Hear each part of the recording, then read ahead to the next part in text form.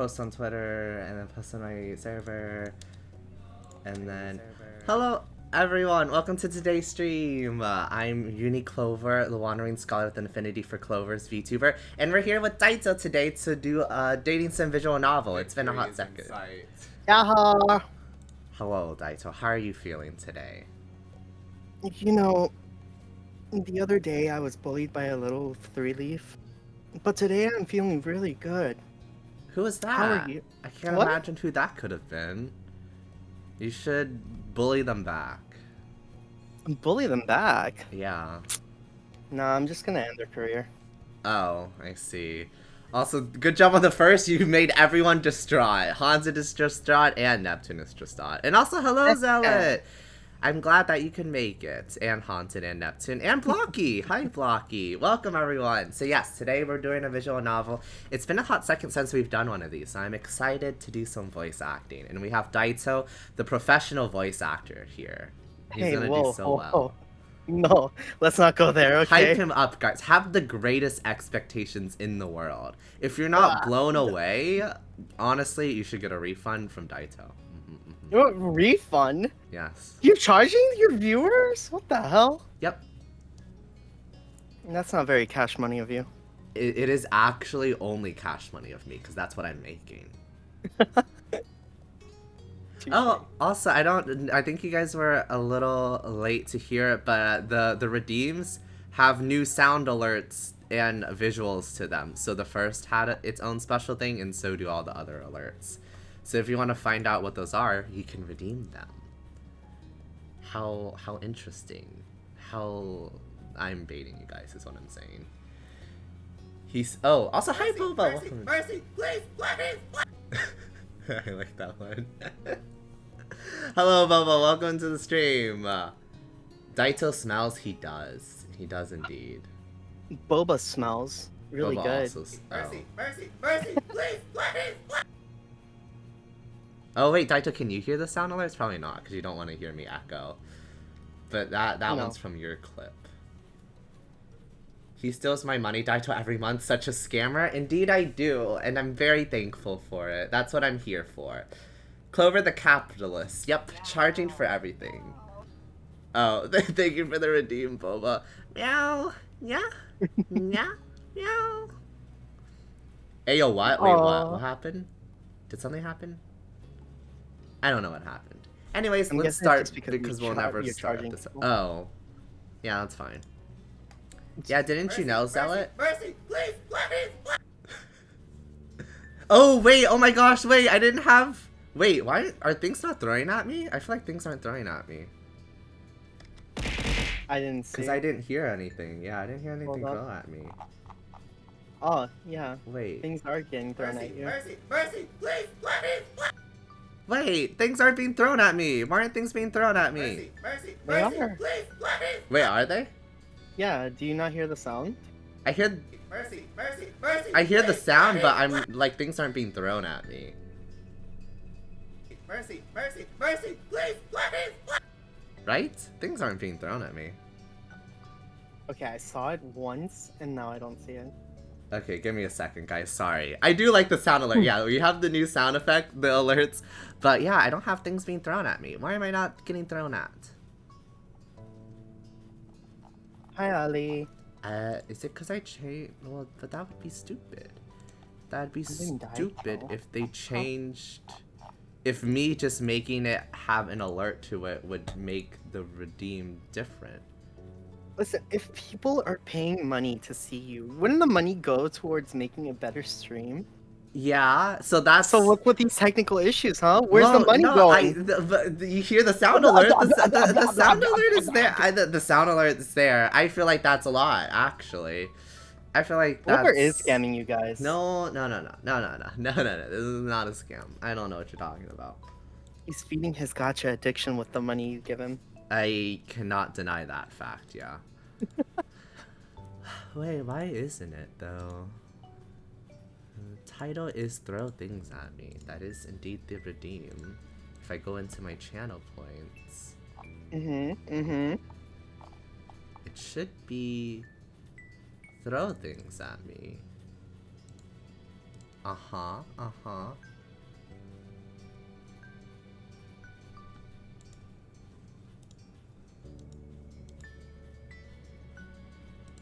So I have a hotkey that lets me throw things at me myself. But it should also just go on cue. Mercy, mercy, mercy, please, Yeah? please. But now it just does the sound effects. Can I only do one or the other? That wouldn't make sense. I mean, I guess I could just manually do it. That might be hard to keep up with, but I just press a button on my keyboard and it throws things for you guys. Full disclosure. I guess I'll just make up for it. How many? Okay, we'll have one from Zealot, one from Allie, a second one from Allie, a third one from Allie, a fourth one from Allie. Jesus. Full disclosure, Uni only prepared 10 minutes before stream. No, it was 30. Thank you very much. Was it? Yeah, it was. Yes, it was. Anyways, hello everyone. Hi, Oh, Kirby, you're here too. Hello, Kirby. No, this is not a scam. Look, guys. I may have broken the automatic throw redeem by adding sound alerts somehow. I don't know how that works. But I can still throw things at me, so don't worry. Also, I don't want to be that guy, but maybe you should remove the alert for instant things. Wait, what? Wait, remove the alert for instant things? What does that mean? Now I'm wet. Thank you for the hydrate. The watering begins. Excuse me? Thank you for the second hydrate. I mean, for throwing? Now I'm wet. But I like this one. I mean, I like the sound effect that goes with it. Yeah, you just gotta fix it. I just have to fix it. But yeah, I like the sound effect for it. It's not that long of a sound effect. It's just me screaming. 3 for now, thank you for the 3 hydrates. Okay. And why it has my art? Because your art's beautiful. Thank you, Allie. Mercy, mercy, mercy, please, please. There. Yes, I did drink up. I did my 3 hydrates. Haunted, thank you very much. Oh, I just got 300 points back. Why are you getting points back? Who's refunding you points? Daito? I haven't done anything. I don't know.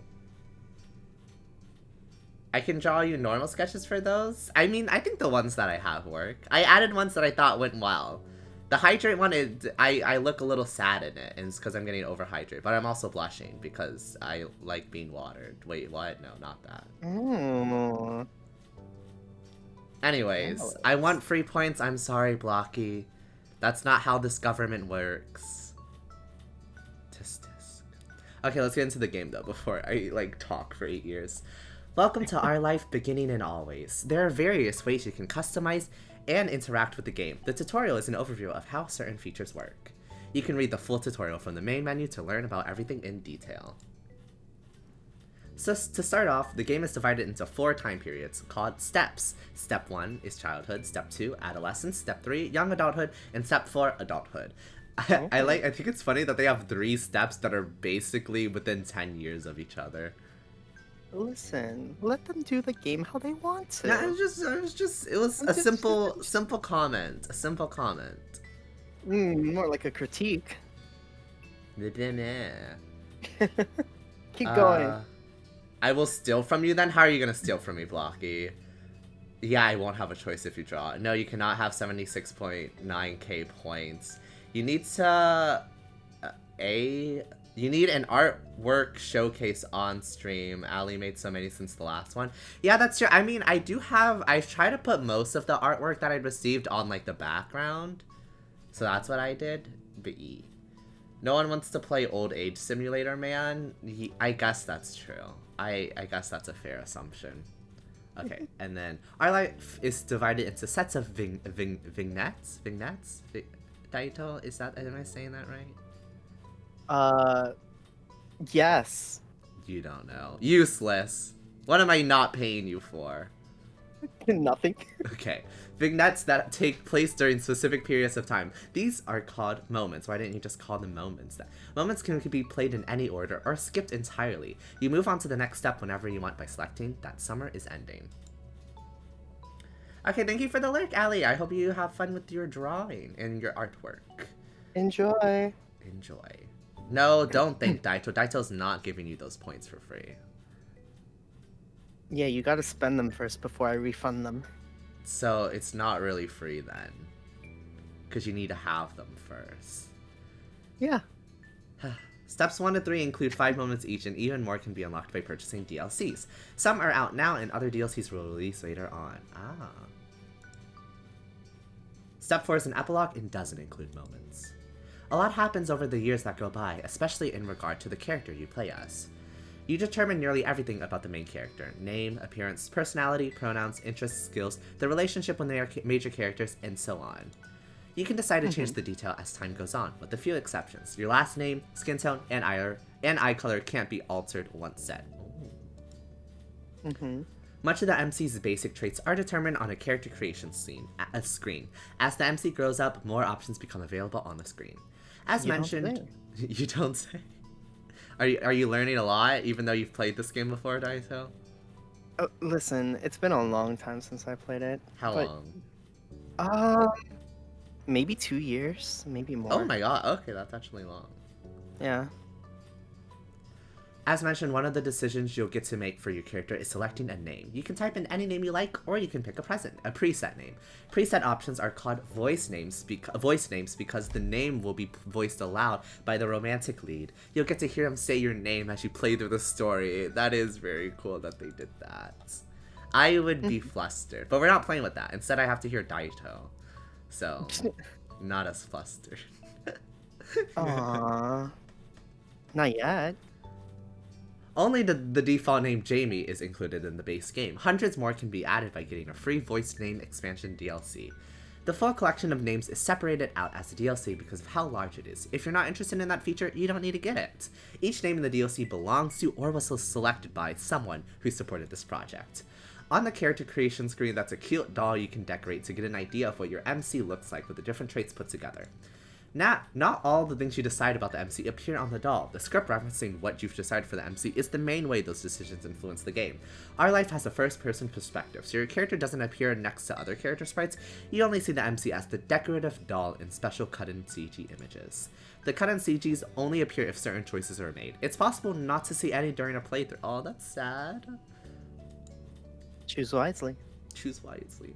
There's also a second type of special MC-based screen, the interest/comfort screen. Unless you get DLCs, the game has one love interest, Cove Holden.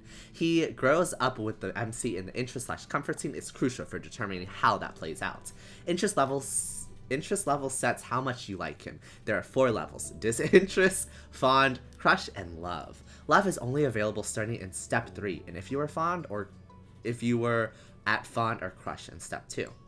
There's also a second type of special MC-based screen. The interest... Wait, I read that. Oops. Comfort determines how you generally react/think when it comes to him. There are 3 levels: nervous, relaxed, and direct. Your level of interest and comfort will set the type of dynamic your character has with your love interest. What you did in the past will influence the present, and feelings can change over time. You get to pick your interest/comfort near the beginning of every step. Comfort can switch between the 3 levels as you please. Your interest level can only stay the same or increase.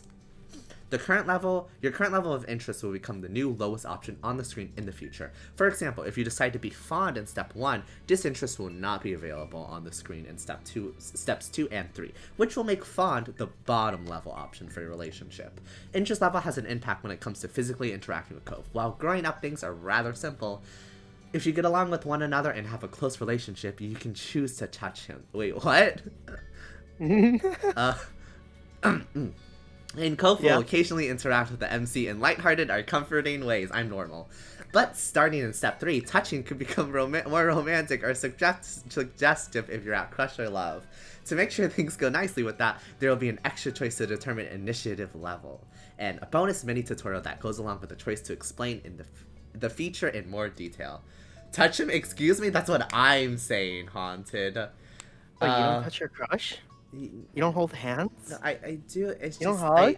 I didn't expect that in this game, okay? I don't know what to expect. Wow, so interaction you did not expect. Okay, good to know. Clover, what kind of game are you playing? We're playing a visual novel dating sim, okay? Nothing, it's not, it's PG, PG. What? We're not going to camp? Oh, no, not this time. Okay. Basically, even if you decide you like Cove, the game won't force you to act on those feelings. You can always choose not to get together with him, choose not to accept or give romantic gestures, etc. If you do decide to date Cove, though, you can't break up with him later. Wait, what? You can't? You're locked in for life, I guess. Our life. Interest/comfort gets the basics down, but it's the choice that appears throughout the normal game events that decide what actually happens between the MC and Cove. No, I don't touch anyone, only Biscuit. You see, Kirby, and that's okay. Sure, this time. And it isn't only the MC who's impacted by your decisions. Cove grows and changes over the years. How he's treated and what he experiences helps shape who he becomes. In step 2 and 3, Cove's personality, appearance, and interests will vary based on what happens in the previous step. It's something of a mystery exactly how your decisions end up changing him. You can try to guess as you go along. Or, if you prefer, you can also just design your own ideal Cove directly using the Cove Creator option that pops up at the beginning of steps 2 and 3. Creator option that, making the choices you want is always more important than making a choice because you feel like you have to in order to get a certain result. When a choice does appear, usually you'll see that hovering the cursor over an option shows a certain color, yellow, blue, or green. The colors aren't related to a specific points or effects, they're only there to give a bit of insight on the tone/emotion of the choice, since text alone can potentially be read in more than one way. Blue tends to be casual/straightforward, yellow more emotive/reactive, and green less certain/uncommitted. I'm not gonna remember those. Daito, can you remember those? What? I was typing. What happened? So our choices have colors with them that kind of show Oh, what yeah. what a tone they have. I don't know if I can remember all these tones. So blue is straightforward, yellow is more emotive, and green is less certain. Okay, yeah. I got that. Like green and I blue got are it. similar. Don't worry. Okay. Oh, also hi Blue Rose. Thank you for stopping by today. Hello. Y'all should make a cheat sheet. No, it's okay. I got this. And by me, I mean Daito. Yeah. Don't worry, I got it. I remember. Though there are hundreds of options in our life, and not every choice menu falls in line with that pattern, picking just one color every time doesn't give a gameplay benefit. Only stick to a certain type if that's what you happen to like, otherwise switch between them freely. Always pick yellow, never pick yellow, pursue romance right from the start, never romance the love interest, be disagreeable or amiable, none of them will lead to a bad ending. You're welcome to enjoy the events and shape the story without reservation, and then, if you like, you can play again to try something new. There's only ever more good content to discover. We hope you have a nice time with our life. Thank you for playing! Wow, they're so nice! Okay, character creation. Boom. I don't know.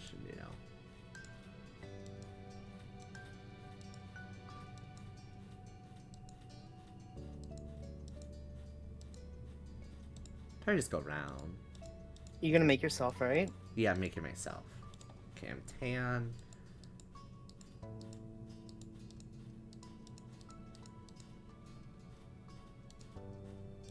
Lidded. Maybe. So hi, Blue. It is the awesome Daito indeed, yes. As I said, fabulous. And wait, am I supposed to be make? No, I should probably try to make Clover. But Clover is basically just me, but green. Were you making yourself IRL? Maybe a little bit. What? This is the only way I could get a Clover. boyfriend. Wow. By yourself, do you mean you IRL or Clover? Well, you'll realize that there's not much of a difference. And thank you for the lurk, Kirby. I hope you enjoy your lurk. Whatever you have to do. I don't think any there's of quite a them's... difference. Yeah, It's like IRL, you look like a clown. I'm joking. Wow. How Yeah. mean. Please don't deduct my pay. No, it's been deducted, I'm afraid. No, I'm in the negatives. I'm bold of you to assume you were in the positive before. No, I was at 0 before.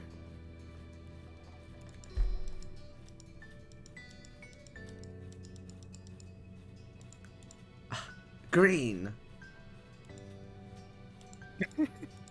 Why are you doing two tones? Green. I don't know, actually.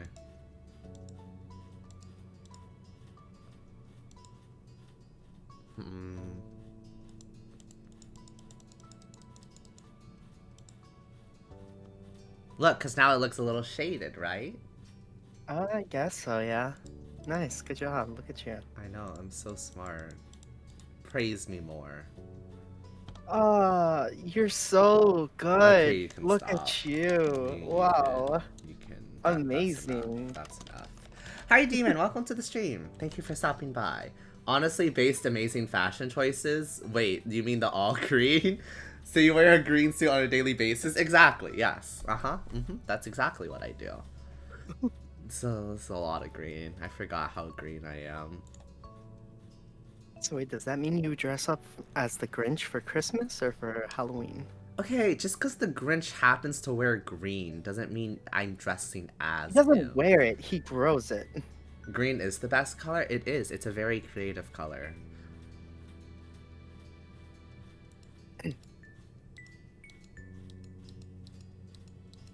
Oh, imagine if you could have your little thing.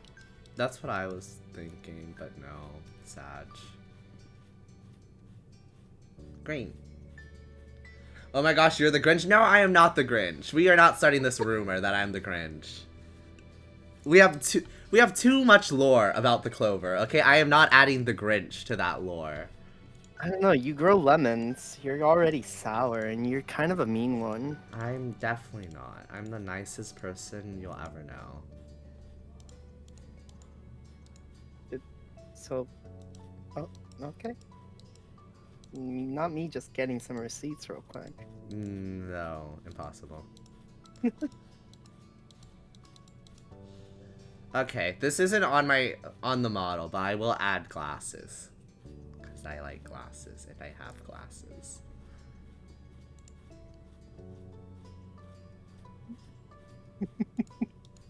How am I, why does it, like, give options for, like, birthmark on your arm, leg, chest, and back, but I can't see those things, so how am I supposed to know how that looks?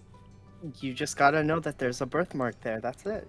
Is that how that works? Yeah. Am I doing something wrong, Daito? Because now it's saying, like, look, pants, dresses, shirts, like, but I can't see that. How am I supposed to know? Oops. You know, you just... Do you wear pants? Do you wear shirts? Yeah, Are you shirtless? I wear pants and shirts, and There you go. I like bracelets, and Okay. and probably just bracelets actually. I don't Yeah. have scars or freckles. I have birthmarks, but I probably won't put them if I don't know what they look like. It's No just hat, a birthmark. but like, in what way? A dot on your skin. Fine, I'll do it on my arm. The arm. Oh, you know what it is. Hi, Air. Why are you exposing that I have a birthmark on my arm? I actually have a birthmark in a lot of places. But yes, hello, Air. Thank you for stopping by. His cousin. I am not the Grinch's cousin. You could be, honestly. I don't know where this started. It started this stream. You can go back in the VOD if you want. No, I'm okay. Okay, Okay. done. Wait, you know why? Wait, what? Ah! What do you mean? Huh? What? Did you scroll through the little things at the bottom? The bottom right? I don't know. What do you mean? What's the things at the bottom right? It was like 1 out of 3, page 1 out of 3. Oh, yeah. Oh, yeah, okay. Yeah. You Okay. scared Oh me. yeah, and yeah, we're playing a visual novel game. Oh god. I don't know. There's definitely some similarities. Wait, Oh no, there's not. I'm not the Grinch. I love Christmas. I would never steal Christmas. Summer Maybe you and love it too much that you stole it. No, that's not how that. How would that work exactly? Please explain. You stole my gifts. You stole other people's gifts. I didn't steal your gifts. I didn't even know you this past Christmas. But I did. No, you did not. Yeah. Anyways. Summer. Oh, what did I eat today? I ate pho today. It was the last bowl. No more pho for me. But I also ate it for like the past 4 days. But it was very delicious.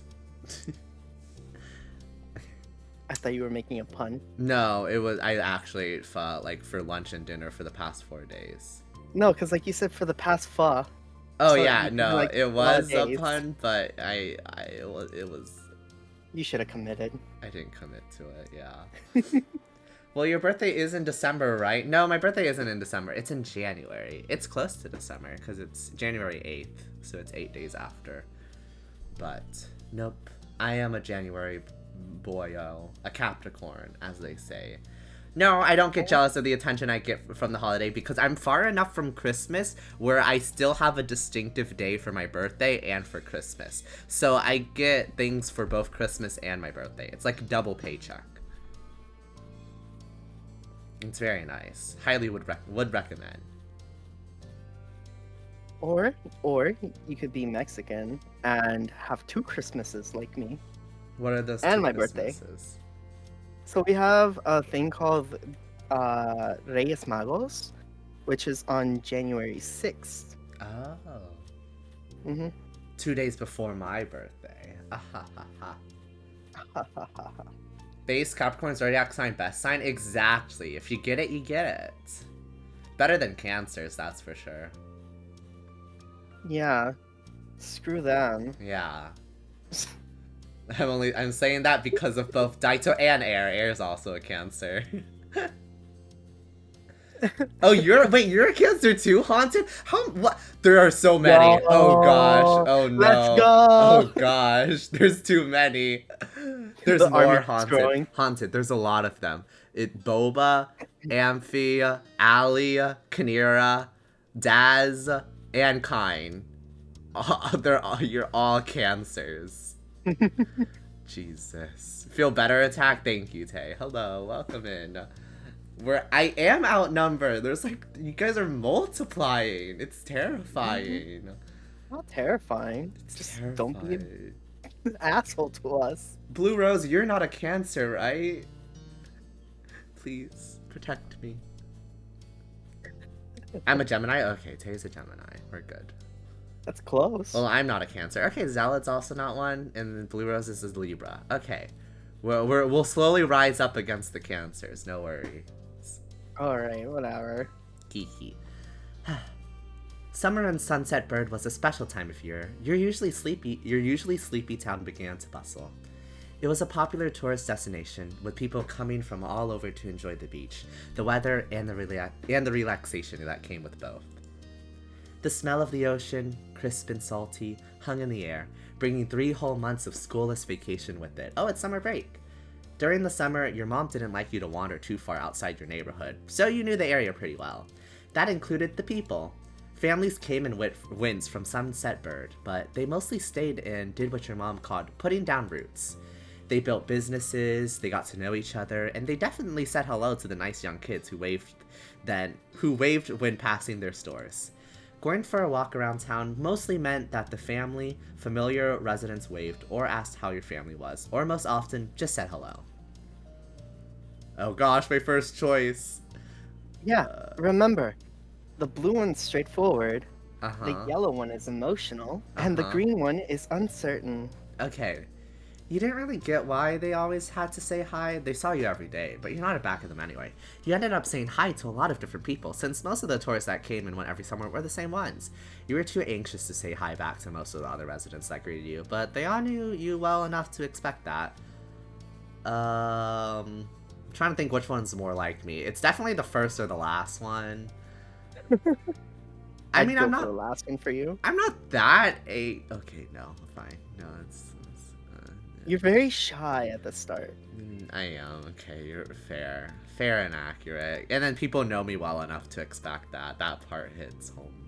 Fine. You were too anxious to say hi back to most of the other residents that greeted you, but they all knew you well enough to expect that.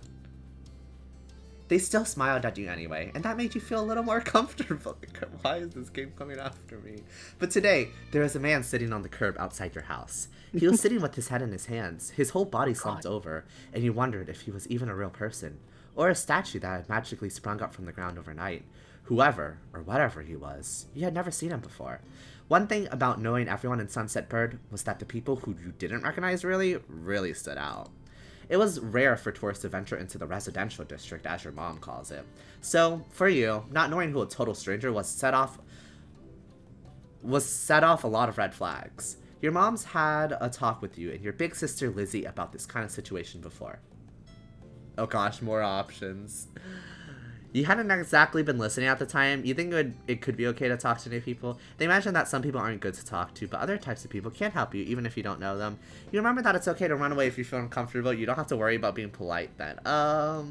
Okay, I'm not the last one for this one. I try to at least be polite. I'm thinking the second one. I think the second one is appropriate, yeah. Yeah. They mentioned that some people aren't good to talk to, but other types can help you even if you don't know them. What were you gonna say, Daito? I wasn't gonna say anything. I was just gonna be like, I definitely don't feel like you'd run away. Yeah. But remember, you are a little kid. I am. Well, also as a little kid, I'd probably be less fearful as a little kid. You don't develop anxiety until you're like a teenager. I mean, moving to a new place is kind of scary. No, but we're not moving to a new place. This is just a new resident. This is a stranger.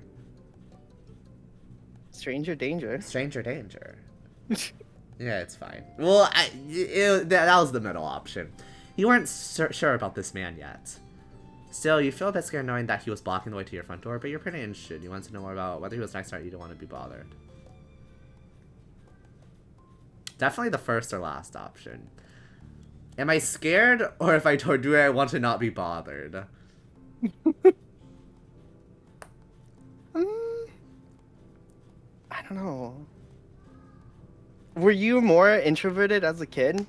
I'm trying to think. I'm trying to channel my childhood. Channel your childhood. Yes, channeling 5-year-old Clover. I used to stick tape in my hair. I didn't really have friends. I only talked to my family members.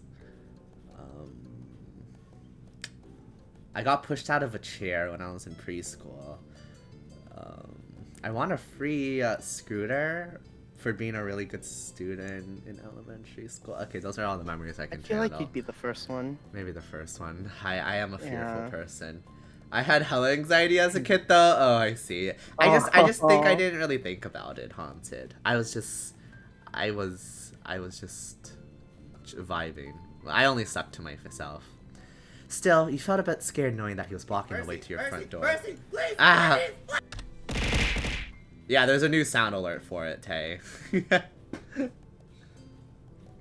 Mercy, please. Ow! How dare you? I start buffering. No, why? Why are you guys? Stop it. Mercy, please. Whatever. I'm only doing this because I know my part's Mercy, please. Why? Stop. Mercy, please. You guys have a problem. A problem? Yes. No, that's so rude. Maybe you deserve it. No, I don't. Ow. Whatever. No. Oh my gosh. Mercy, please. We're not gonna be able to get anywhere if you keep doing this. You slow down. Your mind racing for ideas on how to get past him unseen, but it was too late to escape. Mercy, please.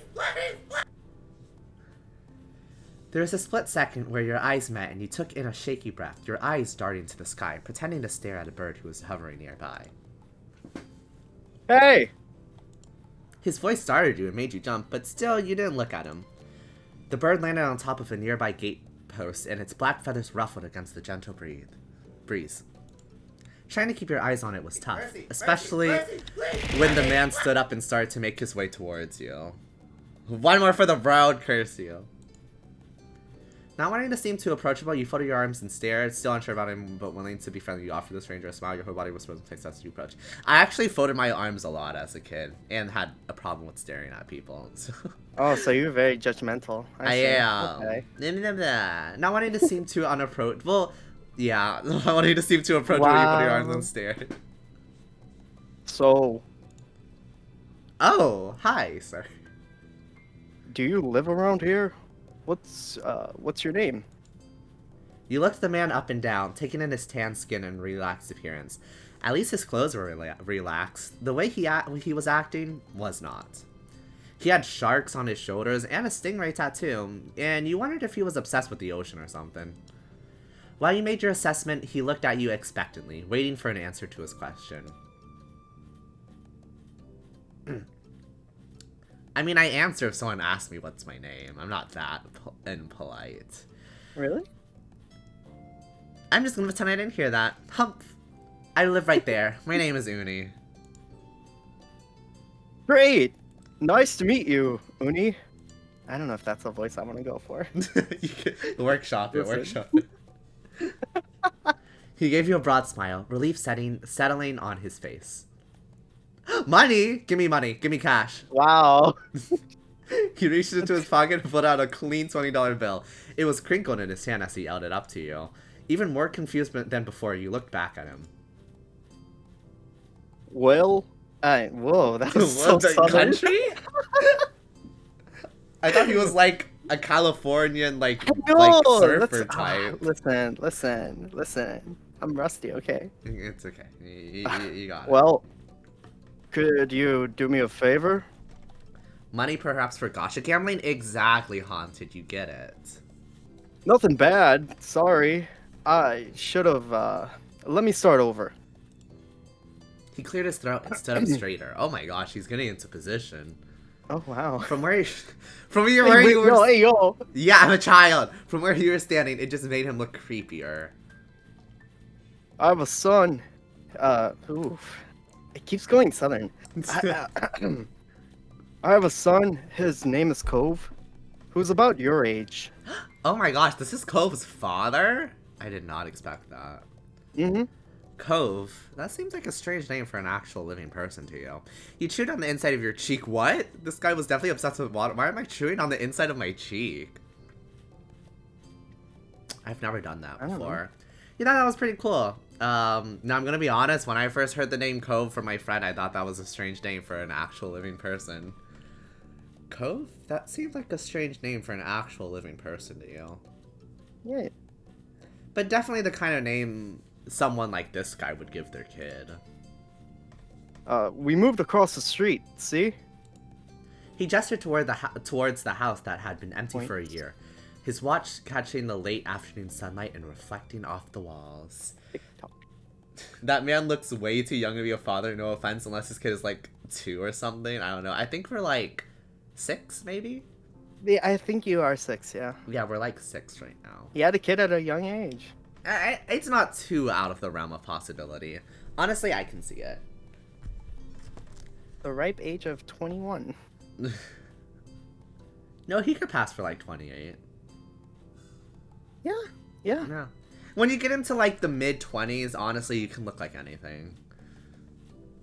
The gigantic like an old for man sale like me. sign was finally gone. You do not look like an old man. You must be Uni Clover, right? I met your mom earlier, and they told me you were 8, just like him. You so lied! We're 8! I thought. Oh, also Autobot. Oops. I guess, but I was expecting a DILF, not this. It's okay. Maybe there'll be more DILFs in our future, Haunted. Don't worry. Hold on to hope. He shook the $20 bill to bring it back to your attention, a hopeful smile tilting his lips at the corners. Why is he bribing this child with a $20 bill? Who knows? This I is- wish I was. Wait, no, I don't actually. Let me retract. That was a range of emotions you went through. Because I thought about it. I was like, that could lead to a lot of bad stuff. Yes. Can you try to be friends with my boy? Wait, he's paid Other us boy? $20 to be friends with his child? What kind of Yeah. father? Listen, the kid probably has a hard time. Well, I don't want to be friends with a loser whose dad has to bribe me with $20. So are you sure you're not the Grinch's cousin? No, I'm not. Look, Haunted even agrees with me. This is weird. This is sus. This is interesting. Just give it a chance, and you could keep this. He's a good kid. You'll like him. Hey, Uni. Hi, Four-Leaf Clover. How are you doing today? Welcome in. We're playing a visual novel game right now. Oh, Hello. okay, wait. The wink was pretty cute. Don't fall for the dad. Come on. I won't. I won't. No, I won't. I'm Jeez. vibing. That's good. I'm glad you're doing well. Thank you for stopping in today. I really appreciate it. It's a bit weird. Yes, it's a bit weird. Okay, bribing someone to hang out with their child. It's a bit weird. But you gotta Someone keep it a secret too, okay? It wouldn't be friendly to say his dad sent you. Yeah, it wouldn't be. I would be embarrassed if I was Cove. Yeah. Yeah. Why is he so A little hot? bit. You see, four-leaf clover is falling for Cove's dad. Don't refer to him as better Clover, Haunted. How dare you? Someone teach baby Clover about stranger danger. Hey, I tried to be as reserved as possible. He came up to me and gave me a $20 bill. It's not my fault. You eyed the man. You kind of felt sorry for Cove. Did other kids really get their parents to pay for friendships? That's me. Because that's the first thing I asked. That's the whole thing. The whole thing I've been ranting about this whole time. Had your moms done that for you and Lizzie? The thought made you frown. What'd you say? Want to make a deal? Sorry, I was allowing a permitted term. Oh, thank you, thank you. Mm-hmm. I would do so much to that Dilf. Wait, Four-Leaf, so you're saying he is a Dilf, but Haunted was like saying that he wasn't a Dilf, like he didn't pass for it. We have two different opinions on Cove's dad right now. So like, what's the general consensus here, guys? What are we going for? Hi, this home address doesn't equal reserved. Exactly, not a Dilf. I think he might be 29, 28, 29. That's what I was saying. He was given like 28. Not enough wrinkles and gray hair, to be honest. Oh, that's what you're looking for, Haunted. I see. I don't think they need to have wrinkles and gray hair, but he definitely needs to look older. I feel like that's more of a sugar daddy. Yeah.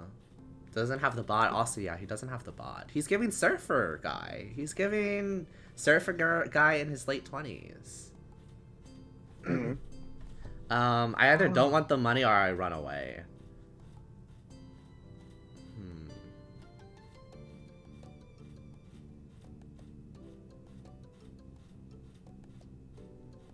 I don't know, running away is still kind of rude, especially because I know he's just a next door neighbor that's asking me. But I probably just would say like, I don't want your money, sir. That's weird. Take your money back. You didn't want the money. Also, I'm Asian. I was raised to not accept money from my elders. What's your little kid voice? Oh gosh, oh, I didn't think about this. He's not quite got the older vibe with dadhood, but he is a dad, and I would fuck him therefore by technicality. Ah, I see. Four-leaf clover. Okay, I understand. Hey yo. He's giving F boy, not Dilf. Okay. Oh gosh. I mean, it's just my current voice, but higher. So I'm just trying to think. I don't wanna be paid for that. It's too weird. He deflated enough to notice, but not completely. Are you sure? It won't be so bad. Even if it's just for summer, that'd be enough. That only made this sound more strange to you. Why does it lasting for the summer matter? When it was clear his initial strategy wasn't gonna fly, he tucked the bill into a back pocket and changed the request. I get it. You don't have to. Would you be more comfortable with he and I coming by for a normal visit? No money involved. His kid voice is just only 2 times fruity. Yeah. I was like, you knew at that age. I didn't know, actually, okay? I should have known, but I did not. I had a feeling. The hell is trying to set his kid up? He really is. It's interesting. Oh, you got a lot more options here. Yeah, honestly, I'd probably say you'd have to ask my moms. Like, I don't know. I'm not in charge of that. You can't just visit. Like, ask my moms. It's not up to me. You'd have to ask my moms. His smile got bigger again. His eyes crinkled at the sides. Of course. They invited us earlier. They invited us over earlier.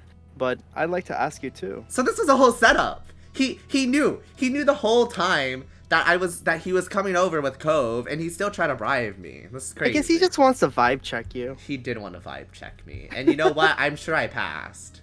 I don't know. Because I'm a responsible child. Sneak attack, sneak attack. Then I guess you can. I'll bring him over. I'll bring him by tomorrow. I want him to meet and greet with the neighbors today, but Arranged marriage type of vibes. Is that the BL that we're creating here today? I see. Should have taken the money and ran. We see what 4-leaf clover would have done. jeez. Well, I don't know where he's gotten off to. Dice, are you okay? Are you struggling? I'm struggling because I went to Texas and it's very hard to not go southern. Is that all you heard? Was it like a surrounding effect? It's like you were just like immersed. It's like going to another country and like picking up on the language. It's just picking up on the accent right there because it was just everywhere. It's just right in my face. Nothing bad with it. It's just now it you kinda can attaches only to go you. southern. And Sneak attacks are scary when they don't come. Exactly. No, I was waiting for it. I was like, is he gonna throw things at me? I'm scared. He laughed when he said that, but with the way his face looked, you thought he was actually wanted to cry? sounds like you. Okay. Unprovoked. I don't think this guy is stable enough to be a father. If you see him, can you tell him to come home? Come on home. He's got a pink cast and glasses. You can't miss it. Okay. Oh. Yeah, it's okay. I was thinking maybe I can try. Maybe I can try. And remember, yellow's an emotional response. I did notice that he was about to cry or something. Sure, I'll be emotional to him. I can try. You nodded, not totally certain that you'd find Cove, but willing to look. This dad is like a coastal Cali daddy? That's what I'm saying. Yeah. The man smiled and reached out to pat you on the head. Oh, head pats. Paused before doing so, then pulled his hand away instead. Okay, well that was a bit odd. You have to commit to one or the other. Your moms are already checking around for me. Such a thoughtful group you are. Now, I better go look too. Can't put everyone else to work while I keep sitting here. I thought he might come back and that's not what's important. I have to go. Sorry, I'm turning up your volume a little bit. You're turning me up? Yeah, I'm turning you up. Yo, party, we getting lit. It Thanks was like again, Uni. 3%. So much. It was like 3%. Calm down. He jogged off down the street without another word. Jogging off is crazy. You decided to check the hills behind your house. Are we gonna run into Cove? Ooh, I love a nice nighttime setting. Step 1, first sight. I don't know why that jiggled. What, Jig? What? Huh? Oh, I guess it was just on my side. Oh. Like the caption jiggled. Oh, okay. I love to see him from behind. Oh my gosh. Oh, yo. The chirping of crickets in the tall grass greeted you, quiet and familiar. From the top of the hill, you could see the ocean. As you walked, you listened to the crash of the waves on the shore, and the seagulls squawking as they settled down for the night. You always loved the ocean. It was so much fun. You loved to hear stories about the sea, about the merfolk and sea serpents you imagined living far beneath the waves. You didn't enjoy the beach all that much, especially the sand, which got absolutely everywhere. No, I love the ocean. I love the water. 4-leaf, are you guys surprised? We shouldn't be surprised by the level of depravity in this chat, okay? It's like they said, viewer matches streamer. We all know why we're here. Are all clovers this horny? No, I am alluding to it. That's very different things. Okay. I plead the fifth. You've always loved the ocean. It was so much fun. Sometimes Lizzie would join you. The two of you splashing each other in the waves. Those were the best days. You took in a deep breath. You wanted to relax and couldn't. You weren't sure what, but something told you that you weren't alone. So you glanced around. Oh gosh, we're being watched. Oh, it's Cove. There was a boy sitting at the top of one hill, almost completely hidden within the long grass and white flowers surrounding him. His head was buried in his knees, staring ahead by himself. For whatever reason, probably just that he wasn't paying attention, he hadn't noticed you yet. You watched him a minute longer, feeling a little bit like you'd found a deer in the wild. But also his eyes are I like the coloring here is very nice. Though deer didn't have actually you pronounced depravity wrong. Depravity. Far enough the entire chat is sus, yes. Though deer didn't have what did I notice first? I mean, probably his vibrant green hair. Yeah, that would be one. That would stick out to me as a little kid. Yeah. I like colors. What could I say? Green hair. Because I have green hair, you know? I'm only sus for that daddy I see for... We've only met 2 characters so far, and one of them's a child. So, like, we're gonna get there. We met you too? Yeah, but that's just me.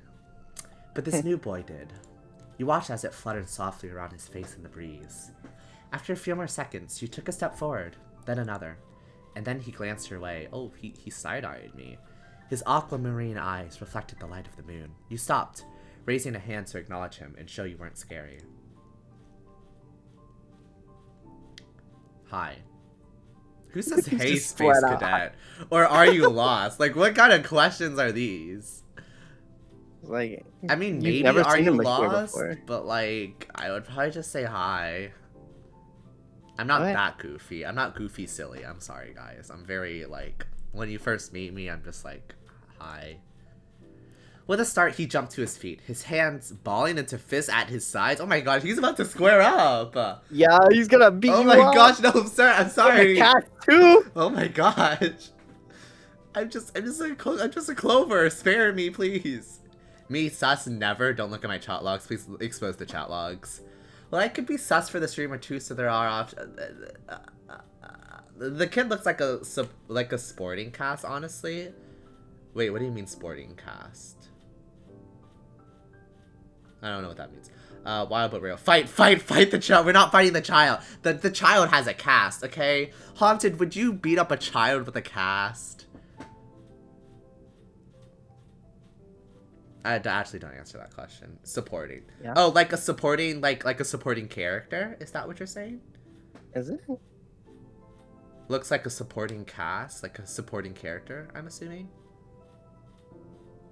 If they deserved it, I guess if they deserved it. Oh, he's crying, guys. Oh, we can't beat him up. He's crying.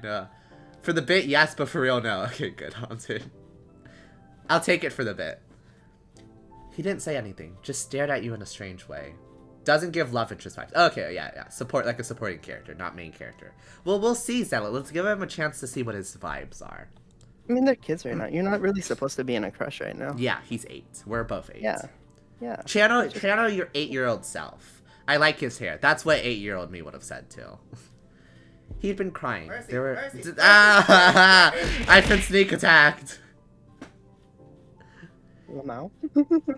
He'd been crying. There were traces of tears on his cheeks and his knees, soaking the hem of his shorts, and his eyes were still shining with a few more. Thank you for the hydrates. Oh gosh. Now I'm wet. 1, 2, 3. Now I'm wet. 4, 5, 6. Drown. No, spare me. Now I'm wet. My 8-year-old was into Kyoya, so I had taste even back then. Wait, who's Kyoya? I think that's an anime character, if I had to assume. Oh, from Oran! Oran High School. You know, that's fair. That's fair. You did have taste, Zealot. I approve. 8-year-old, would just collecting rocks off the ground, then stare at the ocean waves, to be honest. Yeah, I would just stick to myself. Gotta water the plant. No, please. Oh, no! Kyoya Tatagami from Beyblade. Oh. Beyblade. That's an old show for me. I haven't seen that in a while. Oh my gosh, Leo? Oh no, you're so right, Zealot. Even more taste. Yeah, you're so true. Oh yeah. I didn't even know I was gay back then, and I still knew. At heart, you know? Yes. He'd been crying. There were traces of tears on his cheeks and his knees, soaking the hem of his shorts, and his eyes were still shining with a few more. Why? He's been sobbing. This poor kid.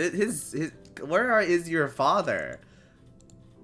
Bribing off children is what he's doing. He'd obviously caught him off guard. His pink cast seemed to glow in the twilight, though when he caught you staring at it, he hid his arm behind his back. Something the man earlier had said stuck out to you. Cove? Cove? No. Eyes wide, he studied you. How did you know that? I'm on lucky guess, because I am a clover. Wow. No, I mean, I'd probably just be honest. I don't lie. You don't lie? Are you sure about that? Are you sure you don't lie? You lie all the time, mister. No, unprovoked. What was the last lie I told you? Let's see.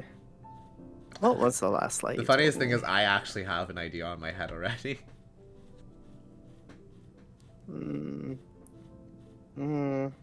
That you're not the Grinch's cousin? No! The last lie I told you is that we'll meet in an hour, and then we actually met like 85 minutes later. True. I met your dad. Oh.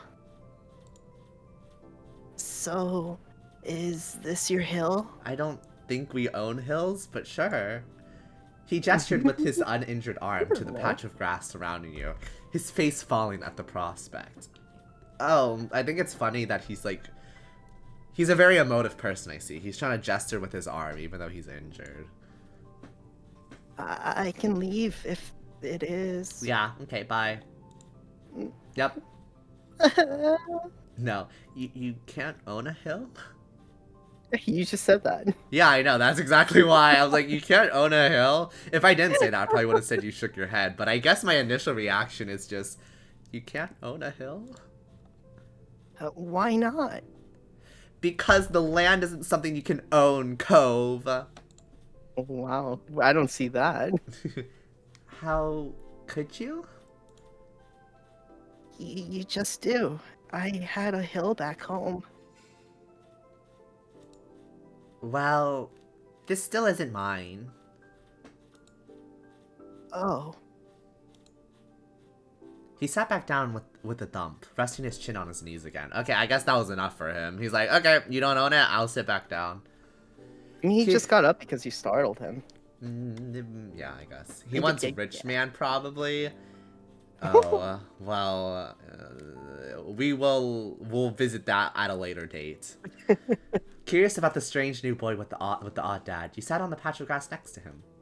The pure white flowers that covered this hill rocked back and forth gently as the stars twinkled above. The way they dotted the sky made them seem like flowers, too. The night wind was cool as it traveled over the ocean and up the hill, chasing away the heat from the afternoon sun. Thank you for the posture check. that redeem doesn't have our own customization, but it is a good redeem. It should.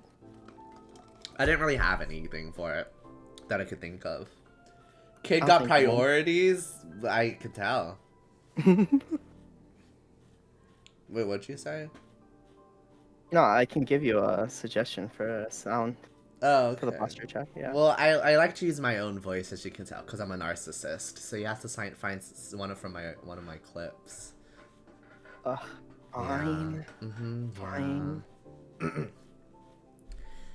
Yeah. Why are you here? I don't know, but why your family move is also really personal. I don't know if I want to like pry that much just yet. But like, why are you here is also weird. No, it's not a weird question. It's just like, you know, the father is looking for him, so it's just like, why are you here? Why aren't you with your dad? Okay, I guess so. But yeah, I wouldn't ask why your family moved though, because like I just met this kid. That's too much for me. Why are you here? A quiet hiccup escaped Cove as soon as you asked that question. Oh. Almost like they'd never stopped. No, he's crying! How Daito, you made him cry! You made him cry, not me. You're Uni. No, don't put this on me. No, this is your fault. No. I You didn't made make him him cry. cry. See? No. Look at that. Four Leaf No. agrees. No. Four Leaf is just against me because the first time I ever You met him, are I challenged his Grinch's status cousin. as a no. Almost like they never stop. His tears started up again with a vengeance. My parents. Clover made a kid cry wouldn't be the first time. They don't want to live together with me anymore. You're the lesser Clover? No, I am the four-leaf Clover. I don't see that in your name. It's in the subtext. Yeah, okay. It's not my fault if you can't read subtext. The tears fell fast and heavy over his flustered cheeks, sticking in his dark lashes. My mom made my dad leave, and he took me with him. And now we have to have a house here. I want to go home. Oh. The outburst took you off guard. By the time he was done wailing, Cove's chest was heaving with exhaustion. He sniffled and removed his glasses, wiping out his eyes with the back of his hand before he put them back on again. I hate this place. I want my real life back. I want my mom. He's so sad. Tragic backstory right off the back. Yeah, way to let on your emotional baggage on the another person you just met. I'm only one? No, I'm four. Exactly a one-leaf clover. I'm a four-leaf clover. No. You're a one-leaf clover. No. Aren't you just a leaf? That's why I'm not a one-leaf clover, because one... Awa. I forgot about that sound. In fact, it caught me off guard. Did you hear it, Daito? No, I didn't. Oh gosh. The trauma dumping from a child is crazy. Hey, his parents just divorced, so he's going through a rough time right now. I'm gonna sleep now. Good night. Okay, Blue Rose, thank you for stopping by today. I hope you have a good rest of your night. Sleep well. Thank you for stopping by. Good night.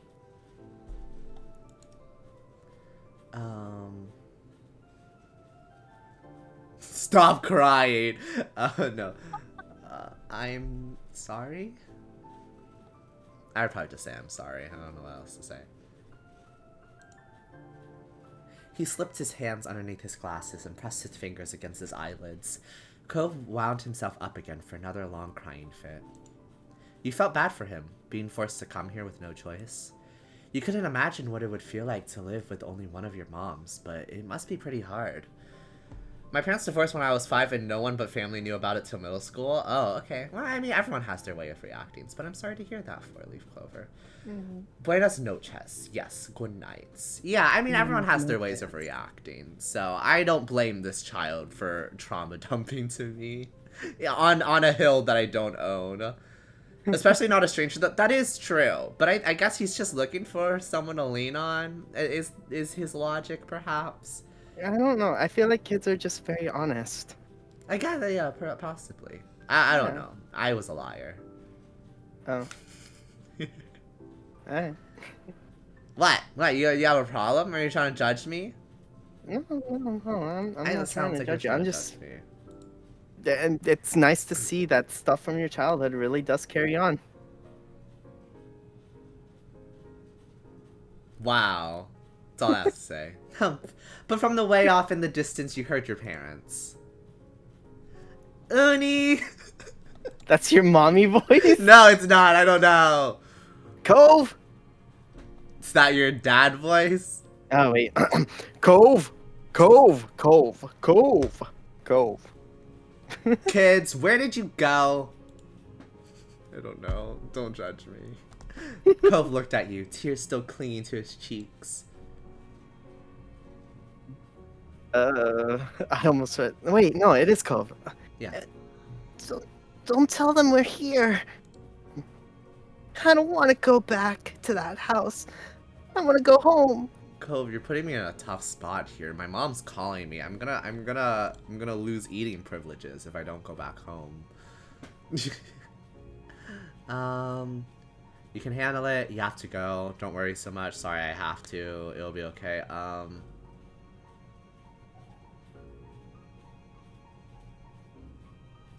Probably sorry I have to. I'm like Like- practicing how to be a stoner. Oh Well, gosh. Be more surfer, Daito sound more stoner. Yes, give him advice, 4-Leaf. Oh god, it's just gonna sound even worse. Oh no. It's okay, just do whatever you can. Clover, don't be a dumb child, be responsible. Yeah, I would probably say sorry I have to. I mean, that's what I would say as a child anyways, because if my mom's calling, I have to go. Sorry, I have to.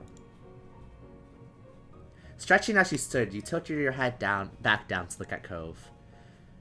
I can't lie to my moms about where you are, you know. And they're gonna tell him. Slowly, Cove stood up with you, still looking a little reluctant. His dad's voice rang out again. Be a dumb child for the plot. No, the plot. No, it's okay, 4-Leaf Clover. We still have the plot. The plot's still there.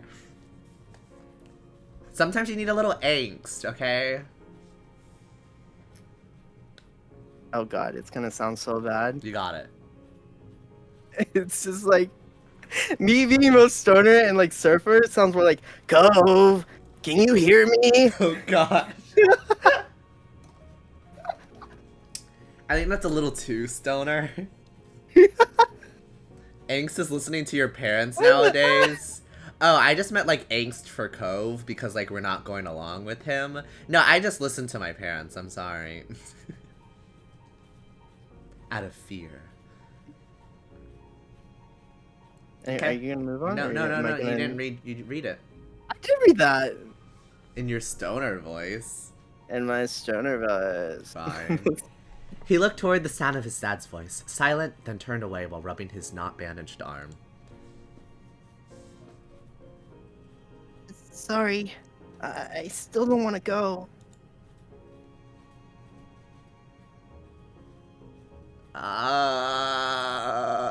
Why? The hell are kids out at night for anyways? That's what I'm saying.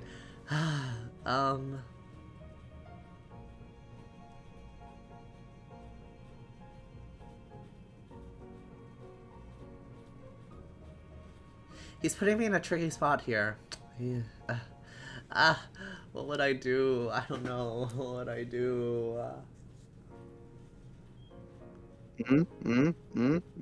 What you gonna beg?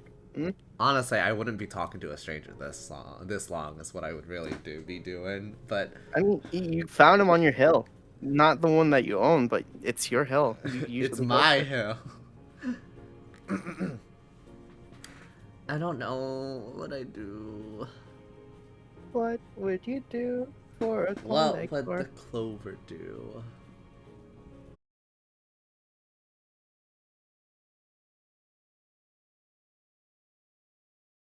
Like issue over here, and it was like very weird. It's like, what happened? Okay, we're back. Oh, damn. It was just a second. Hello, hi, hello. Now you gotta do your intro all over again. Hello, everyone. This is no. Hello, everyone. This is Uni Clover, Clover. 3-leaf. No. Wandering scholar with the affinity for clovers. Hi. Wandering scholar with an infinity for leaves. Affinity. Affinity? Yes. I thought you said infinity. No, affinity. Dyslexia. I guess I would try to convince him. Oh, my I'm- dyslexia is killing me. I'm somewhat nice. You try to convince him. Are you sure? You'd have to stay outside the whole night and sleep on wet grass. Honestly, that sounds like some convincing I would try to do. Before Cove could say anything, you heard his dad's voice again, even closer than before. Oh no, they're approaching us. They're on us. Oh my gosh, thank you for the gift itself, Clover. Yo. Whoa, I really appreciate it. Let's go. Zealot, you're finally a sub. Look. Oh, God. You got it. There you are, bud. Is that better? Close. It was still kind of country, though. Uh, I think it's too deep. too deep. It's too deep, yeah. It's too deep. Oh, You need to split the sorry. difference. No, Let me not go so deep. I did that to myself. I did that to myself. I Yeah, don't you like did. ads. That's fair. The trio of parents appeared over the curve of the hill. Instantly, all their eyes landed on you and they rushed over. Oh my gosh, our moms are so cute. Yeah. Wow, my that's where I moms. got Let's my go. genetics from, honestly. Don't know where the green came from, but it's okay. Both of your moms were at your side in a split second, faces filled with worry. Uni, you're here after all. We had been at the park to check for Cove, and then heard what happened earlier when you met with the new neighbor. I thought you might have gone off further away.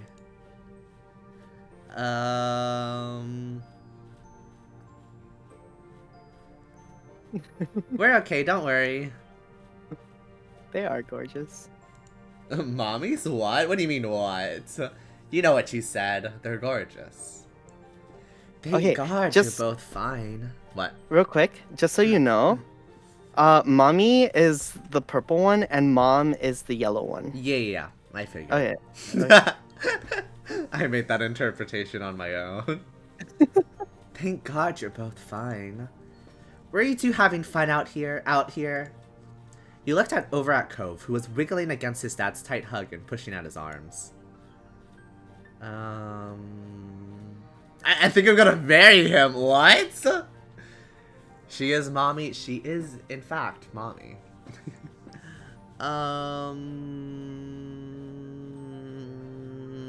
Yeah, I like him. Sure. Oh, wait, that's emotive, though. That has emotion. I'm, like, indifferent, though. If I don't want to shrug, these two are too mean. I guess I'll just say Were you not mean? Okay, rude. You said you usually kept your arms crossed and you just stared at people. Well, but like if someone approaches me, that's when I'd be polite. I'm polite. Yeah. I'm the kind of person that's like, oh my gosh, yeah, thank you so much for talking to me, and then I'll never talk to them again. The plot, yes, the plot. Fine, whatever. Yeah, I like him. I would probably say I like him, but then like if he never approached me again, that would be the end of it. You sure you don't want to go with the last one? No. Yes, I like him. You nodded, smiling slightly. Finally letting go of his squirming, scowling son, Cove's dad turned to the three of you. Thanks very much for finding him. I really don't know this neighborhood. His dad's so hot before Leap was going for him. That was better. Okay. I'm probably just gonna keep it like that. Good thing Uni knows this whole area so well. Absolutely. We should be getting home now. It's been a long day for us. Say goodbye, Cove. Clover's mommy is too. Why are you guys going so hard for? I mean, yes, but like, sorry, I only have interest in men. Bye. The two of them walked off into the darkness, heading toward. They're gone forever. Toward the neighborhood. You watched Cove's bright pink cast until it disappeared. Imagine if they just walked off into the ocean. Oh gosh. And they were never heard from again. One sec, bro. What's this game called for Rule 34 purposes? It's called Our Life Beginning and Always. Of course, for the Clover RC.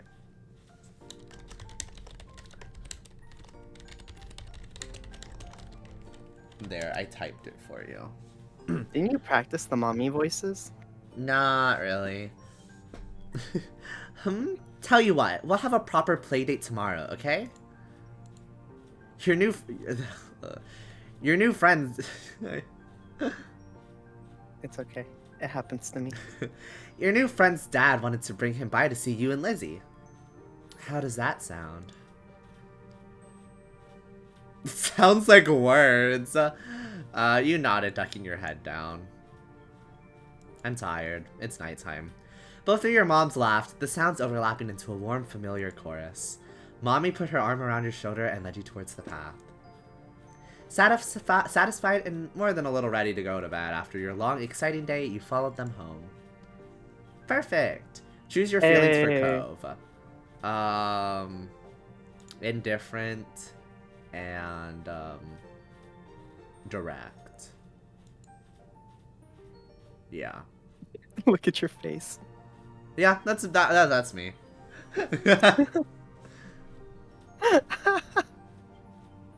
Why are you laughing so much, huh? No, no. I'm just no. I'm imagining your smaller self just being like that, constantly. Yeah, you have the image, you remember? I do. It's similar to this, actually. Ready. Begin step 1 at direct indifference. You won't be able to change it again until step 2, yeah. Thank you for the redeem. Meow. Yeah. Meow. So you're just gonna be direct and indifferent the entire time? Just Now at step I'm 1. Thank you for the Okay. hydrate. Yeah, at step 1 I'm direct and indifferent. Okay. Why are you saying okay like you're judging me? I'm not. I'm just saying okay. Whoa. Don't read Okay. too much into it. Whatever. I'm judging, I'm don't judge judging a me. little bit. Early the next morning, you were poking at your food, eating it slowly. Your sister Lizzie had run out earlier to go play, but you'd stayed put. Today, just like your mom had promised, Cove was coming over to hang out. I'm judging you for real, for real? No! Excited to see your new friend again, Uni? We're not friends, really. Wait, no, that was not a child voice. With that Yeah, said, but- are you done with your breakfast? Your bowl was entirely empty, so you nodded. Yeah. Am I gonna be doing Lizzie's voice? Good job. He should be here soon. Ugh, how do you do a mom? Cleanup began, and then, on cue, there was a knock. It was hesitant, like the person wasn't sure they were in the right place. Still loud, though. We need to get a more obvious doorbell. I know. Uni, could you get it? Because Mom said so, you wandered over to the door. Hey, Clover's family. Thanks for having us. It's getting better. Mr. Holden, as your moms have called him, and his son were here. Cove looked different in the bright lighting of your living room, and when he wasn't crying. With his dad standing in front of him and Mom and Mommy behind you, you and Cove looked at each other. You studied Cove apathetically. This was the parents' plan, not yours. He's so hot. Poorly Floor, are you gonna go one scene without thirsting for the father? Don't answer that. Wait till he takes off his shirt. Oh gosh, I don't think I'm prepared for that. Not seeming any more excited than you were, he just stared back. Good luck at work. Oh, that was Haunted. I didn't see. Oh, okay, Haunted. Yeah, good luck with whatever you're working on. I hope you have a good rest of your day. And yeah, if you can stop by, it's no problem. But if you can't, that's also no problem. Thank you for stopping by here nonetheless, though. Have a good rest of your day. He takes his shirt off according to Daito, does he? I don't know. Oh, well, I guess we don't know, Four Leaf. We'll have to see. It will be a nice surprise, I guess. He is a surfer, though. Nah, that is true. I mean, I wouldn't be that surprised. Yeah. What kind of beads do I have? Crystal, flower, shell. Oh, I did have a shell bracelet, I'm pretty sure, when I was a kid. Did you? I think I did. Mm. Yeah. You I bet tested you the shell. broke it.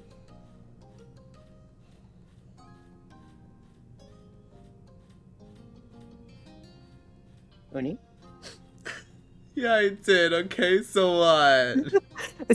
You'd be so quiet for so long. I was like, what? You twisted the shell bracelet on your wrist. Wow, very irresponsible. That. Do you want to go in your room, Uni? Do you want to go play in your room, Uni? Sure. Sure.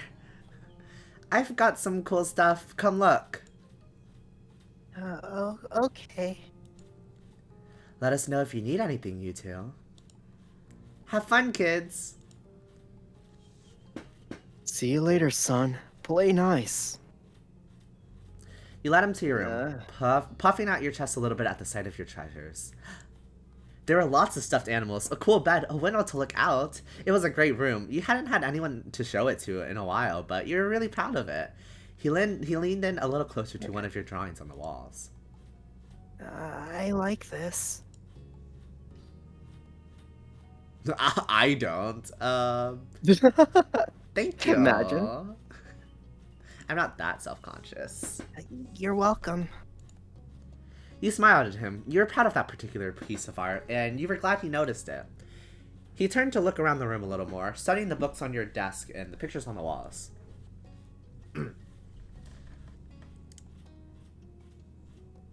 You hoped he liked your room. I would have said I don't. No, if I hung it up, that means I probably liked it. Your room is pretty nice, though. Thank you. I'm trying to think. You hoped he liked your room? I think it's you hoped he liked your room. I'm a bit of a people pleaser. You hoped he liked your room. He had put a lot of effort into making your room as nice as it was. You hoped he didn't say anything bad about it. Then his eyes landed on the tiny box of beach things you collected, tucked away by your door. He took a step towards it before hesitating and pointing at it instead. Actually, you know what? I'm gonna stop watching stream and play this by myself. Ooh, okay, I think you would enjoy this game. Also, it's free. Yeah, I think it's free. Yeah, without the DLC. The DLC is not yet. There is DLC. But yeah, you should play it. I think you'll have a lot of fun time. Talk to you later, Clover number 2. Thank you so much for stopping by for Leaf Clover. I hope you have a good rest of your day. Goodbye, goodbye. I'm not Clover number 2 though. I am the Clover. Thank you very much. Clover número 2. I don't care. I have money. Okay, you would probably like to get the DLC then. I would think. But I didn't get the DLC for the first run through. I don't know if I'm going to do future run-throughs, but for the first time, I was like, we could just play without DLC, and then if I really like it, I'll probably get the DLC. Step at a time. One step at a time. He took a step forward. He took a step towards it, before hesitating and pointing at it instead. What's that? A hoard of stuff I found on the beach. Do you have any driftwood in here? JK mostly. Talk to you later. Okay, bye, Clover. Have a good rest of your day. By the time you can do that with the dad, he's old. I think that's fine with 4-leaf clover. Interesting. Dragging the box into the middle of the room, you and Ko flop down next to it. I do, look! You gesture to a piece at the bottom, still covered with specks of sand. Neat. This is a good collection. You got the sense from the tone of his voice that he wasn't just saying it to be nice, or to be like Shiloh. He actually meant it. Who's Shiloh? Guess we'll meet them later. I forgot about Shiloh. Shiloh? He's friends with my older sister, and he's supposed to hang out here this afternoon. Do I have to see him? He's so judgmental. I think I'm growing fonder of him by the second. You don't have to do anything, but he's gonna be here. Anyway, I found this gigantic shell here stuck to an even bigger rock. You pulled out seashell after seashell, explaining where you'd gotten each one and holding them up against the light. There were big ones, small ones, pink, purple, and orange. Most of them you washed off in the bathroom sink when you brought them home, cleaning off the sand. Wow, already being a nerd. Over the past few years, you even learned some of their scientific names. Actually, I'm not that big. Like, I'm a nerd in the case that, like, I will study what I need to, but I actually didn't care too much about, like, fun facts like that. Like, I wasn't, like, looking up scientific names or anything like that. The collection was so huge and varied that you had lots of funny stories to tell for all of them. Your voice faltered a little bit, but you kept going especially good. No, I'm a yapper, as we all know, so it's this one. The collection was so huge and varied that you had lots of funny stories to tell for all of them. Apparently fascinated either by the stories or by the shells themselves, Cove listened with what looks like the full force of his attention. Like when you almost got pinched by a hermit crab while searching for shells, and after watching him scuttle back into the ocean, you found another empty shell that was almost a twin to his home. It was a new experience to be the center of such dedicated focus, even if it was only directed at the shells. Kids, come down to the living room. You could tell the idea was making him unhappy, but Mommy wasn't giving you much of a chance to hang around. Cove hadn't been like this meeting you. You guess it was because he thinks you found each other by accident, not that a parent made it happen. Mr. Holden must be right that telling Cove his dad was part of that would be a bad idea. Before you knew it, you'd both been escorted downstairs and deposited in the living room, ready for Sheila's visit. The two of you sat side by side on the floor of your home's entryway. Now we're gonna have another kid? There's so many people.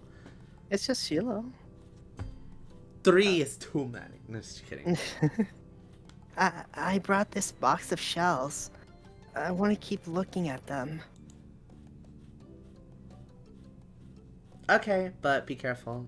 I always said that as a kid. If people touch my things, I'd be like, okay, but be careful, please.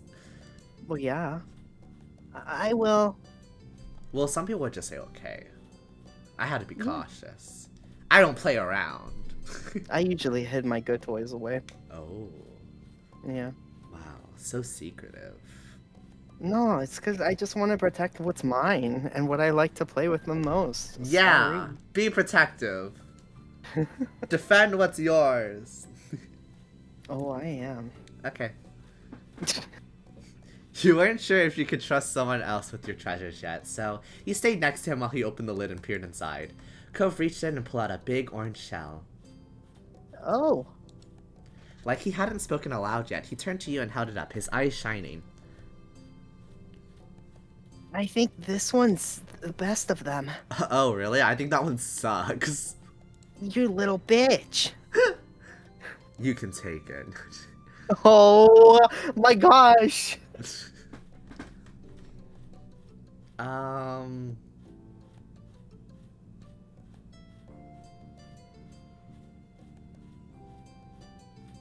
Honestly, I would probably say you could take it. Oh, go ahead. If you liked it that much. Well, no, I'm trying to think, because I did have a rock collection as a kid. So, like, if someone, like, I bet took one of out them was named Rocky. No, I didn't name them. Oh, I wasn't. interesting. No, they were. It's because they were from different places. Oh yeah. Because I traveled a lot as a kid, so. Wow, bougie. Okay. Yes, very bougie, very fancy. All right, all right.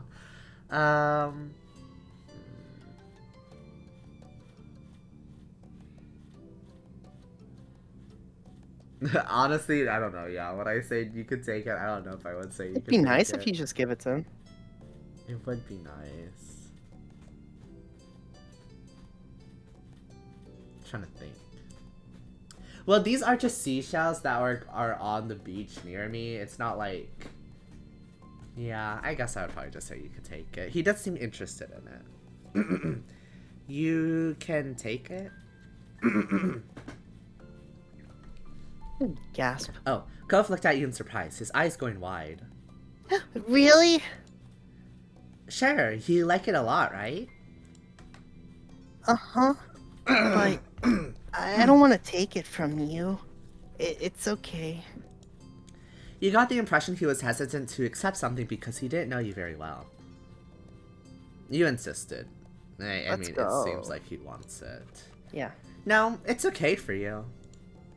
You pushed the shell against Cove's chest, willing him to receive the present, but Cove firmly shook his head and kept his arms tightly at his side. It was a battle you couldn't win, at least not today. Cove was your neighbor now. Maybe you could give it to him another time. Also, I accidentally unplugged something. Oops. You unplugged my life support. Ah! Oh no, he's gone. Well, at least I'm finally here by myself.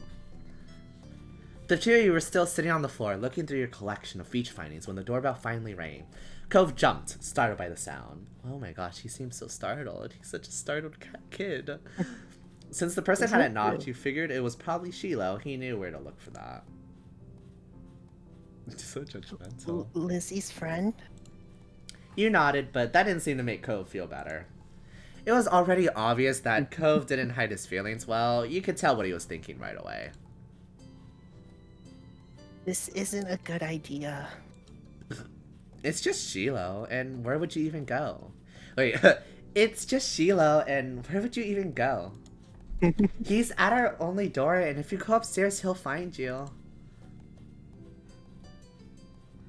Cove glanced around the room, his eyes wide, and finally paused with his gaze locked onto the back of the house. I can go out the window. Sir? What? This man thinks he's Spider-Man. Listen, if I didn't want to be in a situation You would back then, you I would also crawl go out the window. Oh my god. Yes, and I actually did it once. When I was like 10. Crazy. He was already walking towards it. Scrambling to think of something to say, he stepped forward then paused. Not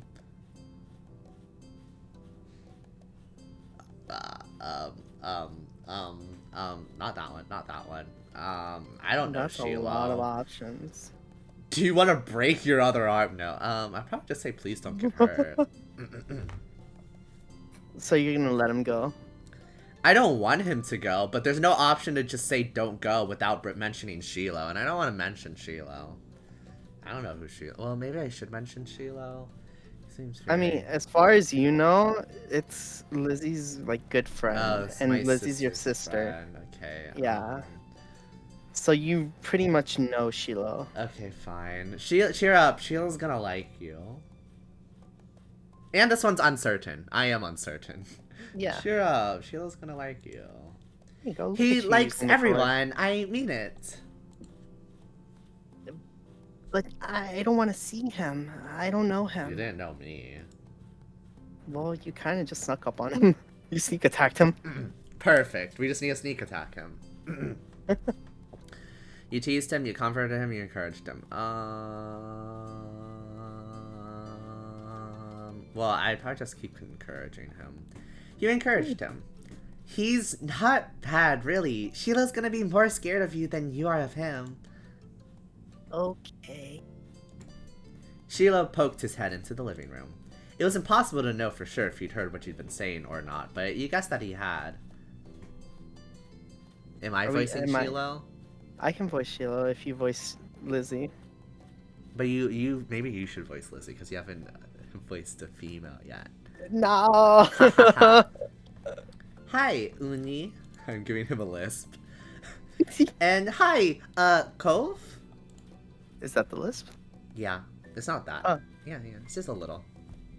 Cove shot you an uneasy glance. Hi. I'm Sheila. It's nice to meet you. Yeah. You have a lot of freckles. Right I do. What are you guys doing? We're looking at shells. Awesome. Can I do it too? Mm. Cove shrugged, then looked back at your box of beach findings. What about that one? The plan for the afternoon, at least as far as you were concerned, was to sit and look at the beach things some more. You weren't really in the mood to do much of anything else. This is a scallop shell. I found it last week. This is a scallop shell I found last week. I kept it because it looks neat. It's a pretty color. Kind of like my cast. The beautiful glittering pink did look a little bit like the wrap around his arm. Pink is a nice color. Okay, Kino. Okay. Kino coded. Is it your favorite? Not really. Oof. What is? Maybe green or Green. blue. It might be yellow. Oh, those are all cool. I guess. I can already tell they're gonna be the best of friends for life. He's just very extroverted, Shiloh. Yeah. Not sure how to deal with the suddenly more awkward silence, you look back at your shells. Like usual, it didn't take long for Sheila to get fidgety. Lizzie was his favorite. Without her around, Sheila didn't seem to know what to do with himself. And Cove wasn't like your sister. He wasn't that much like you either. Is Lizzie coming back? I hope not. I don't know.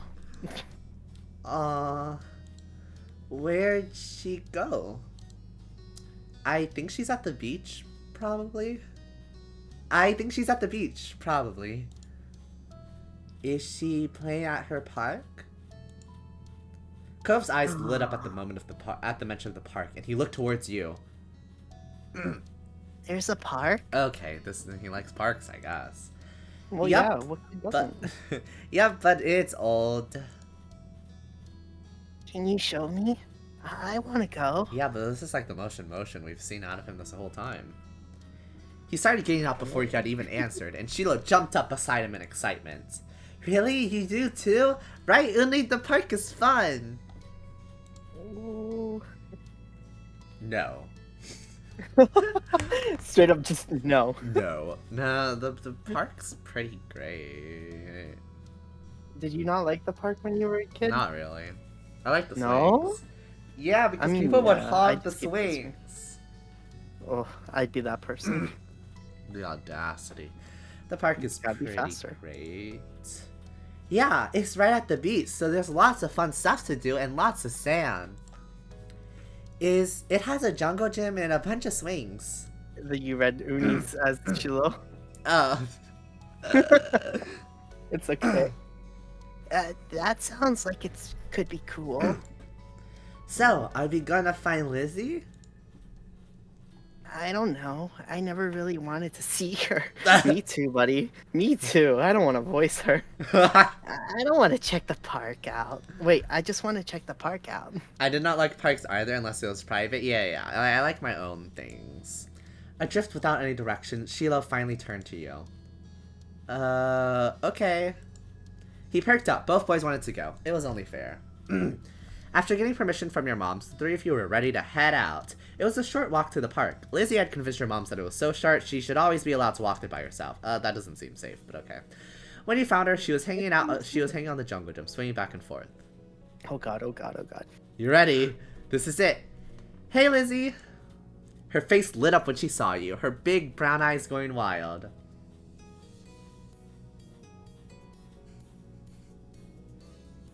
Give me a sec, give me a sec. Yes. Drink some water, perhaps. You know what? I have not done that. Wow. You Not also drink properly some water. hydrating? I did. Always properly hydrate. Honey, Sheila. Oh god. Not bad. Hi! She dropped to the ground and landed with a soft thud in the sand. In a split second, Sheila had abandoned you two and scrambled over to stand by her. Okay, well, that's rude. You were used to being left out when it was just the three of you. But now Cove was here. You weren't sure if this was an improvement. Who's that? You sound like a mean girl. Well, she kind of is. Look at her pose. Okay, yeah. No, I mean, that's fine, yeah. It's Cove. He's new. I remember. Hi, Cove. This is your voice. Oh. Hi, I misread that. Welcome to my park. Nobody ever comes to play here, so this is where we get together. My park? I didn't know we owned parks now. Girl, please. I mean, I guess when you get to her age.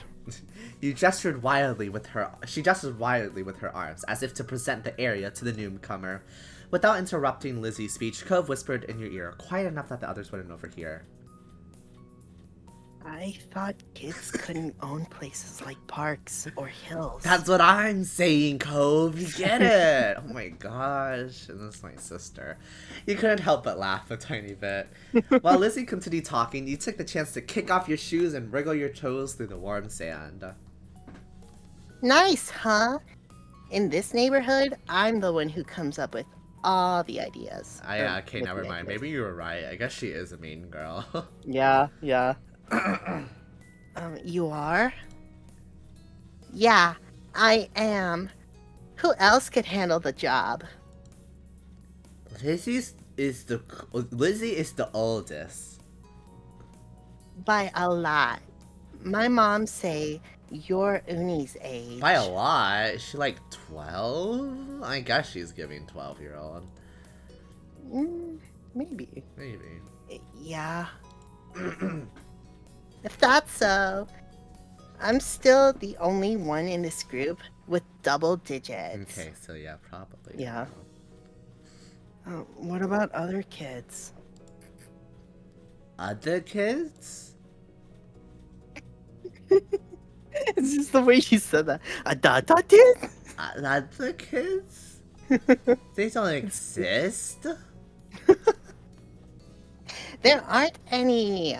We're the only kids here, and Shiloh is just visiting from another place. Why are there no other kids here? All the kids are gone, I guess. Like, it's a place where usually old people go at. It was at the start. Do kids not want to go to the beach? Beach, let's get away. I mean, the town in general. It's like. I guess, yeah, that's true. It is a yeah. residential area. Mm-hmm. But still, where are all the adults that are settling down with their kids? Oh, somewhere else in the city. Not here. Oh, did I not read this? No, Oh, true. Not even tourists really bring their kids here. This is the land of ancients. Be careful that oldies don't try and steal your youth. What? Oh. For a second, it looked like he might cry again. Oh my Oh gosh. my gosh. Lizzie, Oh. girl. But something in his eyes shifted and he looked back at Lizzie. What kind of old people? Like moms and dads or grandparents? Oh. Grandparents don't have kids. They hate kids. Okay, I guess this is just a no kid zone. Probably. Oh, why? We haven't done anything. Exactly.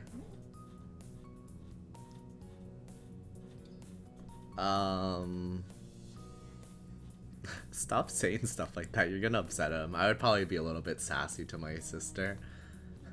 Stop saying stuff like that. You're gonna upset him.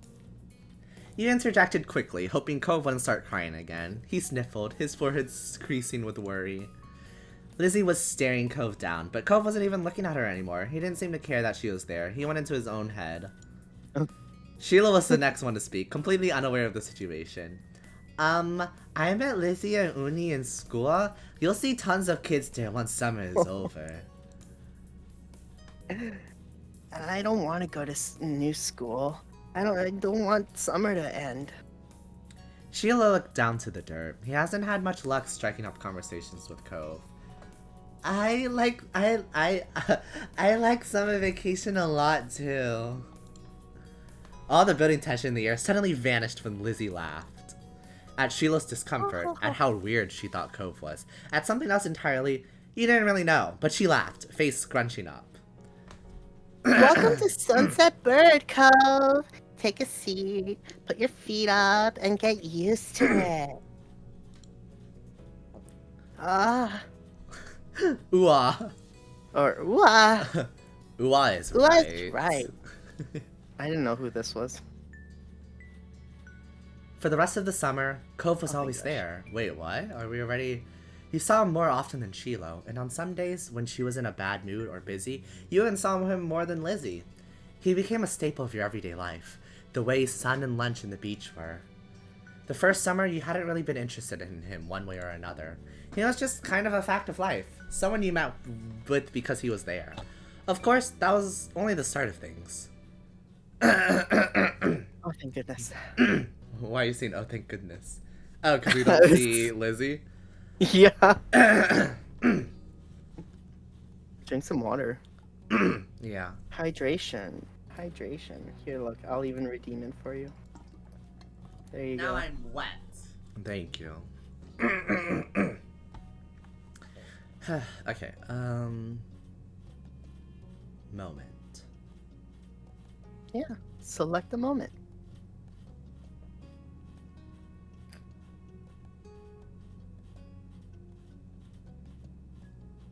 Yeah. Select a moment. I'm trying to figure it out, okay? So, You're just too quiet. It's let like, me whoa. figure it out. I know, me Okay, quiet figure it is very unusual. Yeah, yeah. Considering everything you're gonna say all the time, like you're very opinionated. I know, and that's why you're friends with me, right? Huh, huh, huh. Sure. Just say yes if you know what's good for you. Wow. I like Wow, you're lucky. fireflies. The way I see it, okay, so when I first did this game, I just went left to right. Oh, so I'm gonna go right to left because I'm not like you. I'm not Oh. basic. Wait a minute, my OnlyFans is looking weird. What do you mean, Kino? Also, hello, welcome in, Kino. Thank you for stopping by baby. after your work. Hi, Bottoms. Hello, hello. Hello. I was gonna say, you're not gonna say hello? Call I and did say, response. I was like, hi, baby. Call and response, Daito. I said hi, baby. Oh no, I thought you just weren't gonna respond because of the high bottoms part. Projecting?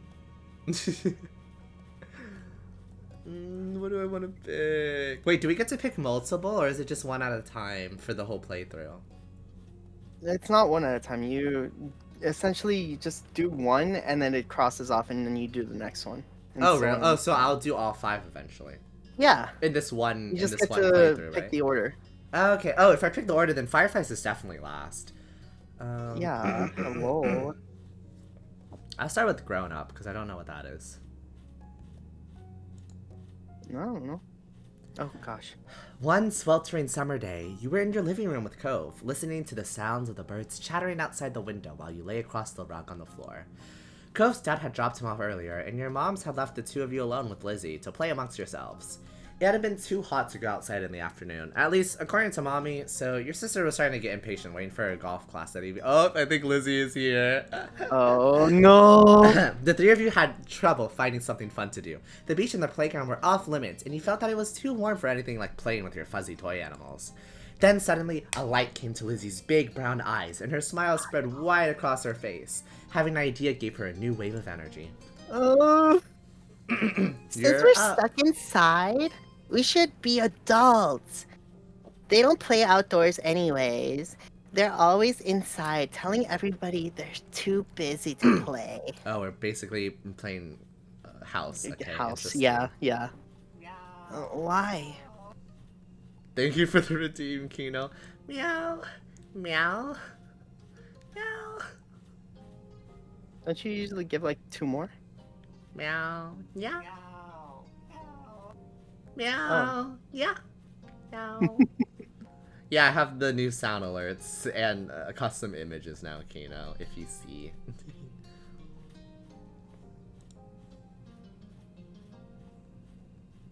Oh, make Daito do the second redeem. Okay, Daito. Huh? What? Go. The meows? Yes. Oh, meow, meow, meow, meow. Don't forget the nya. Yeah.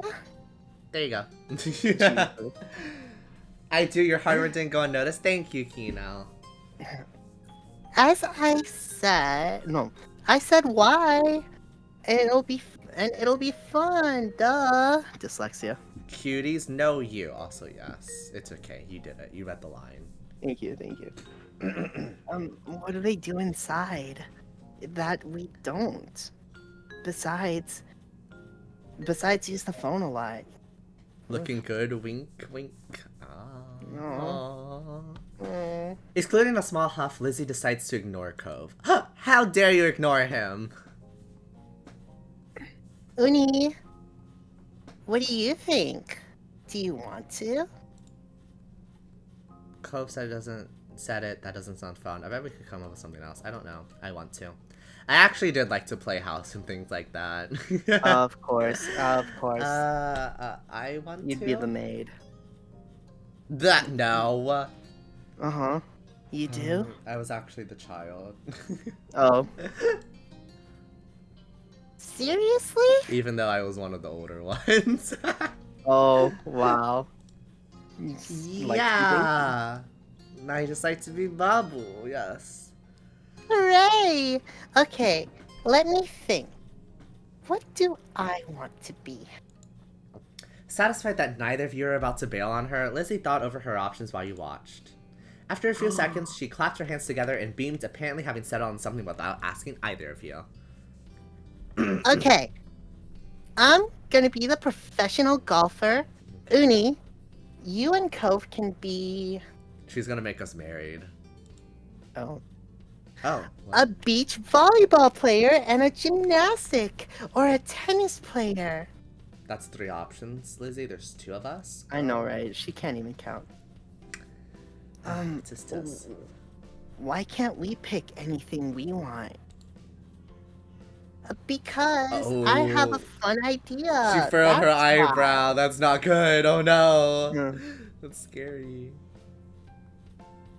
And what? Ugh. And we have to play sports as adults? Yep. But there's other kinds of sports too. It isn't the same. What do you think, Uni? Don't those choices sound super cool? You want to be that, huh? I just want to play house. That doesn't mean I agree with you.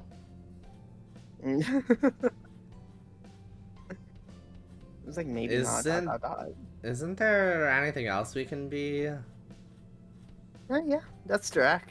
Isn't there anything else we can be? Lizzie stomped a foot on the ground. No. Come on. Just decide already. Girl. I know, Whatever. I know. Knowing Lizzie wouldn't let this go anytime soon, he sighed. Cove was not impressed with Lizzie's attitude, though he didn't bother talking more about it for now. He thought over the list of possibilities: beach volleyball, gymnastics, or tennis. Out of all of them, you'd prefer to play... Daito, what do you think I would prefer to play? What you would prefer to play? Yeah, I have a choice. I'm just curious what you think. Okay, honestly, I think you'd play tennis. I'd pick beach volleyball though. I pick beach volleyball. Oh, really? Yeah, because Okay. I've played volleyball before, that's why. I just want to play it. I never had Oh. the chance to. Oh, really? Yeah. Like every so often, I'd go outside to the what's it called? When this was when I used to visit the city, like the main city, Mm-hmm. and there's this university, and outside there's a big park, and usually people are playing volleyball. I always wanted to go up to them and be like, "Hey, can I join?" But like, introvertedness. Yeah. Yeah, I've played beach volleyball. It's because my friends really like volleyball, so they've gotten me to play. Inside. Oh my god. Oh no. No. No. No! On him. Inside. Is this like the sexy one? Yeah. Okay, Daito, you first. Ara. Okay.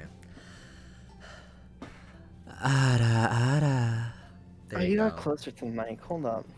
Yeah. Let me do mine again. Okay. Ara. There you go, Kino. You're welcome. I did it so well that I got him to do it twice just for you. I know. I'm just that good. But yeah, beach volleyball. I kind of want to learn gymnastics now, though, too. Gymnastics. Are Really? fun. A little bit. I feel like you break the neck. Exactly. No. No. But with beach volleyball, you get to you hit the ball, and so I'm a little bit of a masochist. I actually kind of like it when it. No, never mind. Let's continue. If you couldn't spend the afternoon at the beach for real, then you might as well pretend you were there. Hold the phone. You're gonna finish that?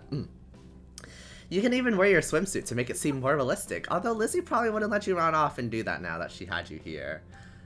Yes, You that do was have the clearly tag the lead. top option. I'm not the top, though. I want to be a volleyball player. All right. Well, how about you, Cove? I was going to pick volleyball. We're twinsies. Look at us. He just probably doesn't want to be alone. Lizzie threw her hands in the air, making an annoyed sound. You guys can't be the same thing. That's not how it works. You didn't say that. The rule was picking from the list. You can't keep adding more. Lizzie looked at the two of you, then shook her head, resigned to losing this battle, but not the war. Fine. You both are volleyball players, but you're on the same team because there's only one. Perfect. We'll be like Haikyuu. Lizzie's ponytail bobbed when she proudly stretched her arms wide. The Olympic team! Oh wow, we're Olympic teams. Oh. Wow, perfect. Of course, that's I'm my surprised she skill knows level. what the Olympics are. I didn't. Oh really? Yeah, no.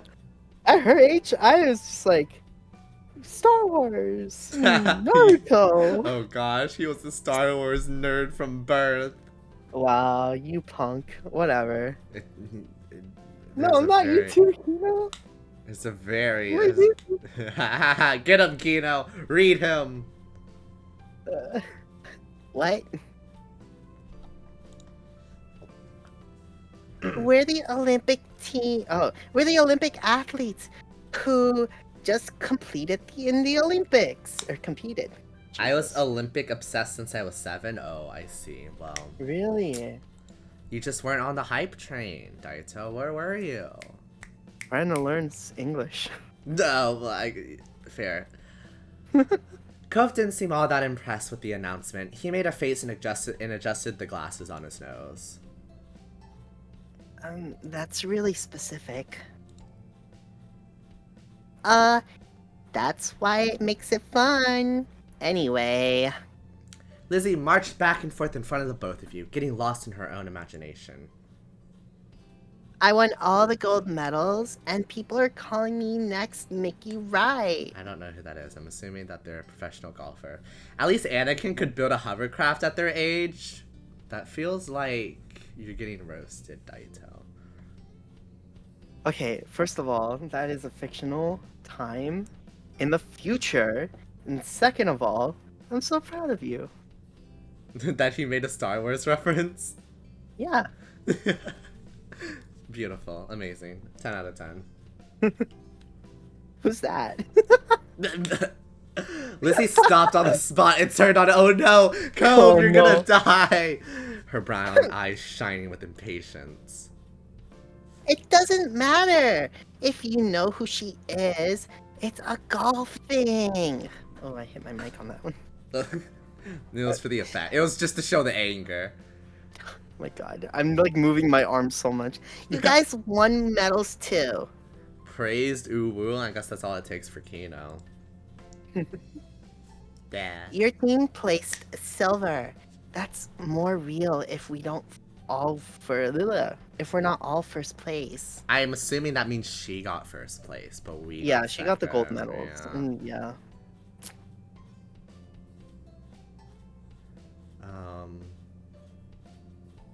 What's with Silver the hot- sucks. I don't want silver.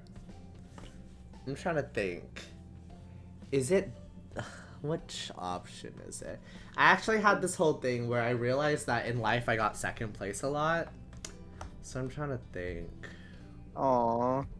Hey, I was content with it for a little bit. Listen, Mercy, mercy. you might have been mercy, content, please, but I please. just got the participation medal. Oh, well, I at least Mercy, tried to mercy, place. please, Ow. mercy, mercy, mercy. Why, please, Kino? please, Please. Participation. Mercy, mercy, mercy, please, please. You like it just for the sound effect, don't you, Kino? Mercy, mercy, mercy, please, please.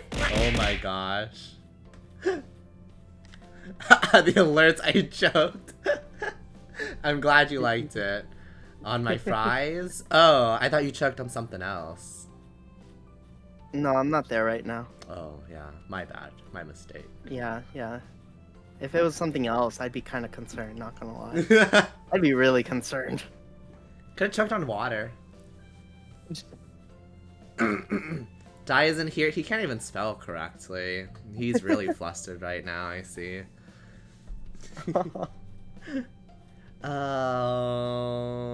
Fuck you, babe. Which? I love you. Well, Silver sucks. So what are you gonna say as an 8-year-old? What? I mean, now I would say silver sucks. I don't want silver. But as an 8-year-old, I probably would have said silver's not bad. Go for it. But I kind of want to be angry. Because she's angry. We're protesting. Not angry. Conflict. She's just pushing her ideas. Yeah, and we're gonna push back. I don't Oh, yeah. like Silver. Silver sucks. Oh. You folded your arms across your chest, staring Lizzie down. Look at how Cove got. I know, he was so, like, look at, like, you see that crease? Oh my gosh, he's furious. Yeah. Me neither. You nodded at Cove, happy that he had your back. You see, we're in the Olympic team together.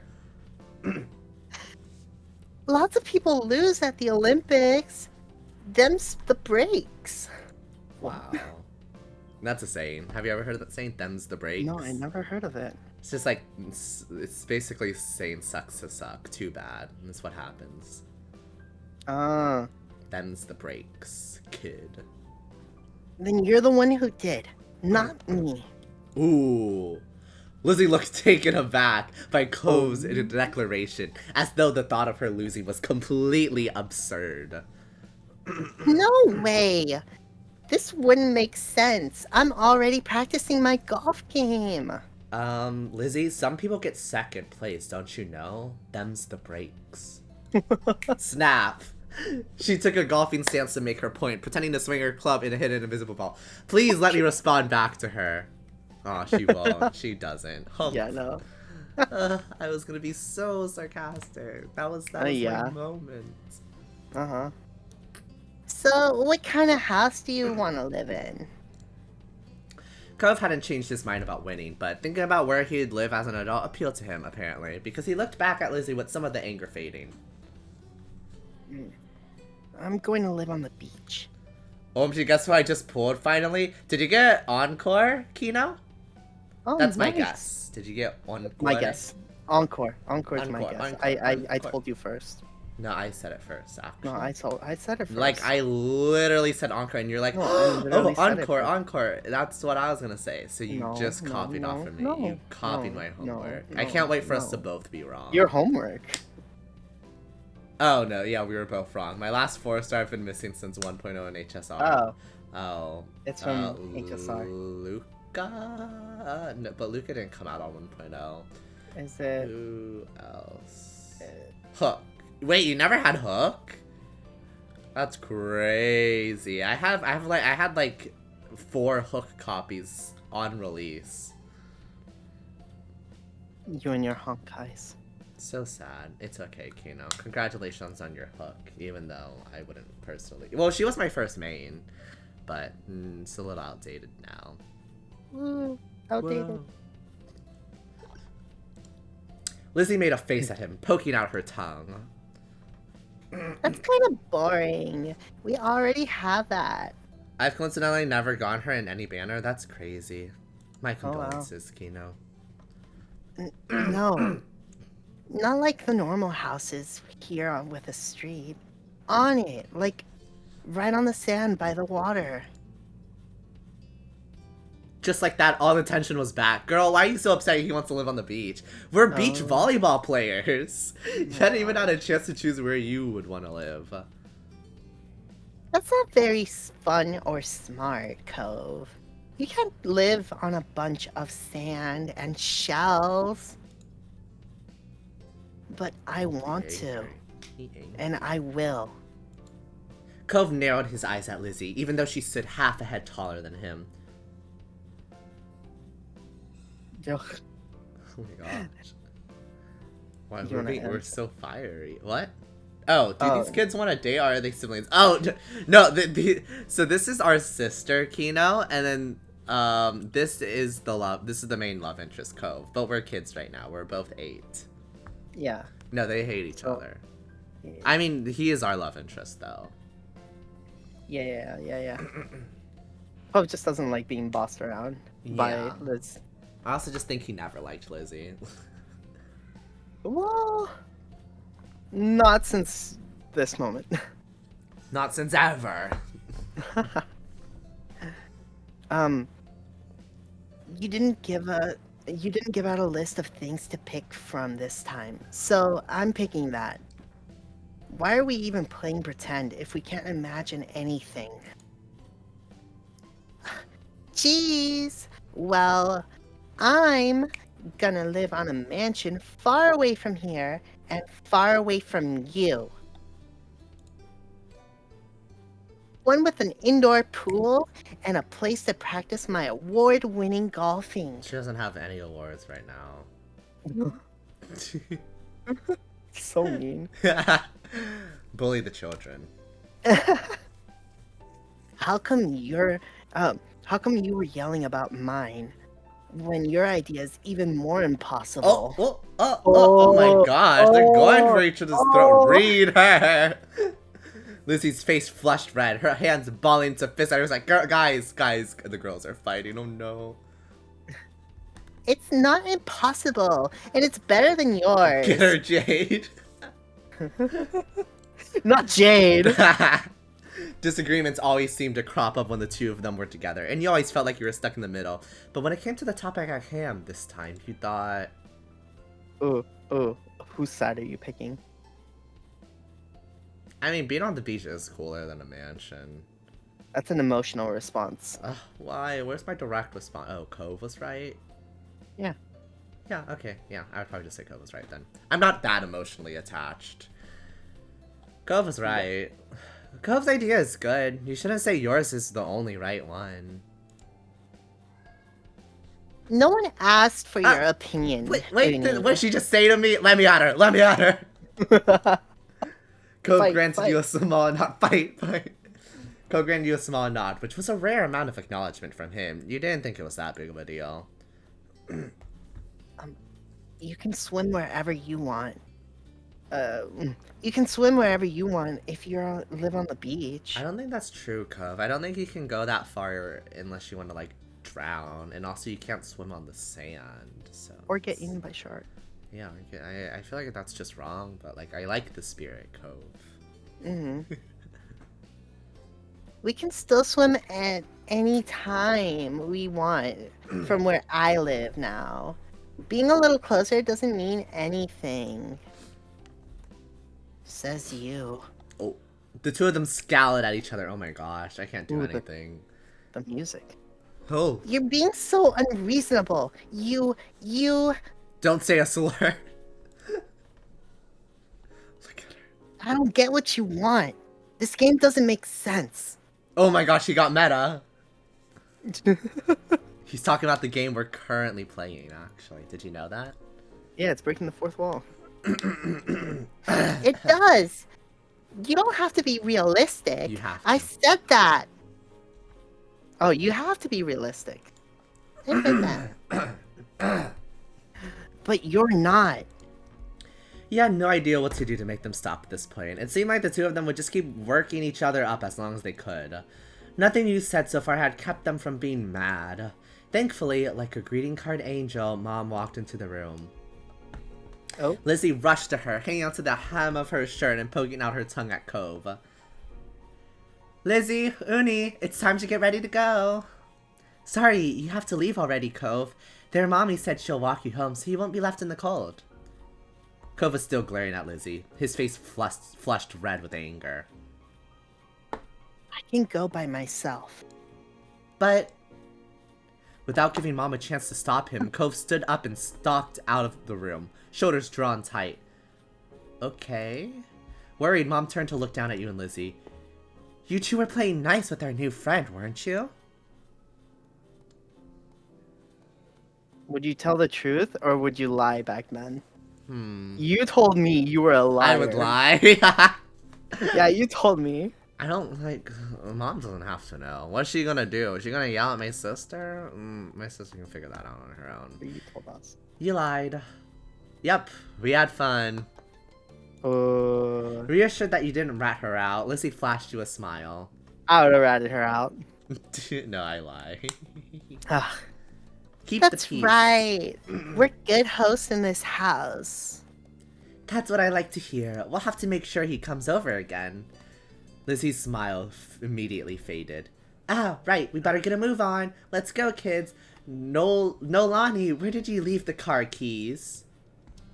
Wait, she are we? needed I us thought told me. we were gonna be able to walk Cove home. I would have walked Cove home myself. No, because he said he was very upset. He just stormed out. Yeah, But I would fun have chased fact, after him. What's the fun fact? Fun fact, if we did something different, like instead of pretending house, we would have just gone up to our room and left Lizzie alone. I Oh, think. interesting. Mm-hmm. Mom hustled you all out the door, and you noticed during the car ride to golf practice that Lizzie was quieter than usual. She was usually the first one to request which music to listen to in the car, but she didn't say a thing. Your parents noticed she wasn't in a mood to be bothered. They gave her space, and Mommy just asked you what she'd like to listen to. Oh. Ooh. Oh. Ooh. Ooh. Mm. Okay, back then, after Back seeing the then. movies, if there was a certain song that stood out to me in the movies, I'd go for the middle one. Really? I actually didn't. Like, even if I really liked a song, like, I probably wouldn't immediately add it to my soundtrack. Nah, after the Hunger Games, I played Hanging Tree. Are you? Are you? Yeah.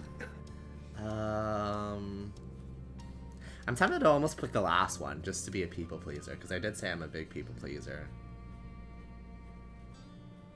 Yeah. He did? Oh no, Kino speaks from experience. Like, I'm not trying to suck it for Lizzie. I'm honestly trying to put her in her place a little bit, but I would do both. I would, like, stand up to her in the moment, but I would also be like, we can listen to your favorite song. Which is what I did. I was like, I want to not get silver, but, like, also she's upset. So, like, I'll choose a song you knew Lizzie would like. Maybe that'll cheer her up. I'll throw her a bone. You already did by saving her. I eat 2 bones.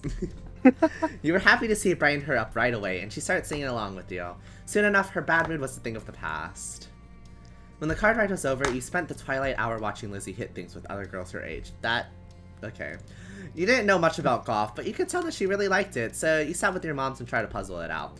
It was nice sitting outside after being cooped up in the house all day, and you stretched out your legs to let the last few minutes of sun warm your skin. When the sun was finally out of sight, dipping behind the horizon, you all got ready to leave.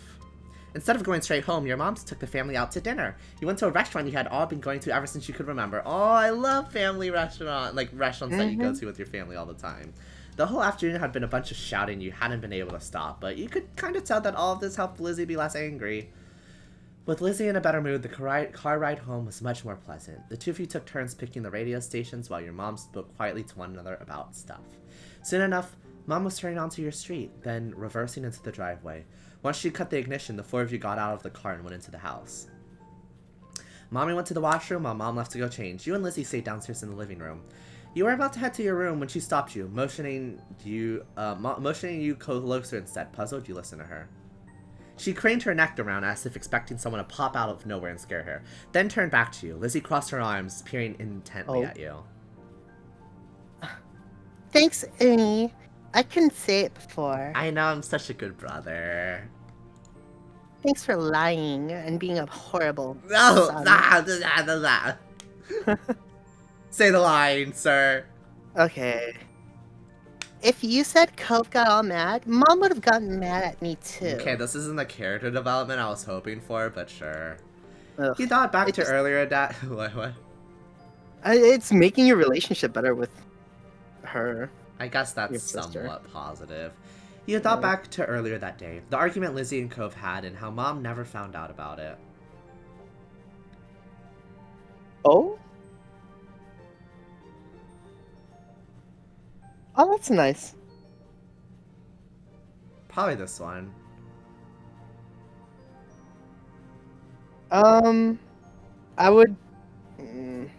Okay, maybe you, but for me, I would be like holding her to blackmail to just have her apologize. Oh, this one? Yeah. Definitely one of these two. Let me think. Well, I'm just trying to... I would probably go with this one just because I would hope that me being kind to her was enough for her to do that on her own. I wouldn't force her.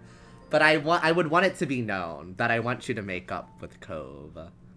Okay. I probably wouldn't Okay. hope it over her, though. I'm not that much. It's fine. I can see that. Also, it's the direct response. I'm a very direct person. Oh, okay. You're welcome. You should still try to make up with Cove. Ugh, whatever. I knew she was gonna sour, but it can't be helped. Lizzie's expression soured instantly at your words. Why should I do that? It was his fault.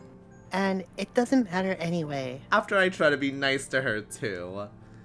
You made Cove feel bad, that's why. Lizzie sputtered before tilting her chin away from you with a defensive look. I didn't do anything. He just can't play right. Mommy always says that you should apologize if you know you upset someone, and you did. She groaned at your words, throwing her head back dramatically, but you knew your sister. You could tell that she knew you were right. Let's go! Kindness always wins! Not always, but Okay, yeah. not always, but I like to think so. Mm-hmm. Ugh, okay. I'll tell him I'm sorry next time I see him. Easy clap, DC. She glanced back to narrow her eyes at you. But you still can't tell Mom or Mommy about what happened. Yeah, I didn't plan on it, girl. Alright. It's a deal. Looking relieved, Lizzie promptly left to go upstairs. You watched her disappear from view, hearing the faint sound of her bedroom door shutting soon after. You were pleased at how things had worked out. Lizzie agreed to apologize to Cove, which meant that soon they'd be okay with each other again. As okay as Lizzie and Cove could be with each other. The best part was that your parents hadn't found out. You had gotten away with it. Easy clap. You retreated to your own room with a spring in your step. I love how self-congratulatory I am. I'm glad they're personifying me as this. And look. Okay. It's all X'd out. Now we have to get the DLC. Oh. Sandcastle or Long I Day? will say the sleepover is really fun. Oh, okay. Long Day or I'll probably do Sandcastle Long Day shopping than Fireflies. Or Sandcastle shopping Long Day Fireflies. Yeah, probably that. Sandcastle. Cove wasn't able to do many things that summer. When you, him, and Shiloh sat out on the shoreline one bright morning, you could tell he wanted to be in the water. But there was no way he'd be swimming anytime soon, not with his cast.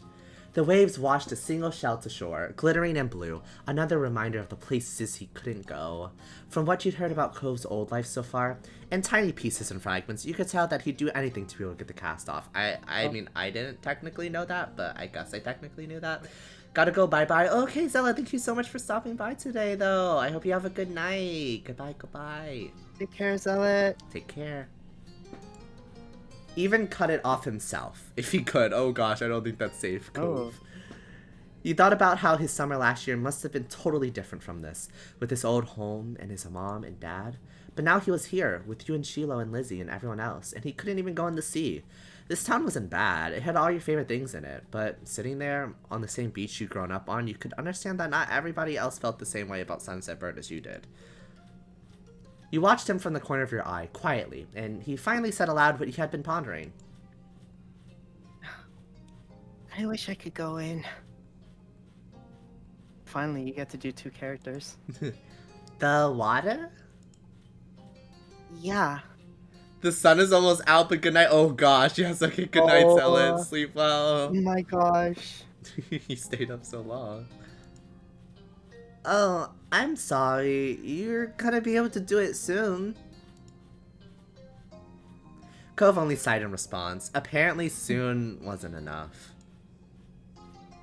It's so pretty. The ocean? Mm-hmm. And huge. There could be anything out there, like mermaids. Yeah. Mermaids. I don't really care.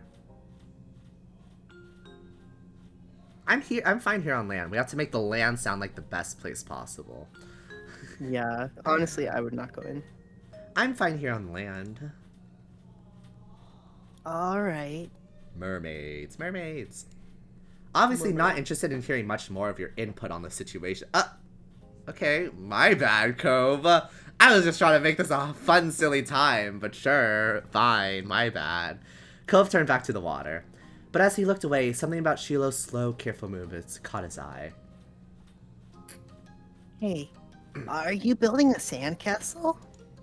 Sort of. I was only playing around while you were talking. I'm listening. Maybe I could too. I've only made big piles before. It's really nothing special. I'm sure you'll be good at it right away. Well, how do you do it then? Sheila's cheeks lit up. You could tell he was a little bit uncomfortable to have Kove's expectant stares on him. Oh. I'll play too.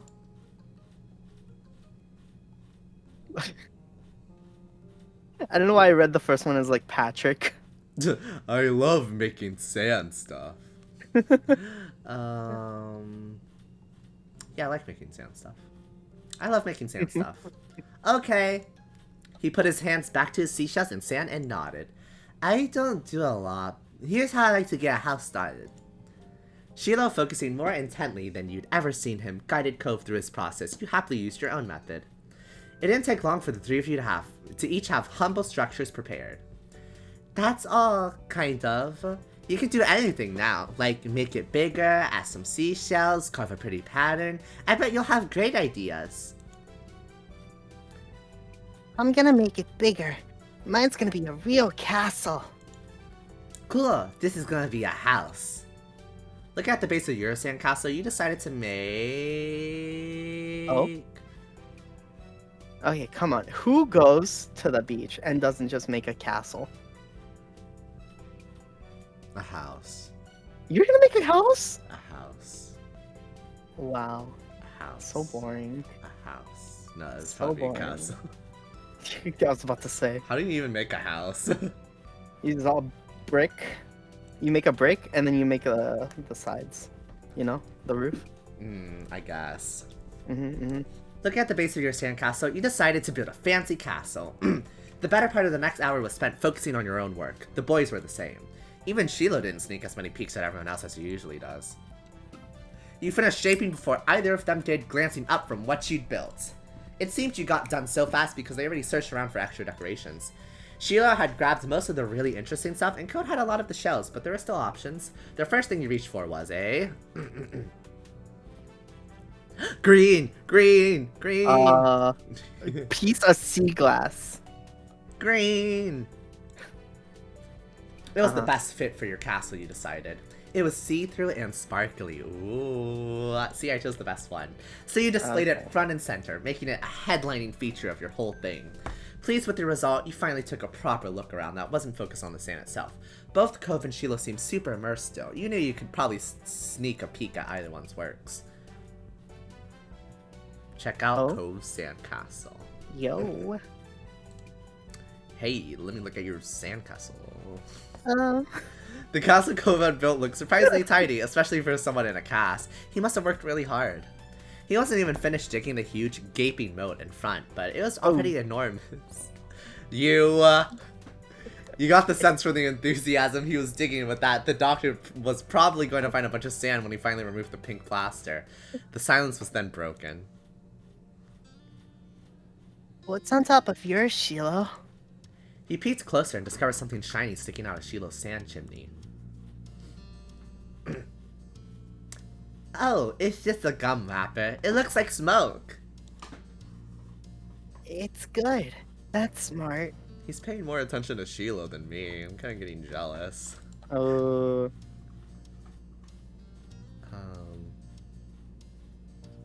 you could be a total dick about it. No, I'd probably say, yeah, I didn't think of that. I didn't think of that. You really know a lot about this. Sheila smiled without a word, and that was that for the current topic. Uni, can I see what you did? Sure.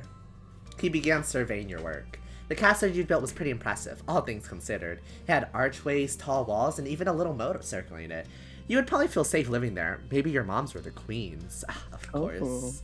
Sheila quickly decided to jump into the conversation. Hey, Uni, what did you do? It's a castle. Sheila didn't look so happy anymore. You both built castles? Is there a problem? Yeah. Aw, that's neat. How you guys match. It's too bad we didn't all do it. Next time we should. Oh, he feels left Oh, out. no, it's okay. Your chimney is Like so a cool. baby. Your chimney is so cool, Cove. I mean, not Cove, Chilo. Wouldn't that be boring? If something's if something is only one of that thing, that makes it special? What? Yeah, for sandcastles and stuff. He's saying if there's only one of something, that makes it more special. Oh, yeah. People too? My dad always says how everybody is their own man, a real individual. I don't think I'm very special. Oh, Shiloh, you are. Oh, why not? Nobody else is like you. Everybody Or else is you. like you. Yeah, nobody else is you. Shiloh simply shook his head. I'm not different. A beat passed between the two. Cove then looked down at his own work again. Okay. Cove's like, I tried my best. If he's not catching the hint, then there's nothing else he can do. Yeah. He didn't seem to be bothered leaving the interest fast. disagreement hanging there. Cove had other things on his mind. My drag. My drag? Oh no, it's infecting his mind. No, okay, let me explain. Because when you were saying the thing about they could have been queens, my mind went to RuPaul saying, a drag queen. Yeah, your mind is infected.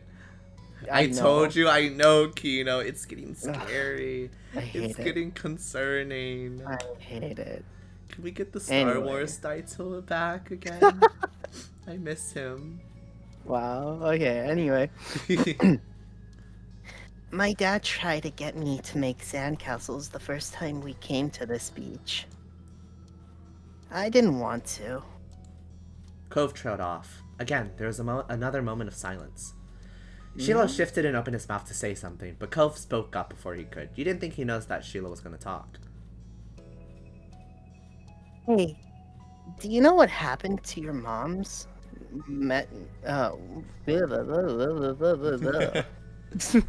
Hey, do you know what happened when your moms met my dad, Uni?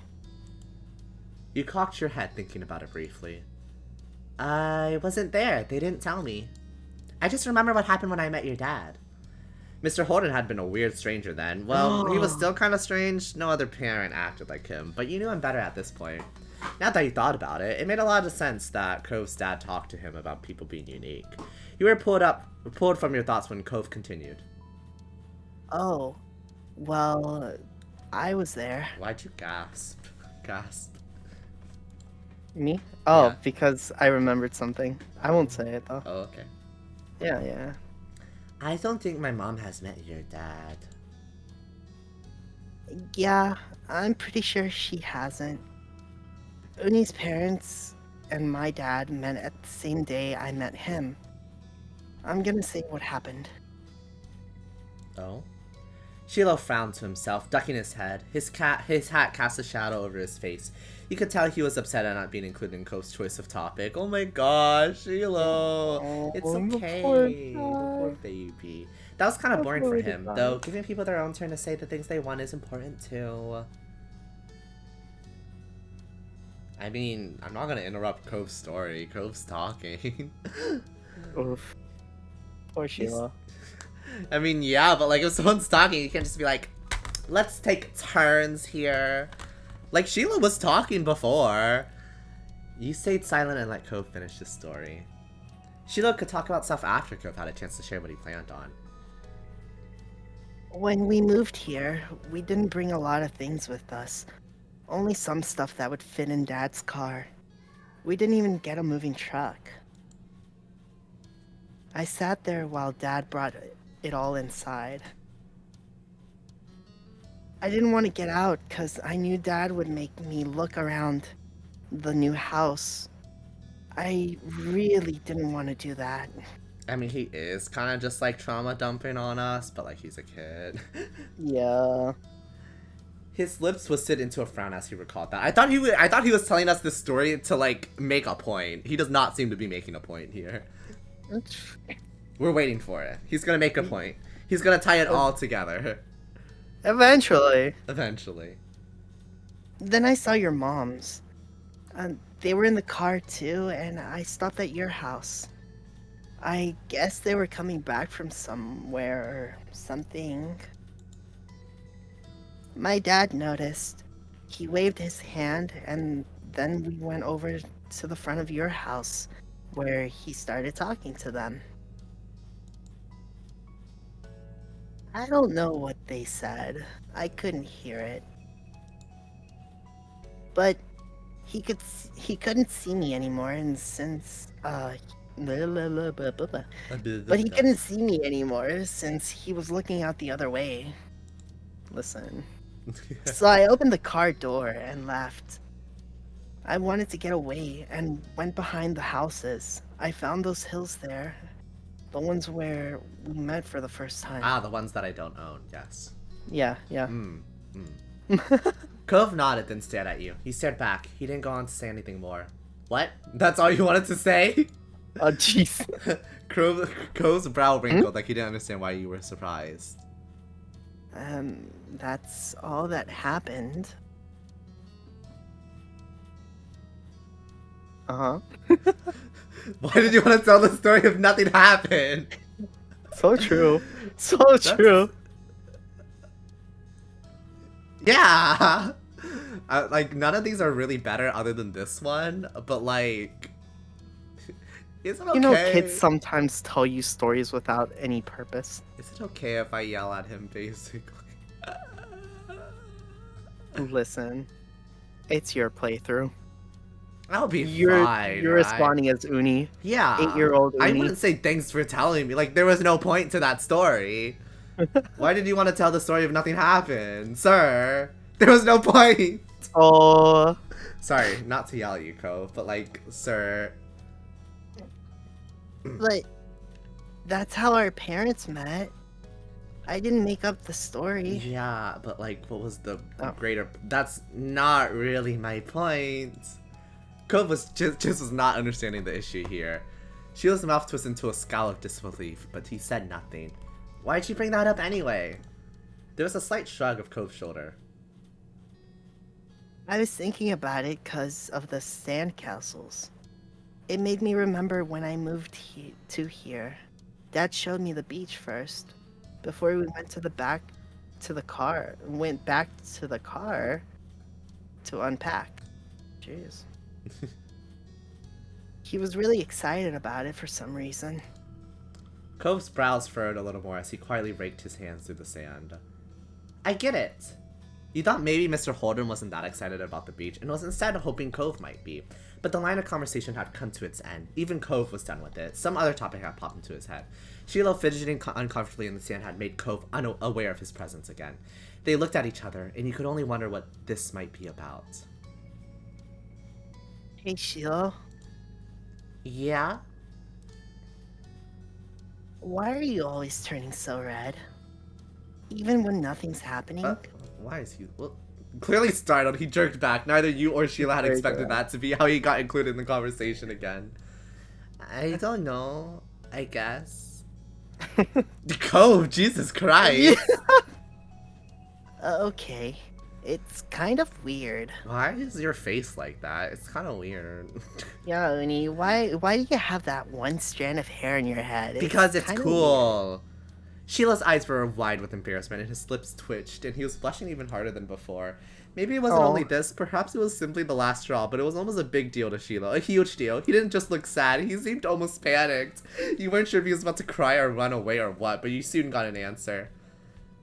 Oh, the Why music. do you wear glasses? Most kids don't wear glasses, and nobody is named Cove. Who asked you to come? It was probably just your dad bugging Uni's family some more, cause... Oh my gosh, Shiloh! Oh my god. How You're did just we... making enemies. How did we get here? I don't understand. I don't understand.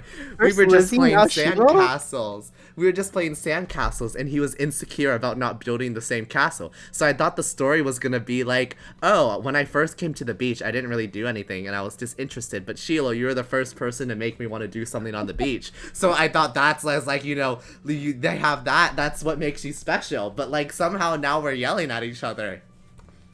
How did this happen? Your choices. I- Your I- choices made this happen. I swear I did not have that many choices this time around. Cove was speaking for 8 years. Because you let him. Well, because I thought there was gonna be a point. Oh my gosh. I guess the moral of the story is just to not let people speak. I have to do everything for Cove because Cove is so incompetent he can't make friends of his own. Whoa. He's an 8-year-old. Be gentle. I'm also 8. In this case. Who asked you to come? It was probably just your dad bugging Uni's family some more because you don't have anyone else who will ever play with you. Oh my Jesus Christ. Cove blinked. The tension on the beach was suddenly uncomfortable in a way you didn't know how to move past. It didn't seem like the kind of thing he'd get upset about, though. You hadn't ever known what kind of thing would bother Shiloh. I'm sorry. Aw, me too. I was just wondering. Okay, can we make up now? Because you guys are being so dramatic. I wasn't to show you guys my cool castle with my sparkling green glass, but like, okay.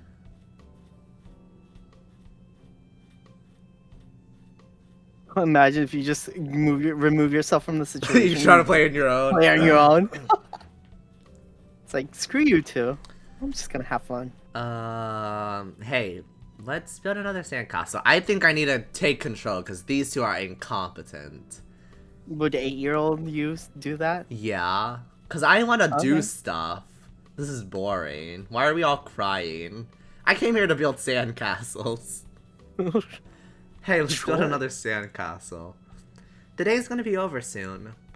Ah, Uni, you're right. The sun is going down so fast.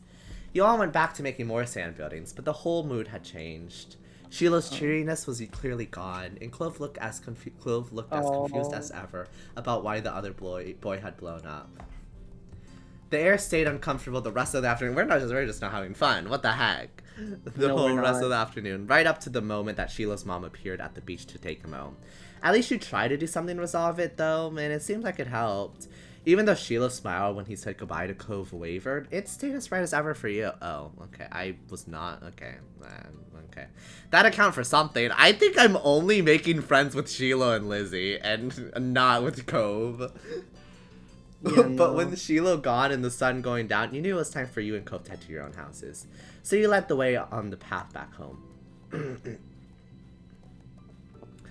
BRB gonna get ready for filming. Okay, good luck. Yes, go get ready. Okay. The walk home was quiet. You passed by familiar landmarks, shoes thumping against the sidewalk in near perfect unison. Cove was clearly caught up in thinking about something. I'm gonna listen from the mirror. Ooh, okay. Okay. You asked Cove what he's thinking. You didn't want to leave it hanging in the air, so you decided to just ask. Why are you making that face? Why do you look like that? I mean, what? Why do you look so red? Oh, I was just wondering. No, he's locked behind the ad. Cove fell silent again, Kino. Cove fell silent again for a few more seconds, then sighed. Why did Sheila act like that? When I said he was all red a lot.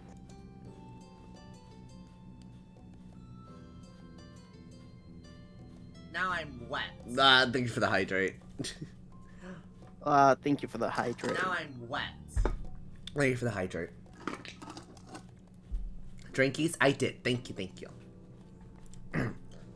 Either he gets embarrassed or you're being rude to him. I don't think you have to hydrate twice. No, he gave me 2 hydrates. I know, but like, I'm pretty sure he's doing it because one for you, one for me. Oh, no, it's okay. I'll take one. I'll take 2 shots for the team. Oh, okay. You should drink 2, though. I did. Okay. He gets embarrassed or you're being rude to him. Thank you, baby.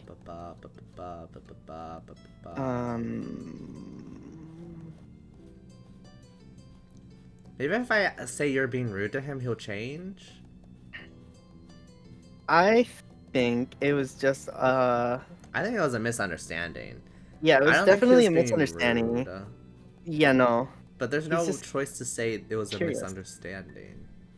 He gets embarrassed. I guess. You think so? I think so. Okay. He gets embarrassed. embarrassed. But I didn't say anything that bad. It might have upset him anyway. Hmm. I guess. I can get it. Why he would do that? Ugh. Sometimes I get really mad too. Despite seemingly coming to a conclusion, Cove's mood was still sour. What Sheila said didn't make sense anyway. Parents always talk to the other parents and set up stuff so their kids play together. My dad didn't do anything weird.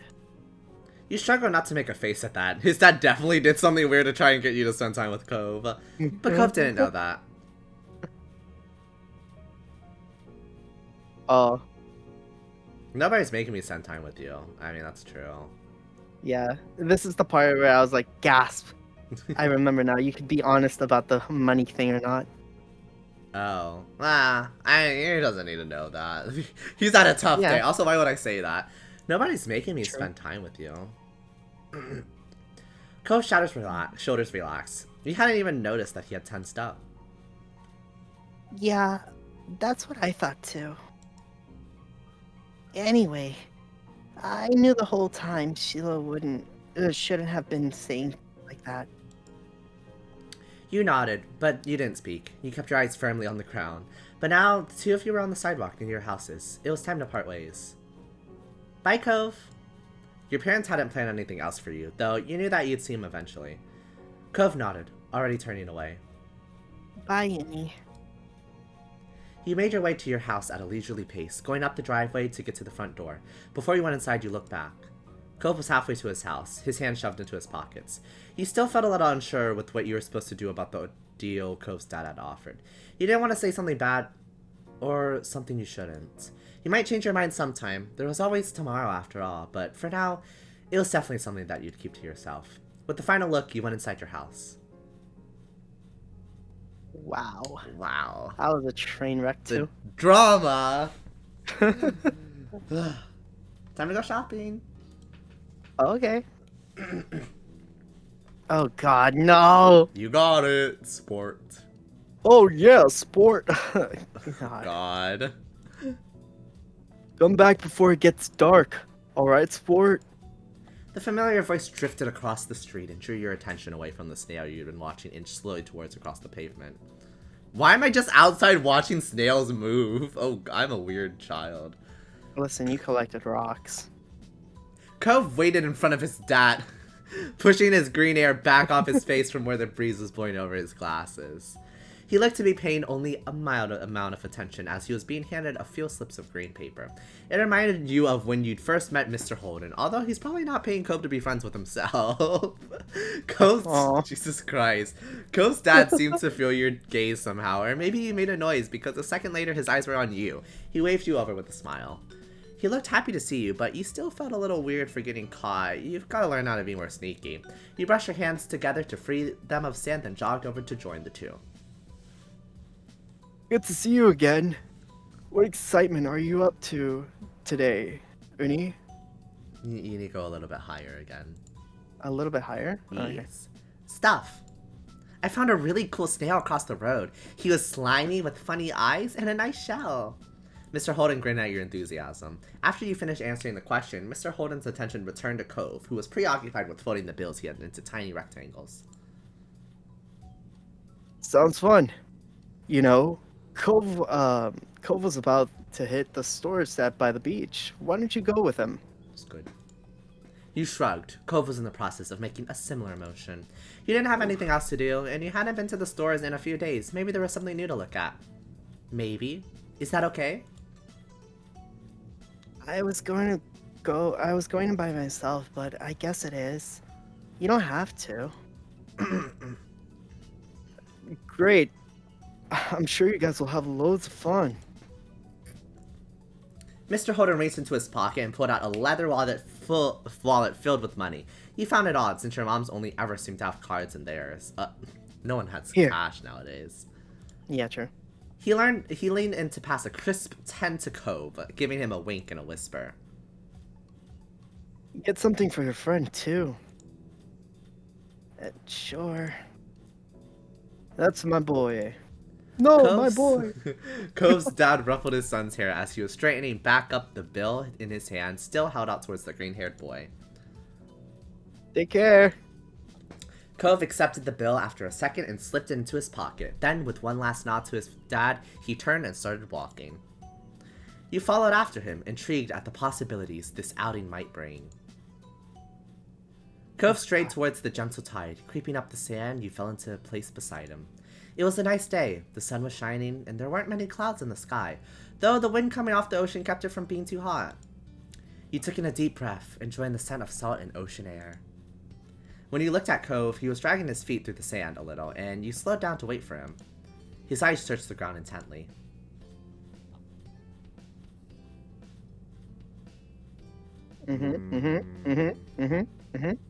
What is it? What is he doing? What is man's doing? I'm not gonna presume he's doing something.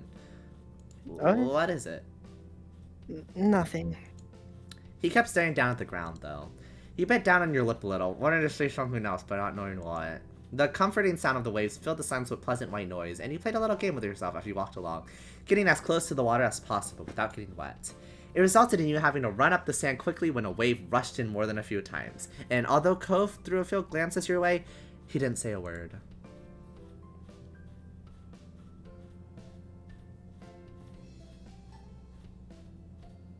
I feel like the middle ones are Yeah, very... that's what I was thinking. Yeah. What did you Yeah. want to go to the shops for? I need a new sand pail. Yeah? What happened to your old one? Cove narrowed his eyes, seeming to think deeply for a second. It disappeared. What? Really? Cove ducked his head down, lacing his fingers behind his back. It didn't seem like he was going to continue, so he nudged his arm. How did that happen? Well, Cove opened his mouth and shut it again, considering. I took it to the beach one day. Uh-huh.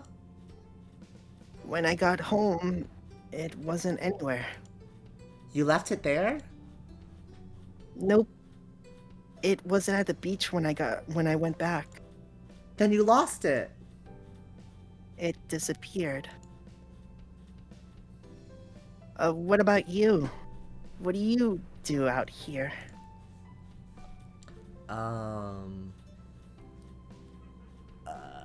I like swimming. I do like swimming. You do? Yeah. I like swimming in pools, but not Yeah, in the like ocean. pools. Not as much of the ocean, but I would say swimming generally.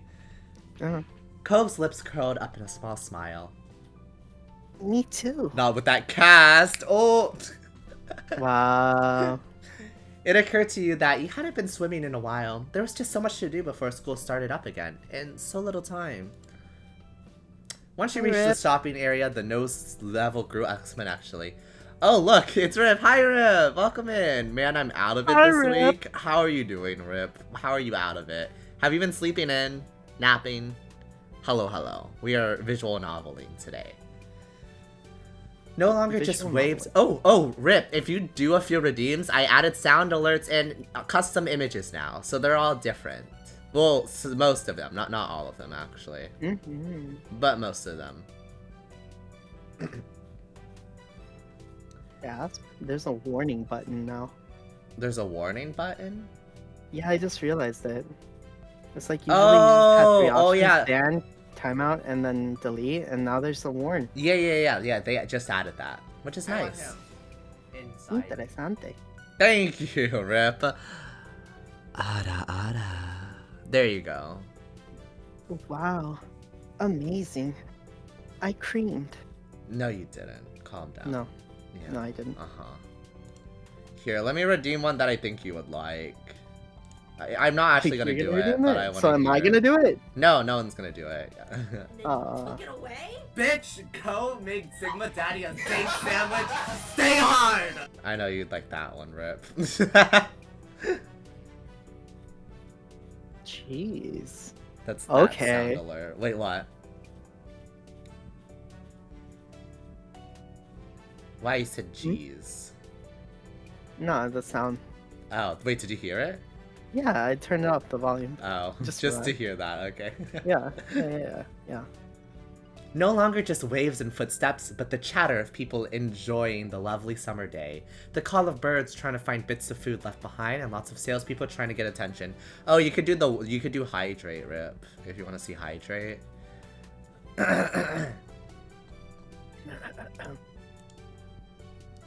You sniffed the air as you walked beside Cove. You could still smell the ocean, but there were other scents now too. Pizza, pretzels, hot donuts. It was nice. I actually really like these smells. I like going out. Mm-hmm. Oh, the Auntie Anne pretzels. Speaking of cream, I had curry Now food I'm days ago. wet. Thank you for the hydrate. And we ran out of cream. Oh no! Oh.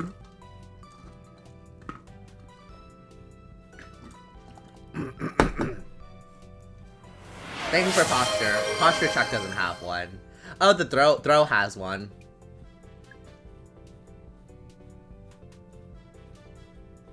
Mercy, mercy, mercy, please, mercy.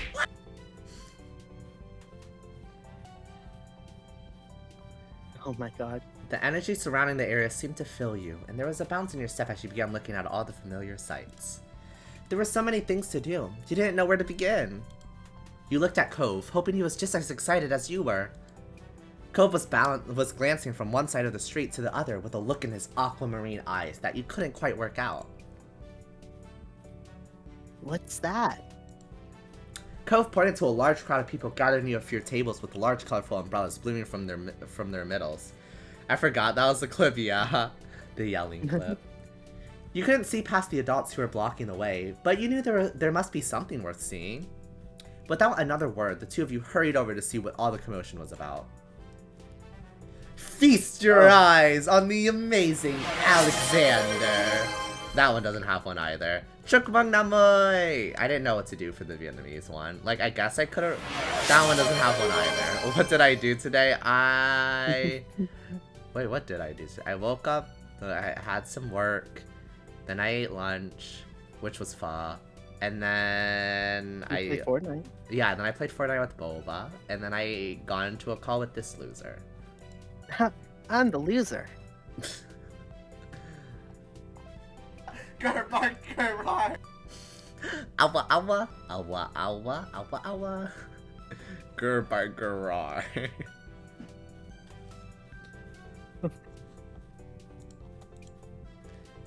In the center of the crowd was a man with a tall hat and a funny green coat that had 3 long tails. There was a little table next to him with a cloth hanging over it that read, "The Amazing Alexander," in glittery golden script. Why tell people his name if it's already on a sign? Cove hummed with understanding, then turned to walk away just as the Amazing Alexander began shuffling a deck of cards. I want to see the show! Cove glanced back at the man. He then briefly lifted his arms up off his sides before returning them to place. Oh, okay. He doesn't seem really impressed. He may not be impressed, but at least he didn't dish you. Ugh. You grinned, waving for him to follow you as you raced back to stand in the crowd. With that, it began. The magic man pulled one card out of the deck, showing it to the curious onlookers. It was 4 of diamonds. Ooh. Watch closely. You did, squeezing through a few of the adult onlookers to get a better view. Suddenly, the man snapped his fingers, and the card just disappeared. Whoa! Cove is not impressed. The Amazing Alexander, who had earned his title, turned his head and looked directly at you. He reached out with a kind smile. What's this behind your ear? Tell me! Tell me. This had to be going somewhere, and you needed to find out. He smelled like popcorn and candy when he stepped closer. It was great. You felt a tug, and then pulled the 4 of diamonds out from behind your ear. What? You knew that it couldn't really have come from your ear, but you still didn't get how he'd done it. There was light across from the cloud, and the man gave you a deep bow. This is for you. The magician plucked a pair of balloons from a clump of them tied down to his table. Both were in the shape of a dolphin instead of being a normal circle. And one for your friend, too. Thank you for being my assistant. Wow. So is this a Clover dating sim? It is a Clover dating sim. For now. For always. Now You're about to agree. Now you're really grateful he chose you. After that, he went to somewhere else in the crowd. Pick a card. Any card. My uncle does that every time he visits. Not the balloons. The stuff with the cards. Cove spoke plainly while reaching over to take the dolphin that had been designated for him.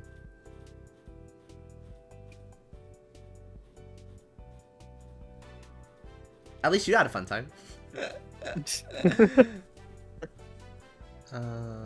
not gonna say he's ruining the fun. I'm not gonna ruin it. That's just weird. I'm not gonna say it wasn't special. At least you had a fun time. You saw a magic trick and you got a great balloon. That was more than enough to make it a worthwhile event. He thought if you could find a card to practice with, maybe you could make it disappear too. The crowd started to clear some, and you noticed to the side there was a whole rack of brightly colored kaleidoscopes on display. No, oh no! Ah, I double clicked. No. Oh, my line. No, it's the same thing. How did that happen? Interesting. Okay, well, I don't know how that happened. Huh, what would I want to pick here? The magic 8 ball. Which one? Oh, really? You would ask it a question? Yeah. What question would you ask it right now? Right now, like me, in present Yeah, time? yeah. Will I get a boyfriend this year? Please? Please? I don't know. At least it wasn't straight up no, I guess. Yeah. Okay, magic 8 ball. Oh, Cove, check this out! You shifted your balloon string to the other hand so you could hold it up in front of you. Then you thought of a question in your mind, shaking the ball and hearing some kind of liquid slosh around inside it. Once you had given it a good shake, you held it upright waiting for the answer to appear. Concentrate and ask again. That was just rude. You wrinkled your nose and set the magic 8 ball back on the rack. It wasn't the answer you were hoping for. You followed Cove around to the other side of the stall. He went under the awning, careful of his own floating dolphin, and you joined him.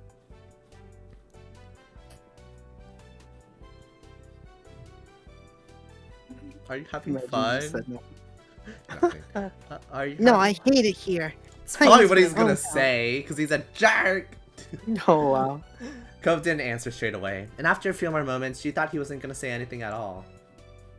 A little. When Cove moved towards some stalls nearby, you followed beside him. Ooh. Oh, these are so cute! They While are. Cove looked at sand pails, you were drawn to a table with colorful keychains laid out on it. They were sewn in the shape of sea creatures, and there was a plaque that read handmade standing proudly in front. There were lots of different types. You saw a dolphin, a shark, a crab, and a turtle.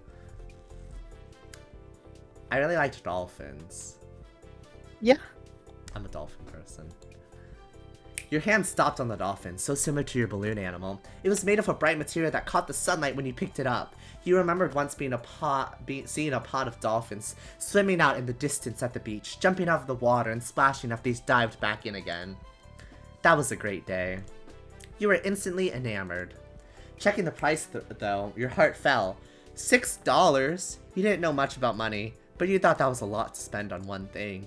You rarely had more than a $5 bill to your name. Oh, we're broke. Oh, we're poor. You Well, like yeah. dolphins? Name every dolphin species. Bottlenose?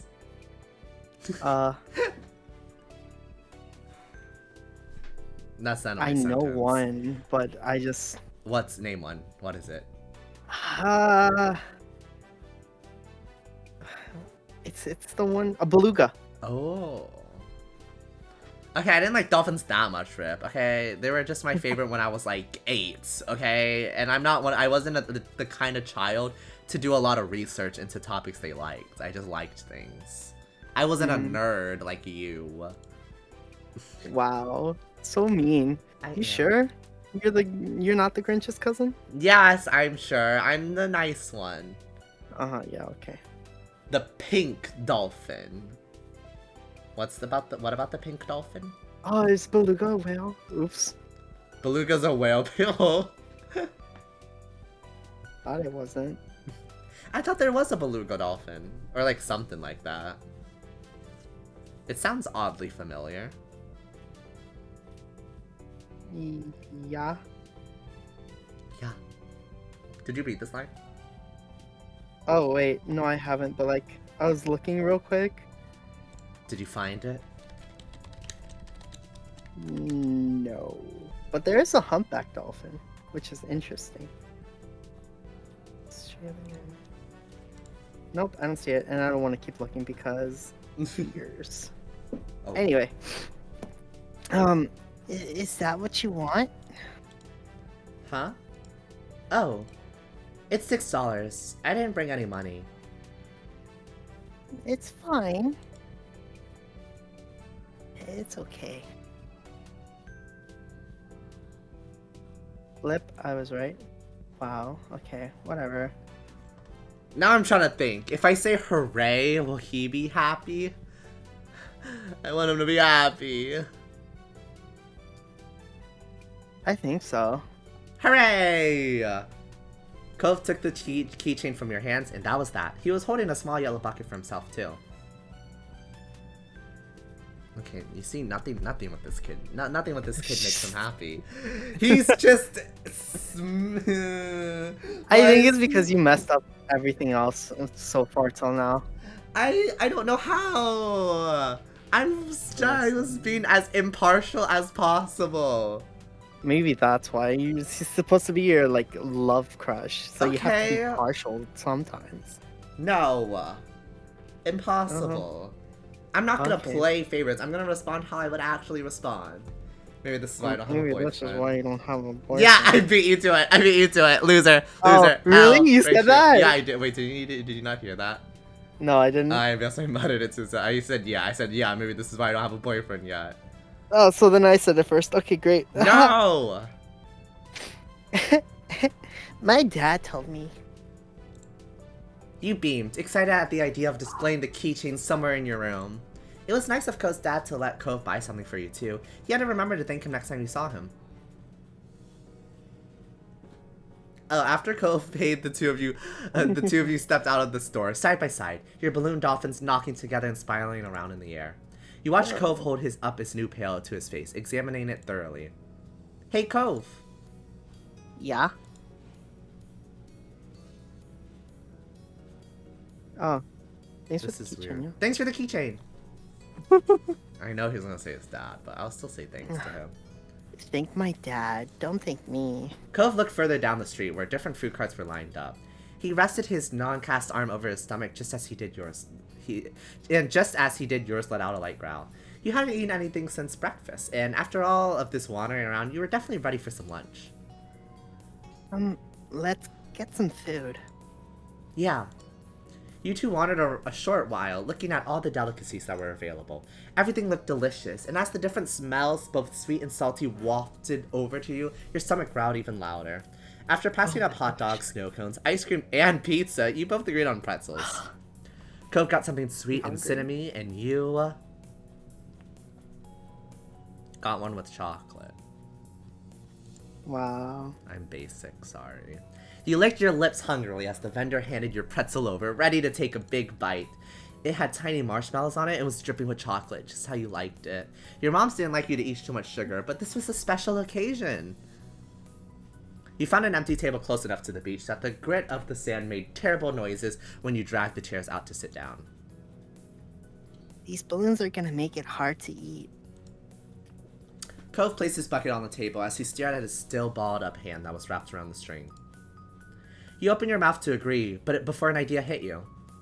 I know. After carefully placing your pretzel somewhere it wouldn't get sandy, you tugged the balloon dolphin out of Cove's hand and tied it in a delicate bow around his wrist. Oh, Cove bounced his arm up and down in place, testing the stability of your knot. After watching his balloon jostle around but remain attached, he smiled satisfied. There! Now do mine! He repeated the ritual. Cove struggled somewhat with the cast, restricting his fingers on one hand, and a string already tangled around the other. got it. He seems happy, at least, for once. Yeah, two for you once. spent a moment admiring your handiwork, both hands now free to allow easy munching on your pretzel. You bit into the doughy treat, savoring the taste on your tongue with a smile as you looked out over the ocean. Dot dot dot. After a long time, you finished your pretzel. You were done before Cove. It was boring not having anything to do. You pulled on the string of your balloon to bring it down to your level. Then you held the dolphin in your hands, manipulating it to make it look like it was jumping through the air.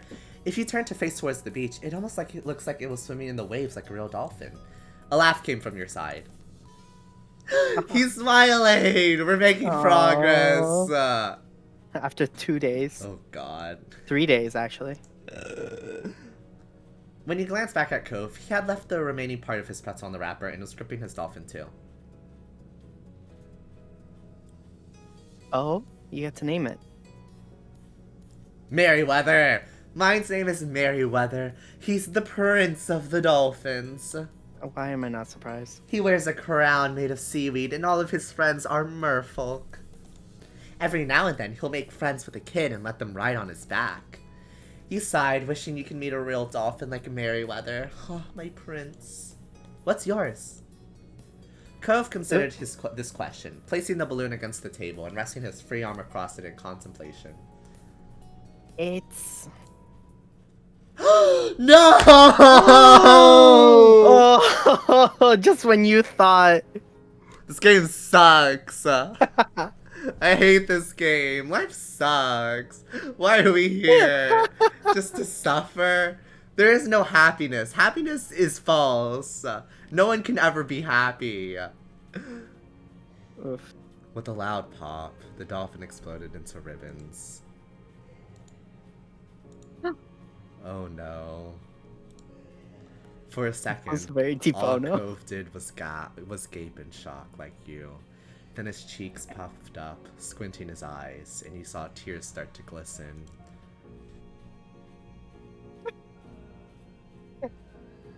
Imagine if you just made a joke. You offered to find Alexander. We didn't even know his... Oh, Alexander the Magician. No, he hates Alexander the Magician. You offered to give Cove your balloon. You could have my balloon instead, if you want it. Cove looked over at you, frowning. I don't want yours. Oh. You should have found the magician. Maybe he would have liked the magician. You felt No, because if you went to the magician, you'd ask him for another balloon. Oh my gosh. Why did you say that now? Because it's spoilers. But you could have offered me advice. You didn't let me. You just chose.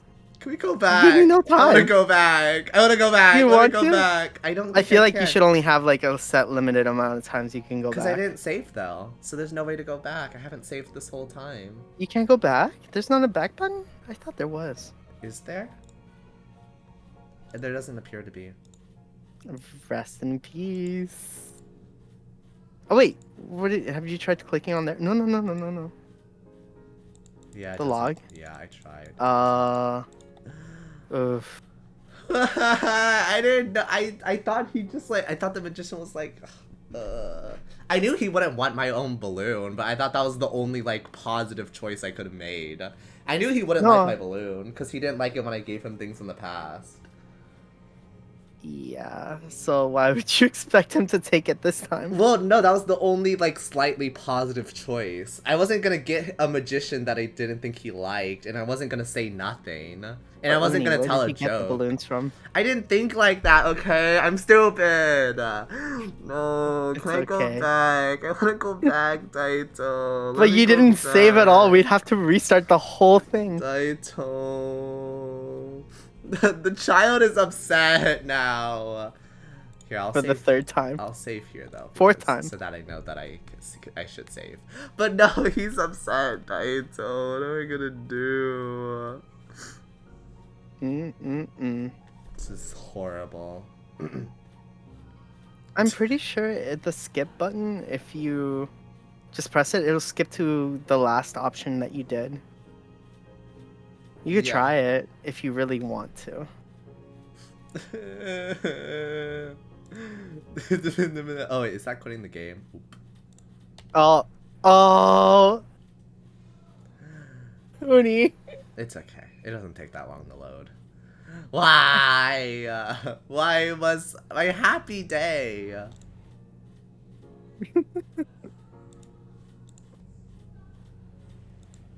Rest in peace. I can't see anything, by the way. Oh, wait, you can't? Oh, I had to reshare. Oops. I'm blind. You're blind. I'm legally blind. Oh no. Are you really gonna do this all over? No, this is too much. Okay. Whatever. Didn't know visual novels had skill checks? I know, clearly. Clearly I made a mistake.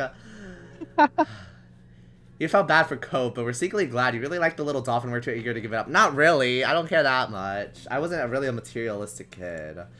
Ko spent the rest of the outing sniffling and didn't say much else. The passing of Ko's balloon was the last major event of your adventure. In the end, the two of you headed back late after. What the heck? You separated on the beach, and while Ko went straight home with his brand new sand pail in hand, you decided to sit for a while. You watched the waves and sunset, filling with your new keychain. Another summer day was drawing to a close. It had been nice for the most part. Hopefully there won't be any more tears next time. Okay, so let No, me that's just just a tell bummer. you. That's just a bummer. Can I go back? I might actually. Like, that's just... Maybe that's on your just- own time. No! It won't take that long if I just skip everything, right? Okay, okay. We'll see how long Just make I sure to make say- it. Eve. Well, I still have that. There was no other option choices. Oh. It's not that Okay, long. for future reference, save every time you finish one of the picture cards. Yeah, that makes sense. Yeah. Also, if you would have gone to see, or do you not want me to tell you? You don't have to tell me that one. Oh yeah, okay. Just wondering.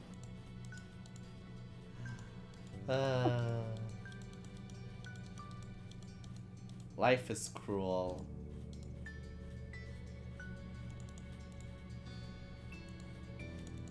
You want hair that long? That's what it was before. Was it? Yeah. Or maybe it was I don't think that. you had it that long. I think it's the wrong hair on the front. Oh, I think it is too.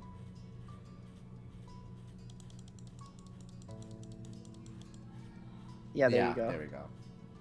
There you go. And then you had glasses. Yeah. But you also want to change your name.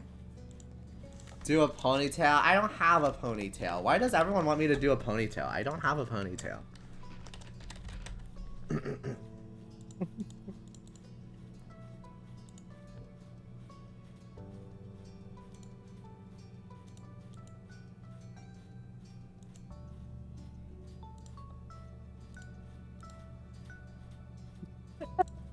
What? I'm so upset. I'm so upset. I'm back, Clover. Well, I'm when I left, laughing at like, what Kirby said. you're on the screen. Oh, yeah, we did move past the screen, Kirby. Don't worry. It's because something went horribly wrong, and I'm upset. Okay, what did I say here? Just put skip. Wait, just click script? Yeah, Why? because it'll move you along. No, but I have to choose the same options as before. Oh, Yeah. right. Okay, right. Your two op- You- yeah, it you was were the too anxious. anxious. Questions are good, but other types of people can help even if... Wait, yeah, exactly. No.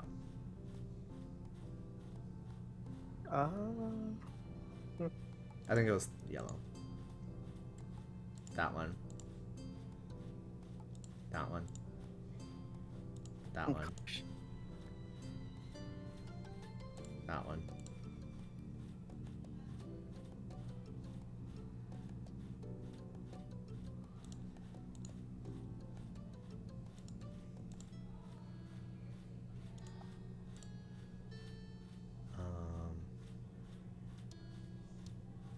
It was the I can try. Yeah.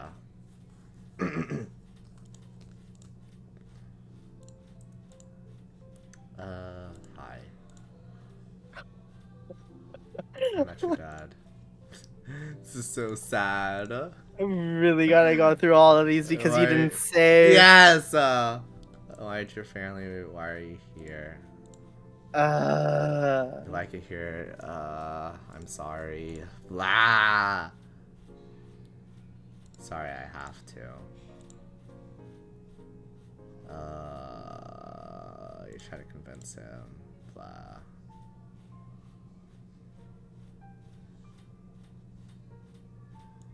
Okay, don't worry. Yeah, I like him. Yeah, nodded. Okay. Direct, So- indifferent. Ready. Yes.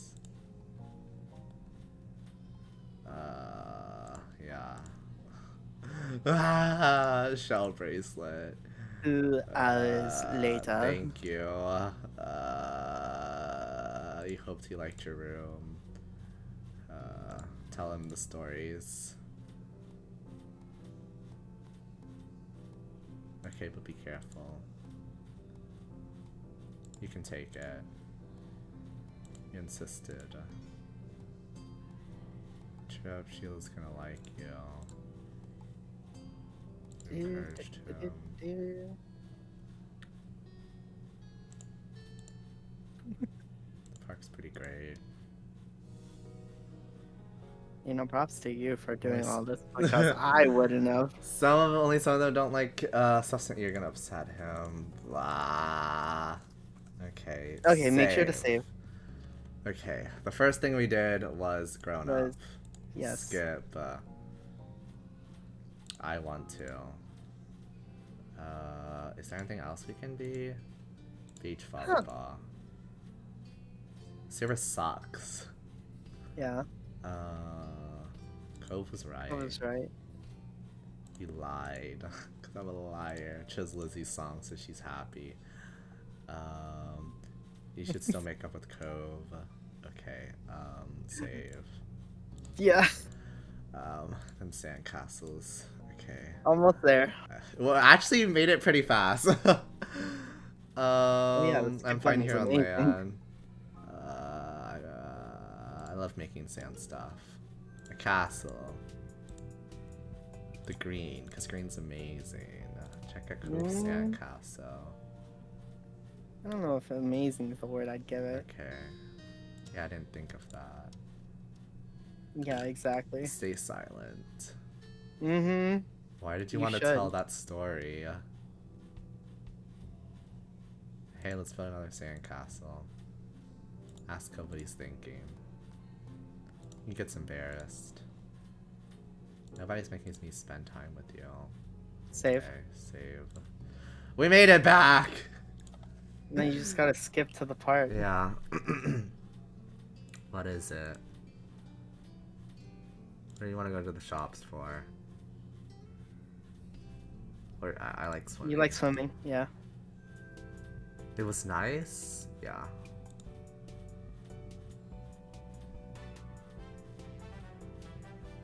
I actually don't remember this Okay. option at all.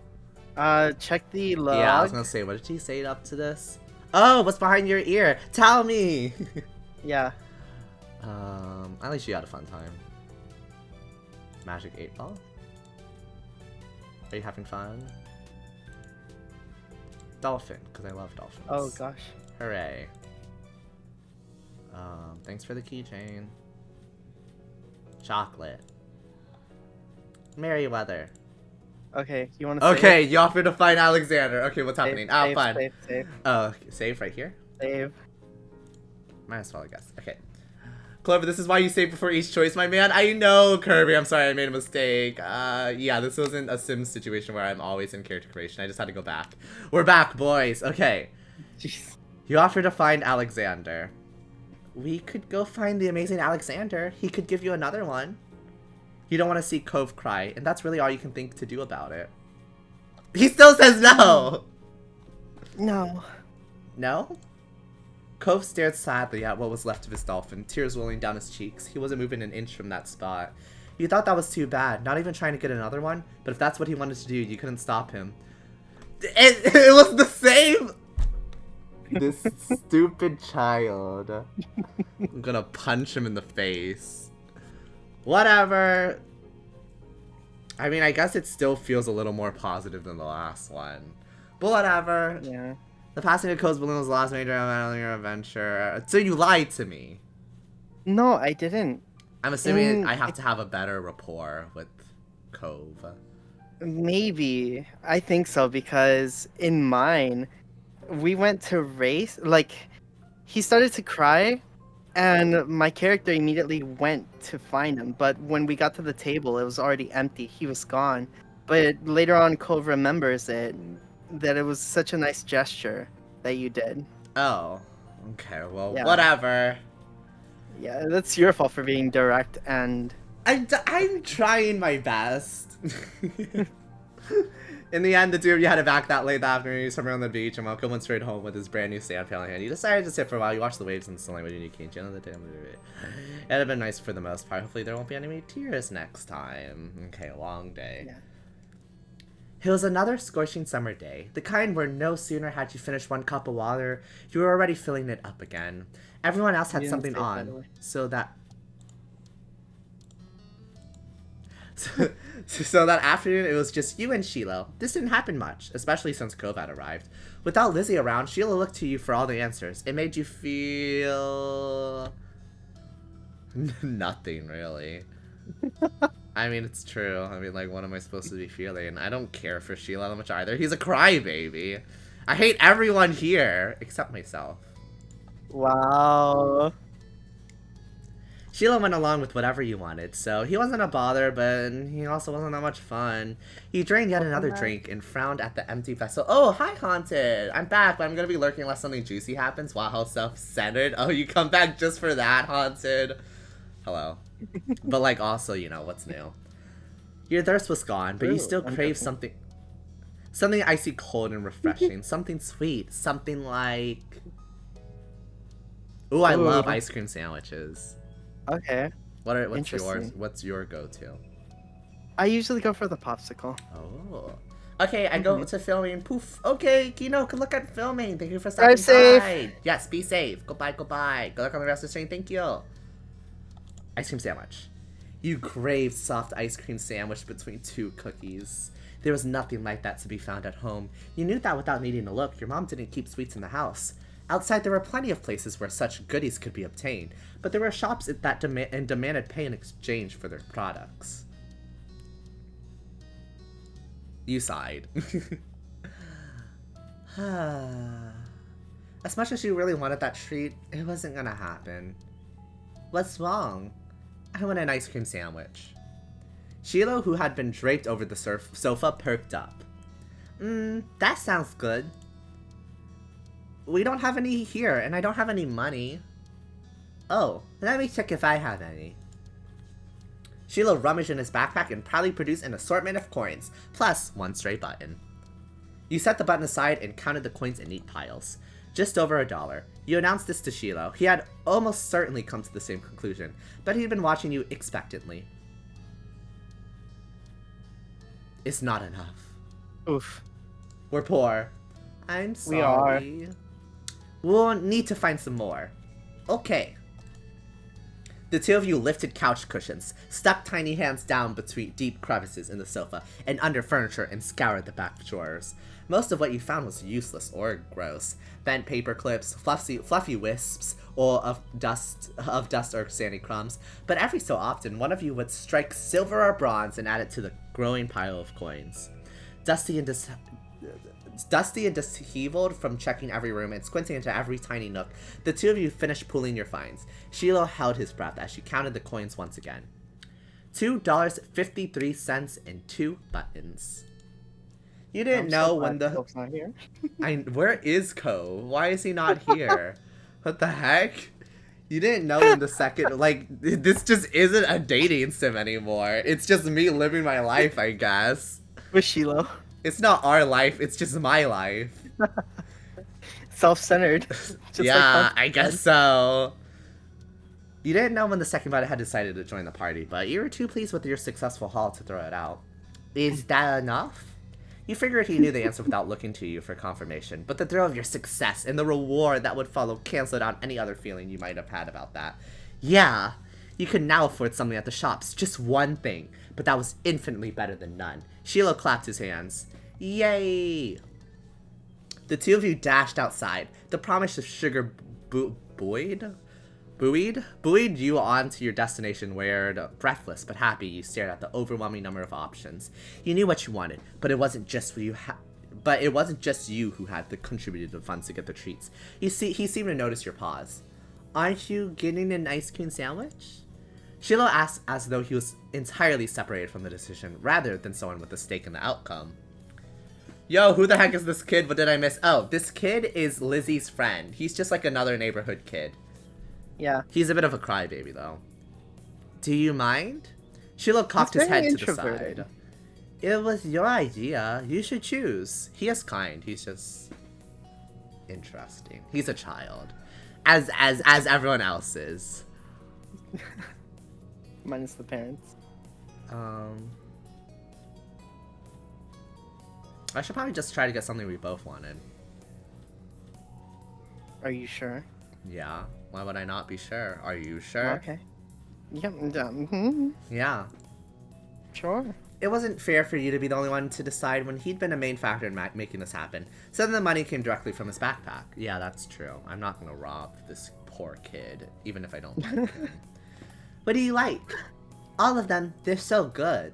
You pressed further. But what do you really like? Popsicles or ice creams? Which is your favorite? It's so hard to pick. I don't know. Frustrated, you cut to the heart of the matter. You want me to choose? Yeah. And that was that. You got the dessert you wanted originally and hoped Sheila would actually like it too. Finally, the reward for all your hard work was in your hands. Oh no, uh-oh. What did she say? Yeah. I think that's it. Just a yeah. Oh, yeah, okay. Yeah.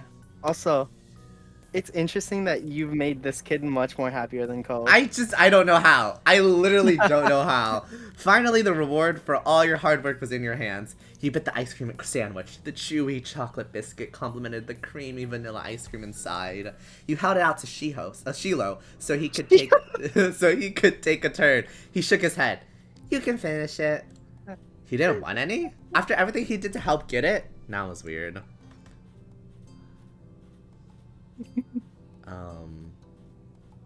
He seems happy enough. Fine, I tried my best. Uh-huh. But he accepted the offer. There was no point arguing. It was already melting under the rays of the sweltering summer sun. You eagerly tucked back in. The cold, sugary treat quenched you in ways that the water just couldn't reach. The two of you began to head back home as you ate. You were glad, too, to get the treat all to yourself. Only half would have been nearly as good. Why am I so selfish? Did I do this? Maybe. Even so, you couldn't help but wonder what Sheila was thinking. You walked side by side on the shore in silence, but your thoughts kept drifting to the boy beside you. Why didn't he speak up for himself? It was almost as if Sheila didn't know how to say what he felt or was too afraid to.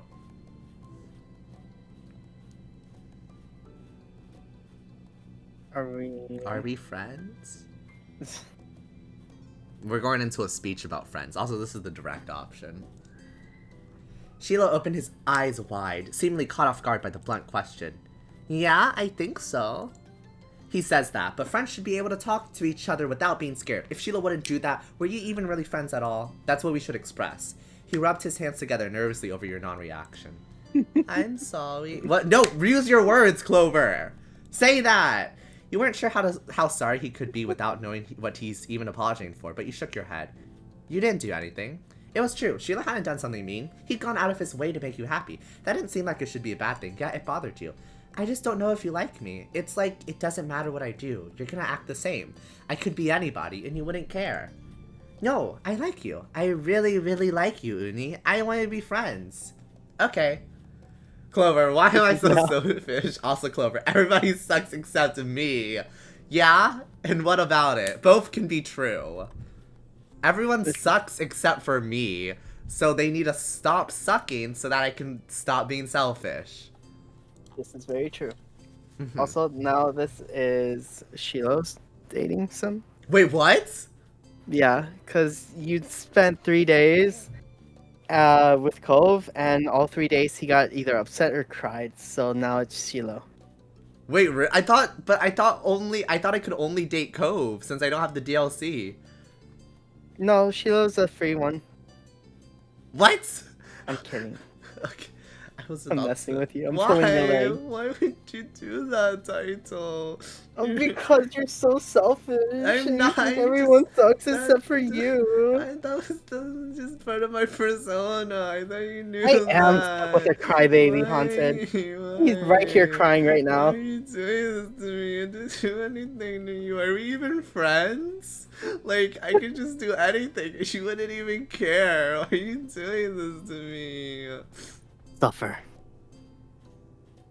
You smiled hesitantly at him and his fidgeting ceased. Even though you weren't sure if you believed him, this was only making things worse.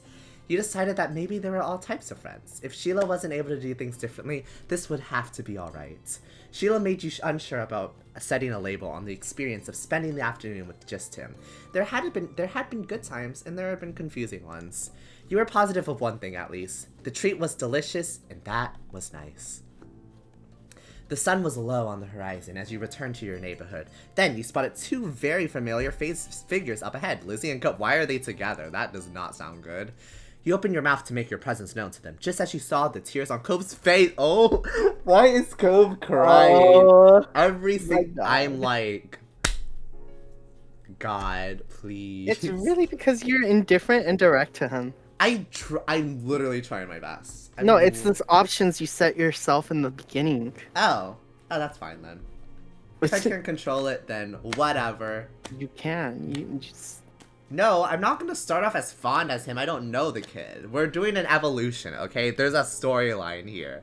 Just because I'm indifferent to him doesn't mean he gets to cry every time. Okay. You walk straight over, Sheila at your heels. Once there, you... Can I defend... Do I defend Cove? I don't know. Are you? Do I? You do. Yeah, I do. You didn't know what happened, but that wasn't gonna stop you from fixing whatever was wrong. Cove! Uni? We're on the redemption arc path now. Why are you crying? Who bothered you? Uni? I got yelled at. He took a deep, steadying breath. Some grandparents got mad at me. Okay, it wasn't Lizzie's fault this time. Good on This you, time. Lizzie. Besties. Aw, sorry. Lizzie jerked her head in the direction of a nearby house. Your heart sunk. You knew exactly what had happened. Every year, the same mean old couple rented out that condo for the summer. You, Lizzie, and Shiloh knew to stay away from them, but Cove couldn't have. They're like that with everyone. Even your mom struggled to find anything nice to say about them, but the elderly pair particularly took offense to the kids. Yeah, Lizzie said. Lizzie drew herself up at that. She looked pointedly in your direction. Uh-huh. I was helping. Okay, Lizzie, I didn't accuse you of anything, girl. Calm down. That's cool. Is there anything I can do?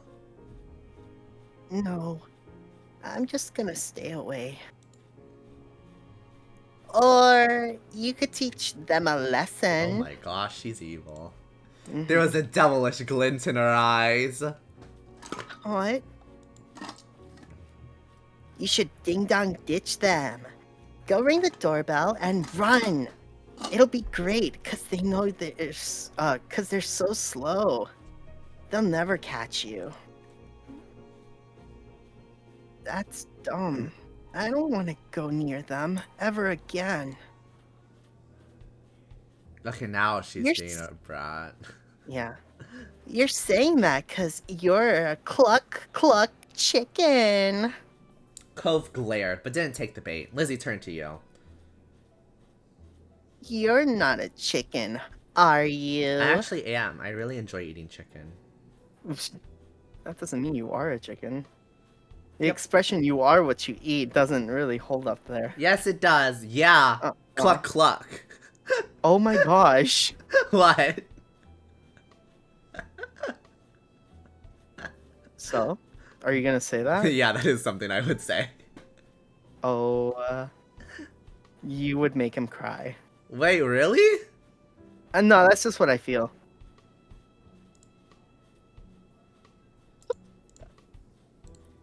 We're trying our best here. You learned your lesson. I learned my lesson. Yeah, cluck cluck. She can't tease you about being a chicken if you are, in fact, a chicken. Hunched over, you flutter your arms to form wings and bat them up and down. Buck buck buck. You are so evil. Wait, why? It's Grinch's cousin. For months, your sister seemed at a loss, but it didn't take long for her to regain her usual confidence. So you admit it. Yeah, I am a chicken. Being a chicken's fun. You continue to flap your arm wings as you circle your sister, clucking all the while. There's no shame in a chicken being a chicken. Oh, okay. You called yourself a chicken. Yeah, Okay. that's what I was trying to say. Oh, that makes more sense. Oh, you Okay, thought I was I calling lost- Clove a chicken? No, I'm a chicken. Yeah. Okay. Yeah, you're a I'm chicken. trying to make the mood lighthearted. Mm-hmm. I see. Things I were lost not myself. going the way Lizzie expected. She fought against a laugh and looked for a way to restore her serious authority. You and Cove are both little chickens. Let's all be chickens. Yay, let's go! Baka? Good job. The only person that I would allow to say this stuff to me is Mitsuki. Ooh. Oh. Cove folded his arms, though the one with the cast wasn't as tightly tucked down, and joined you in cheeping around. It was hard to cluck through the giggles that rose up when you saw him imitating a chicken, but you still both gave a first-class performance. The door to the old couple's condo flung open to reveal one of the culprits behind Cove's tears. You froze, wings raised. Oh, I got You this. got this. This is your moment. I thought it would be funny to have some awkward silence. I hate you. How dare you? You're only embarrassing yourself because it makes it look like you can't do it. What are you, Uh-huh, a I can, chicken? You're a chicken? A Cluck, cock. cluck. Cock. I am. Good. Okay, anyway. Can't you just let anyone have a little bit of peace and quiet? He must not be a fan of the theater or farm animals, as well as kids. That was the only explanation for his outburst, which was far louder than anything you and Cove had done. Go on! Beat it! It was distinctly unfair, but Cove's lips was trembling, and he thought it would be best to heed his command. Oh. Lizzie took off, with Shiloh immediately trailing after her without as much as a glance back in your direction. So much for your friendship. I know, yeah, Shiloh! This jerk! I know, right? You waved your arm at Cove, summoning him to follow you, and ran after Lizzie. The old man's hollers propelled you all from the street to the sanctity of the hill. Only once you were safe did you notice the stitch in your chest. Wait, the stitch in your chest and the ache of your legs? Oh, okay. You flopped down, the blades of grass tickling your face. Lizzie, who had taken the lead in the end, was already lazing to the ground. The four of you took a moment to catch your breath and enjoy the feeling of cool grass against your skin. Hey, Cove.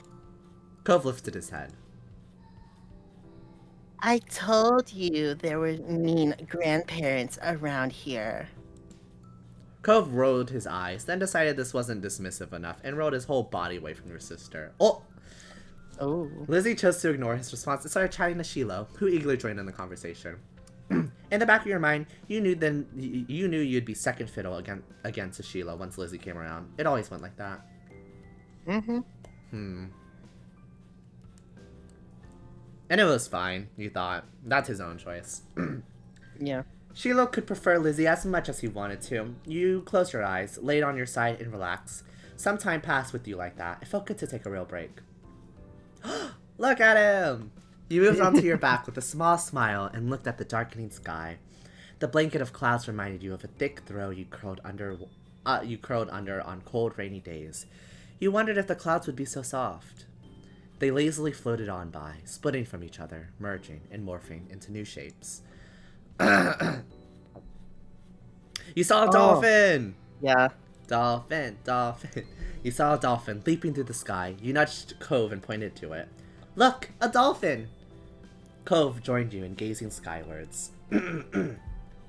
Yeah, I see it. Really?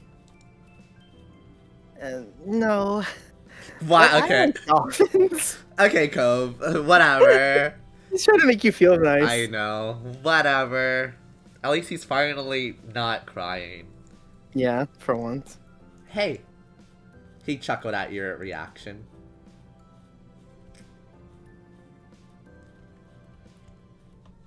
All the sun's light faded from the sky, and the moon rose higher.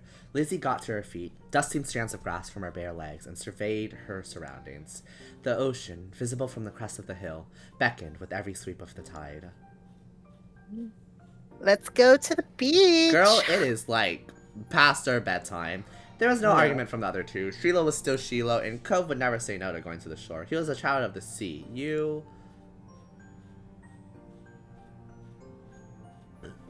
I mean, it's nighttime, but if they want to go, like... What you gonna do, feller? Why are we going out at night, guys? We're 8 years old. You were never an adventurer? Not really, no.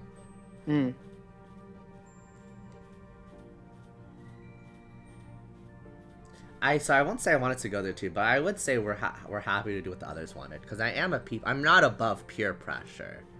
You're about to say you're a people pleaser. I'm not above peer pressure. The beach wouldn't necessarily have been where you go to next, but if that was what the others wanted, then you weren't going to spoil the fun. You stepped onto the sand for the second time that day, but it felt different at night. The beach was nearly quiet at this hour, abandoned, sandcastles and footsteps in the sand, too big to belong to any of you, were the only indication of how busy had been only hours earlier. The four of you kicked shoes off and removed socks and walked along the water's edge. The waves tickled your feet. I wonder what would happen if you try to take a bath in the ocean with shampoo and everything. Lizzie is disgusting. Yeah, she is. That would be bad for the fish. I didn't say anyone would do it. Jeez, you don't have to be so serious about everything. You're the one who asked what would happen. This is what would happen. It hurt the fishes. I like bubble baths at home. They're a lot of fun, no one asked. He says.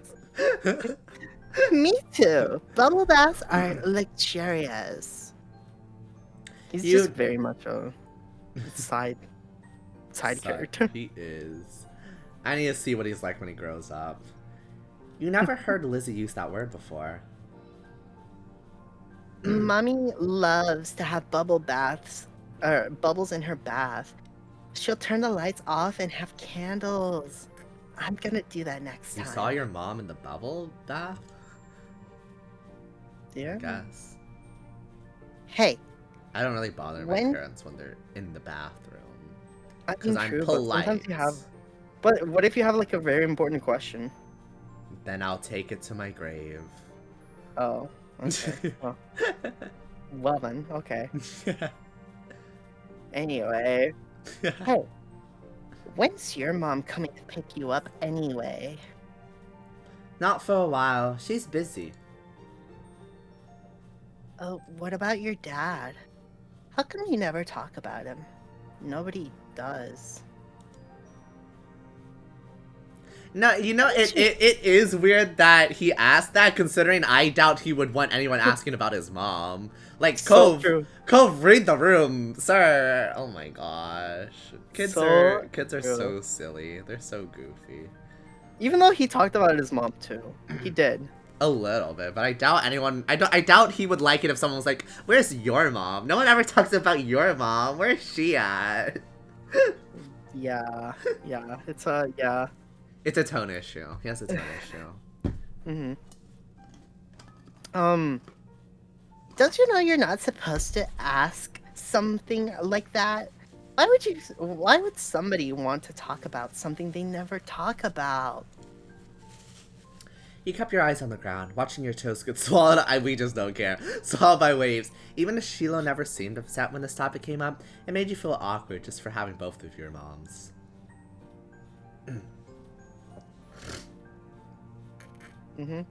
Oh, that's me. Yeah. It's okay. I'm like Lizzie and Uni. I don't have a dad. But I don't have two moms. I just have one. She's really great. Oh. Oh. Sorry. I only have one now, too. My mom isn't here. She's back home. It's just my dad with me. I never had a dad or anything, so don't feel bad. It's really sad that your mom is gone. Cove nodded. Jeez. Jesus My Christ. gosh. So is it bad, though, that, like, a long time ago I had that thought, though? What? That His mom Sheila's and- mom and Cove's dad would get together. That was the first thing I thought, because when I found out that Sheila, like, whenever we had that, like, sandcastle day and Sheila's mom picked him up, I figured Sheila only had a mom, and I was like, I wonder if they're gonna become a thing. This game knows what I'm thinking. I would never say that, though. I'm trying to remember. I mean, I just don't think my input is important here. I still have two very much alive and loving mothers, so I don't think my place is here. He didn't say anything. You couldn't come up with anything you thought would make the conversation any less awkward, so you kept quiet. It was safer that way. The silence broke with a splash as Lizzie kicked in your direction. Cold water and sodden sand splattered against your leg. Lizzie giggled, foot still outstretched from the kick. Cove joined in, striking the incoming waves to make a splash of his own. Shield scurried out of Cove's spray zone with a grin. Retaliate. Use your foot to smack the water pulling around you, sending an arc of sea foam flying back at your sister. You laugh as she spluttered, some of the salty seawater having landed in her mouth. She spat it out. Yuck! Lizzie chased you, intent on revenge. You dashed up and down the coast, taking it in turns to be the predator and the prey, as well as joining forces to take down Sheila or Cove. Alliances were silently forged and wordlessly broken. Everything was fair game in war. Ah! Sheila's brief exclamation was drowned out by the biggest splash yet, caused by him falling face first onto the ground. That would have been bad enough without the wave that followed, cast going over his prone body. Jesus Christ. Oh my gosh. Sheila sat up, shaking his head like a dog, coming in from the rain as you all hurling over to check on him. His hair was plastered to his head and his soaked clothes clung. If there was any part of him that was still dry, you couldn't see it. That was crazy. Are you okay? Oh, this child got wrecked. Yeah, my foot got stuck and I fell over. Way to go, Sheila, you dumbo. I guess I'll offer him some help. I mean, it'd be rude not to. You offered him some help, though. Cove get jealous. Sheila didn't take your outstretched hand after what you dropped. That's just embarrassing for it. Like, sorry, you were on the ground, sir. My bad, I guess.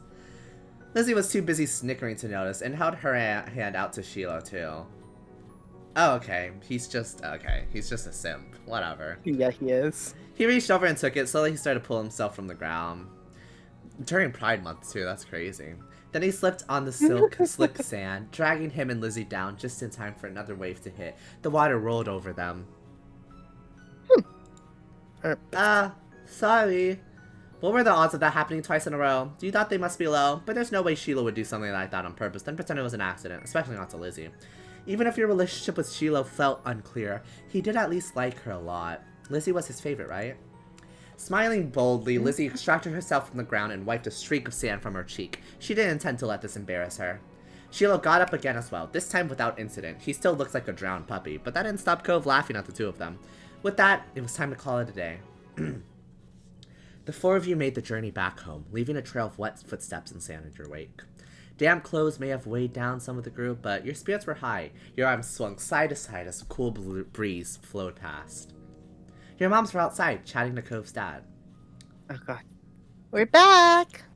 Your mom's faces fell as they took in the state you all were in, ranging from messy to soaked. Elizabeth, is that all that you have to say for yourself? You brought half the beach back with you. They certainly did. What's Marigold going to do when she comes to get Sheila? Is that how you want him to be for the long drive home? Come cold and filthy? Lizzie's expression turned sulky over the scolding. Being the oldest could be fun, but it also meant she was the first to get in trouble when something went wrong.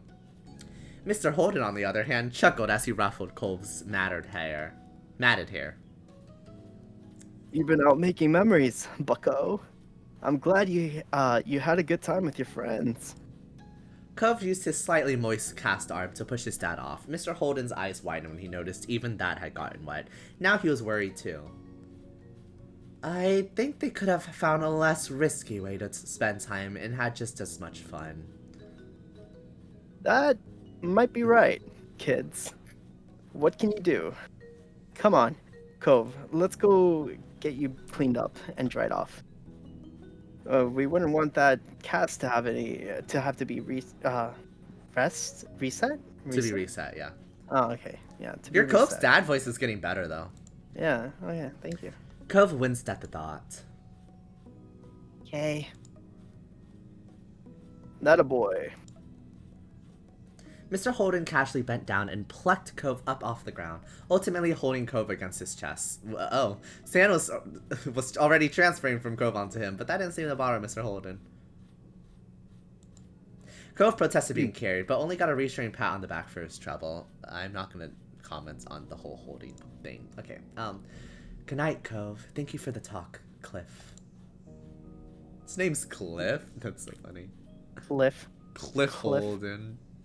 Cliff Holden, cliffhanger, hanging from a cliff. No, just me. No, okay. yeah, Anyway. just you.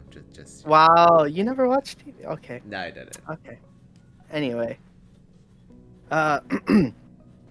Night, Clover family, and Shiloh too. Well, we'd better do what we can to fix you guys up too. Come on, everyone inside. I want you to march straight to the downstairs bathroom. Yes, Mom. Okay, Lizzie's mom. Don't worry about stopping to wipe your feet on the mat this time. That won't do much good tonight. Sitting on an old beach towel your mommy had found, you waited in the hall. Until you were less sandy, you weren't allowed to go to your room or walk around the house. But you did get to eat a sandwich for dinner there. It felt like an indoor picnic. It had been decided that Sheila would wash first and borrow some of your clothes. He was already finished and packed away in his mom's car. Miss Field had come to collect him a little while ago. It was a bit of a funny experience seeing him without the hat on for once. Lizzie, being much more soaked than you, got to go in the tub next. It wasn't a bubble bath as she had hoped. This was a no fun allowed cleanup session. At least that's what she'd claimed. Not much longer, and it would be your turn. When the bath was done, you would have to go right to bed. After a day like this, though, you were glad that there weren't going to be any further events. Drifting off to sleep sounded like a great idea. Cool. Okay.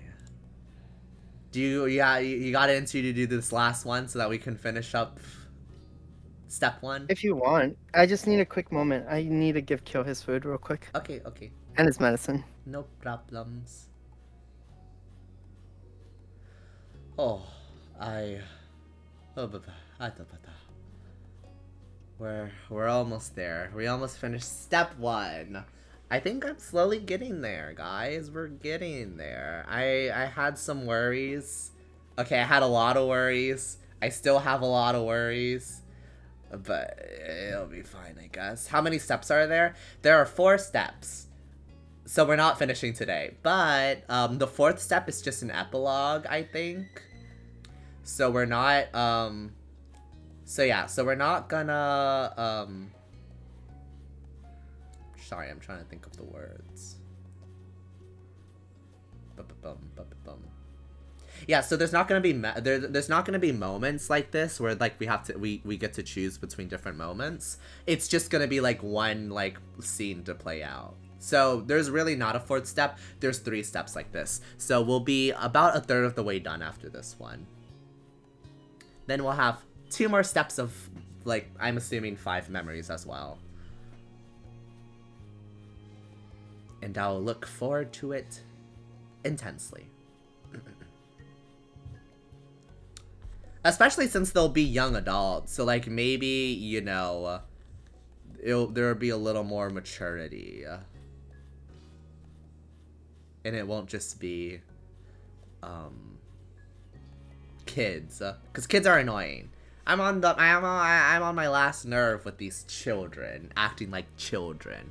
Like, What kind of children acts like children? Unheard of. Unbelievable.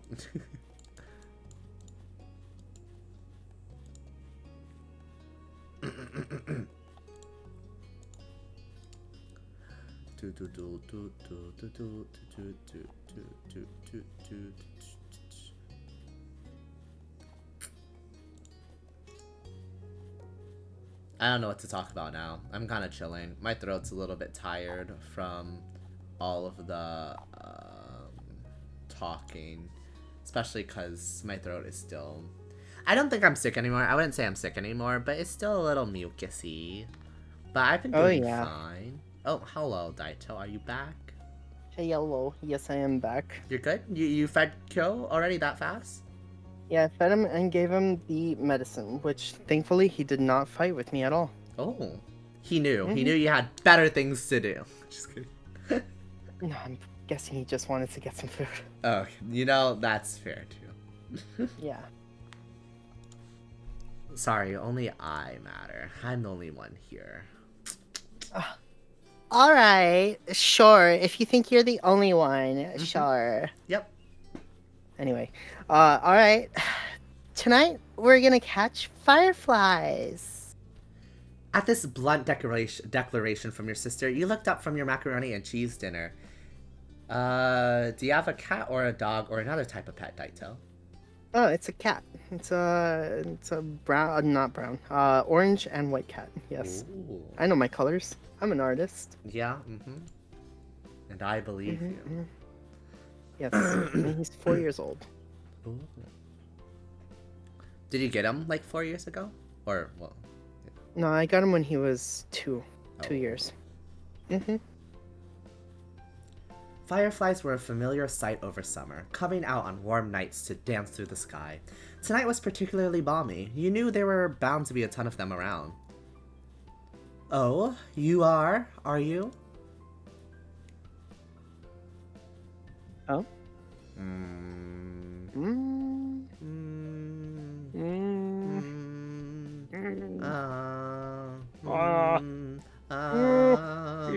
gonna look at my mom's.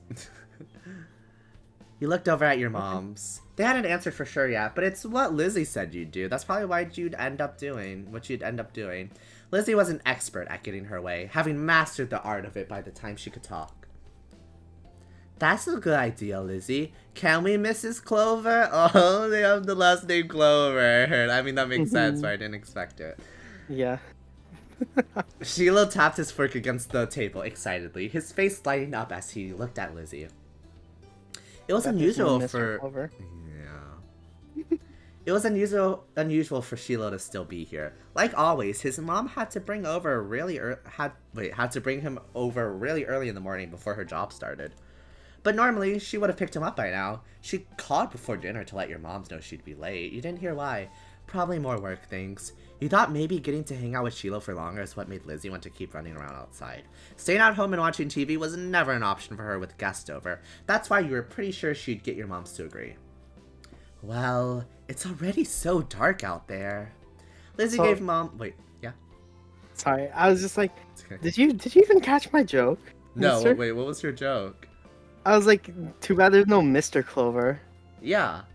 for you.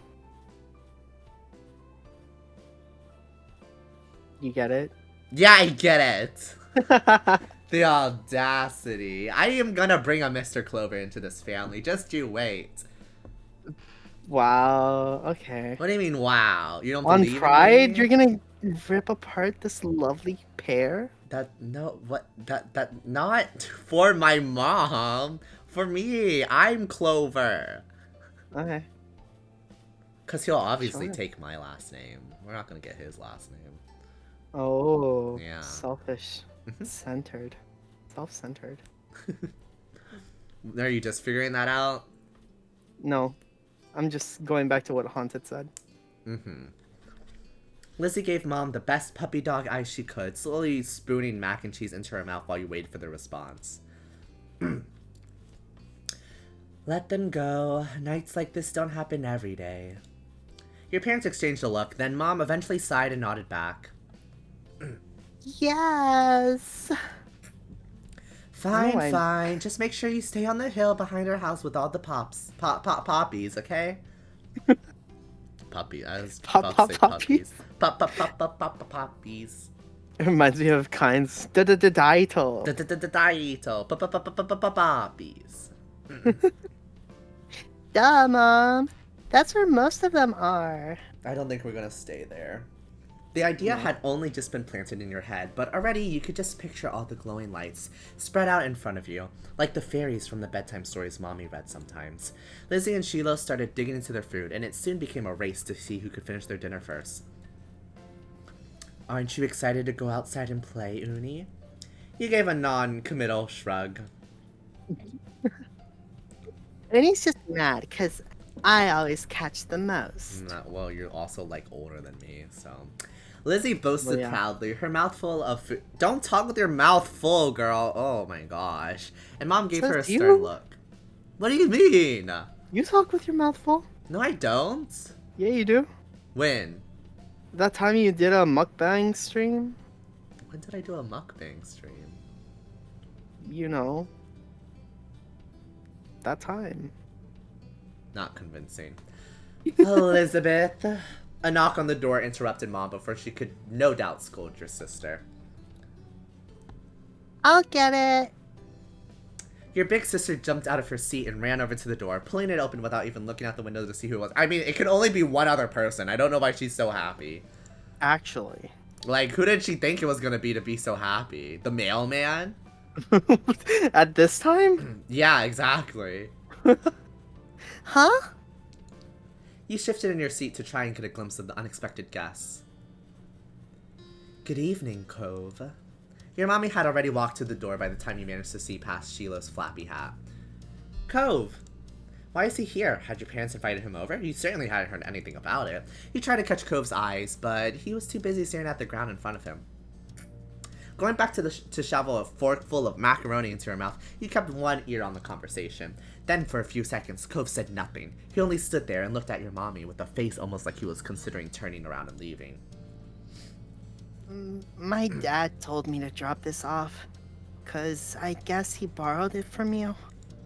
Cove took a familiar screwdriver from out of his large side pocket, eyes now dropped to the floor. Or drooped. Was it dropped or drooped? Dropped. Yes. We left ours back home when we moved. They just didn't come prepared for anything. Nope. Great, thanks. Bye. Thank you. Here, why don't you come inside for a bit? Lizzie crossed her arms and lifted her chin. Cove shrugged and Mom stood from the table too. I'll give your dad a call to let him know you got here all right. Cove shuffled fully inside, eyes remaining on the ground. Mommy closed the door behind him. Hi, Cove. Sheila gave Cove a friendly smile while waving by, holding up his hand and opening and closing his fingers. Cove nodded in response.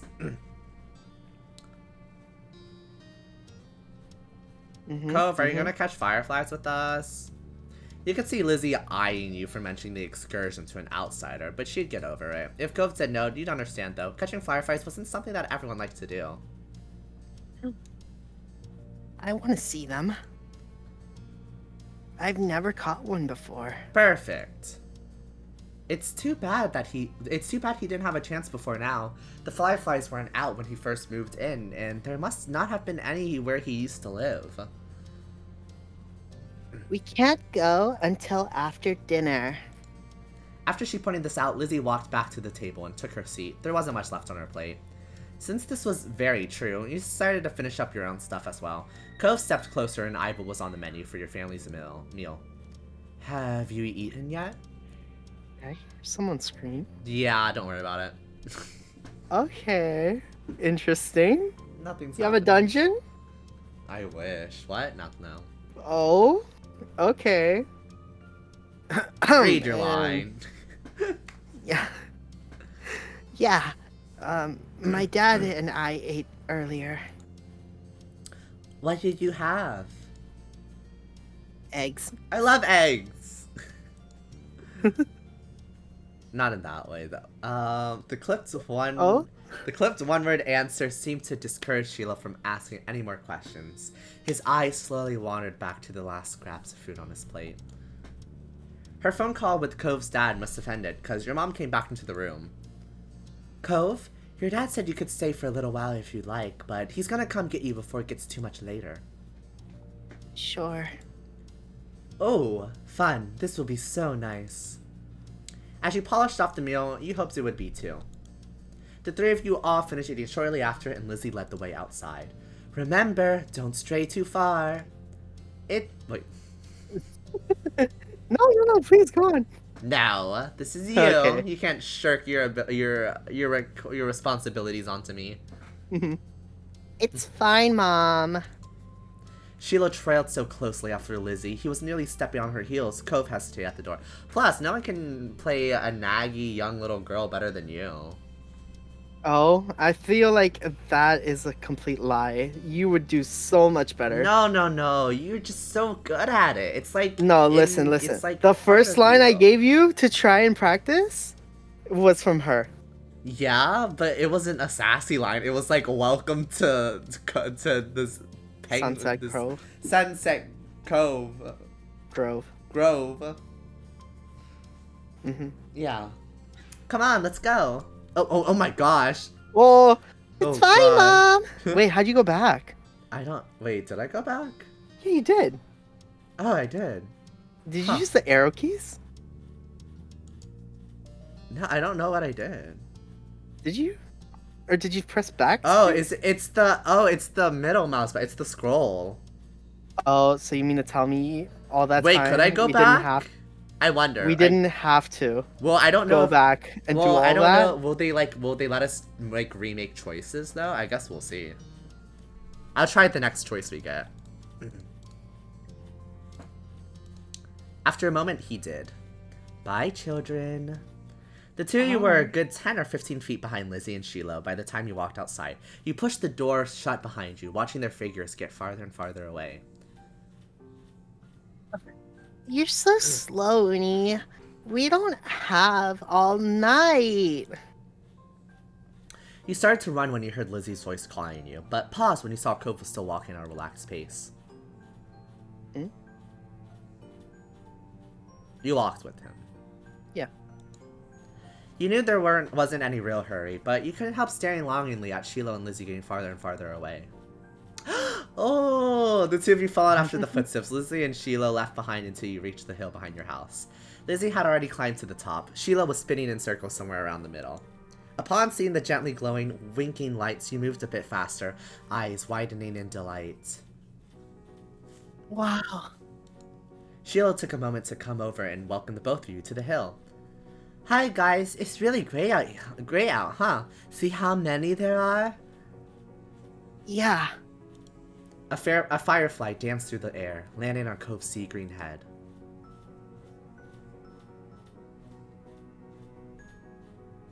You quietly looked on. I don't make... Why am I laughing? You took a couple of steps back slowly, trying not to spook the little bug, as you admired how it glowed so brightly against Cove's hair. Cove raised an eyebrow, giving you a confused look, and Sheila giggled. You gestured to his head and he reached up, making the firefly dart away. Cove jumped, then followed after the glow. Oh look, Lizzie has one! That's amazing! The lisp is more pronounced now. Sheila ran I to the know. highest point of the hill, making sure not to lose his hat or backpack along the way. You hummed as the group divided and conquered, shifting your gaze to the dozens of other fireflies sailing around. The game was on.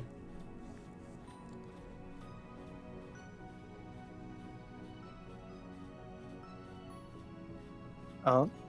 I don't get cuts or scratches. No, actually, I probably do. You'd be Butterfingers.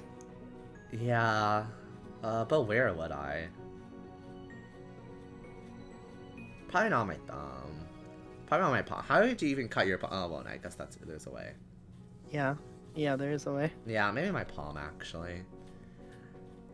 A bandage on my palm. Spotting one close by, you approached it with assassin-like stealth, crouching down to make yourself seem like less of a threat. Slowly dragging one foot in front of the other, you crept up towards it, arms outstretched. You close your hands around the little glowing orb, careful not to crush it. The firefly landed on your palm, almost docile, and you stared down at your prize in delight. Its tiny legs tickled your skin, and you giggled at the sensation. Cove kept up with his own target, but when he tried to grab it, his pink cast waved awkwardly through the air, foiling his efforts to clap his hands around the firefly. Ah, Cove watched it vanish into thin air, with a dissatisfied expression on his face. You encouraged him to try again. Yeah. There are plenty more fireflies. You can try again. Cove didn't say anything, and you thought he must be upset. He walked further up the hill to continue his hunt, and you let your own firefly flutter back into the air. That was fine. You had your own plans. I'm tired. Really? That's enough from me. What do you mean, really? Okay. Remember, we can try the thing. Oh, yeah. The scroll wheel. Oh, it does work. Wow. So we spent all that time. Okay. I don't need the sass. You decided to sit in the grass and watch. Okay. He quietly took a seat among the flowers. Running around sounds tiring. The others were jumping and dashing all about. You saw how many times they succeeded and failed. How Sheila almost tripped a couple times. It was a dramatic show. Though around you it was calm, the lights of the stars and fireflies surrounded you peacefully. It was a beautiful night. You laughed quietly to yourself as you watched the others, and Sheila finally managed to catch a firefly between his small hands. His eyes lit up, and when he spread his fingers to take a peek at it, the bug escaped and flew off into the air. Oh! You watched as he pounced after it once more, but your eyes soon landed on Cove, who had failed to catch a firefly yet. I don't think he likes it when I, talk to him, so I'm just gonna wait to see what happens. You sure? Yeah, he doesn't like it when I say things to him. You watched as he crept on an unsuspecting bug, so slowly that for a moment you wondered if he was still moving at all. Then he raised his hands towards one of the little bopping balls of light, closing in on it ever so slowly. No! The crafty little critter had escaped his clutches at the last moment, drifting too high up for Cove to reach. No! While Cove returned to hunting fireflies, you settled for laying back against the soft grass, watching the poppies swaying around you and the fireflies hovering against the vast sky. Uni, Clove! Get up here! We're gonna have a race. The shouting caught you off guard. It had been quite a while since you heard from Lizzie or Shiloh. You glanced over to see them both standing on top of the hill again, Lizzie beckoning to you with the quick hand gestures. If she was like that, you knew there wasn't much room for disagreement, but up the incline you went. From the corner of your eye, you saw Clove was coming as well. He didn't care for Lizzie a lot, so you thought he might be intrigued just by the idea of a race. Hi. Hi, Cove. Oh, no, wait. Hi, Cove. Can't you roll down the hill? You could hurt your arm again. You'll be the referee for the rest of us. As Lizzie pointed this out, Cove froze in place. Oh, it was that kind of race. He frowned down at his cast. That was the second time it got in the way tonight. Oof. Oh, that is What? an oof. Yeah. You'll watch and see who gets to the bottom first. That's important. Got it? I guess. The cast was sturdy. If he was careful, he could have done it. Lizzie might have just been looking for a reason to make someone else the referee, but it was already decided.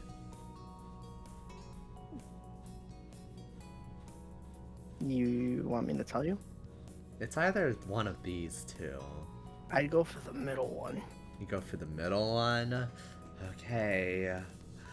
Okay, am I sticking true to myself, or am I being peer pressured by this game?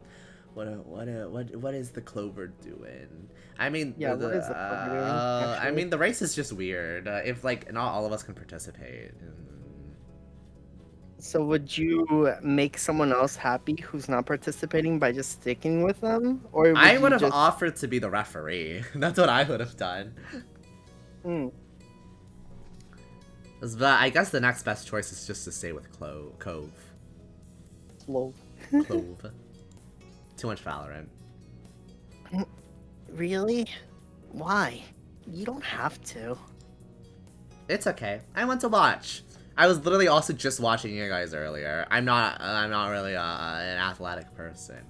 Okay, weirdo. You move beside him on the top of the hill, even though Lizzie eyed you and made a face. That's not how races work.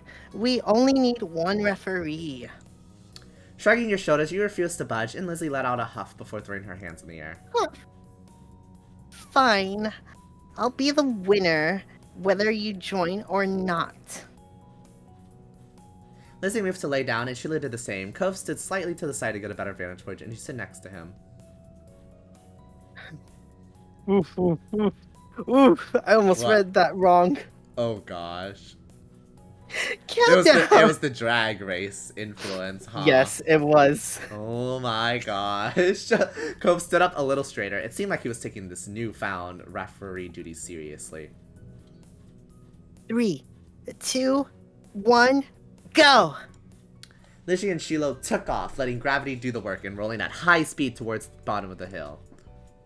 You and Cove leaned forward to watch them go. Eyes peeled for which of the two of them would reach the bottom first. They were both neck and neck, and so about halfway down the hill, Lizzie started to veer off to the side, giving Shiloh a huge advantage. She obviously hadn't noticed a thing, and as soon as Shiloh reached the bottom of the hill, he jumped up excitedly and threw his hands in the air. I won! Almost immediately, he fell back onto the grass, still dizzy from his roll down the hill. Lizzie stomped out of the bush she had ended up in, spluttering angrily and brushing leaves from the front of her dress. Not bad.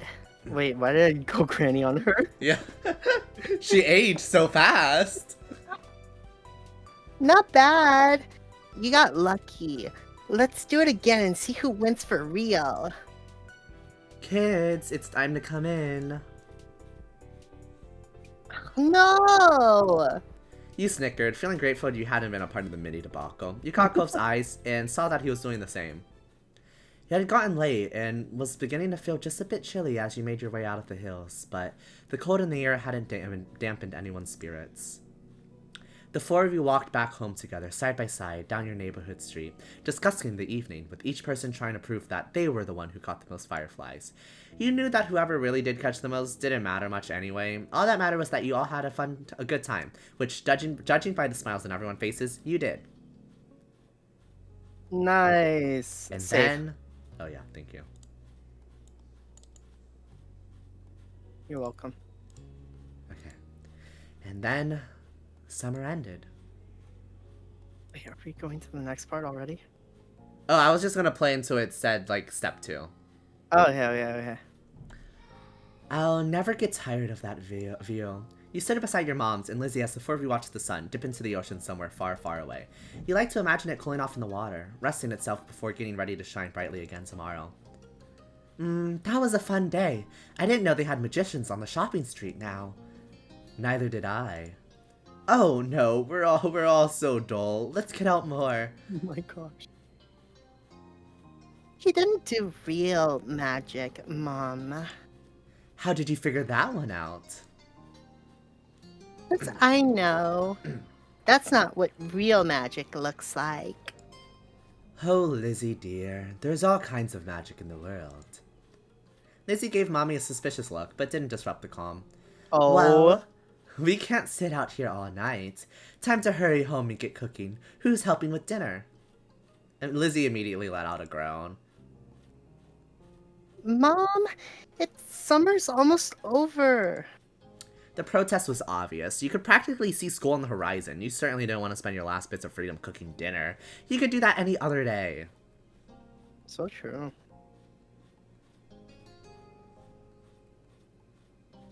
You put on your best puppy dog eyes. That's cute. Oh, don't look at me like that. Like what?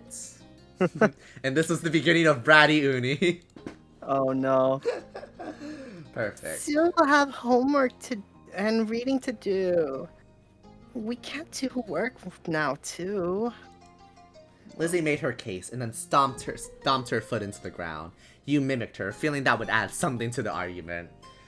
Well... Oh, come on, Pam. I can help you with dinner. Mommy leaned in for a hug, and you knew that you were very close to victory. Alright. But as soon as dinner's ready, you lot are coming inside, understood? Yes, Mom. Yes, Mom. Oh, wow. Ah, so much to do, so little time. Maybe I could still get the seashell bracelet and the tins and trinkets.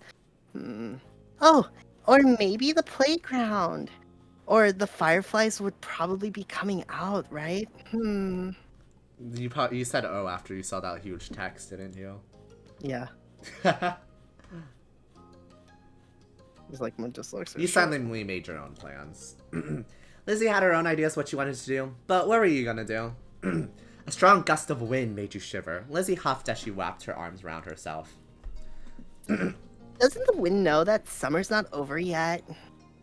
That's all Lizzie said before abruptly turning on her heel and heading off in the direction your mother's had gone. Where are you going? I'm going to my room. I have lots to plan if I want to make the most of tomorrow. You thought this was over. Looking off towards the water again, Lizzie didn't wait, and before long she was disappearing off down the road. You stayed outside. You watched Lizzie run off, twisting your lips as she considered what to do. In the end, the pretty sky and the soothing sound of the waves won out. You strayed off the path, grinning at the feel of the sand, quickly filling in the empty space in your flip-flops. That was fun for a while, but you grew bored eventually. How else could you enjoy the remainder of your time at the beach? You looked for seashells. We had the whole seashell collecting thing. You walked to the shoreline, peering at any debris that washed up. Most of it was just seaweed, rocks, and trash. Though now and then you'd spot a seashell. You picked up the ones that stood out to you until you had a nice little collection. It was a great evening, but soon enough you had your fill and were ready to join the rest of your family back home. Not too much farther down, you spotted a familiar green head of hair moseying along the shore. You went to see what Cove was up to. Let's go!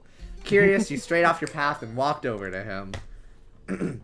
Cove knelt down, picking up something you quickly identified as a smooth rock. He reared his arm back, then tossed it out into the water.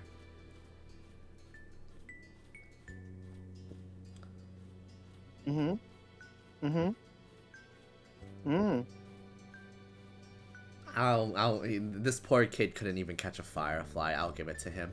Wow, look how far you got it. It sailed way out into the sea, Cove. That's crazy. Sarcasm. You looked for your own rock. Deciding to join Cove, you searched nearby for any rocks or shells that you could throw too. Cove jumped a little when he noticed you and gave a shrug and smiled, realizing you'd sort of forgotten to announce yourself. You found a shell that would suit your purposes, a smile growing as you tossed it as hard as you could. It landed with a sweat-sounding thunk a few feet away and slipped down into the water. It sounds about right. I could never skip rocks as a kid. When you looked over at Cove, he didn't seem to notice that his throw had been more impressive. Cove was looking down at his cast, scratching idly at the pink surface even though you were pretty sure he couldn't feel it. His brows were furrowed, and there was a frown on his face. That's not fair. I've had to wear this cast for ages. I can't even swim.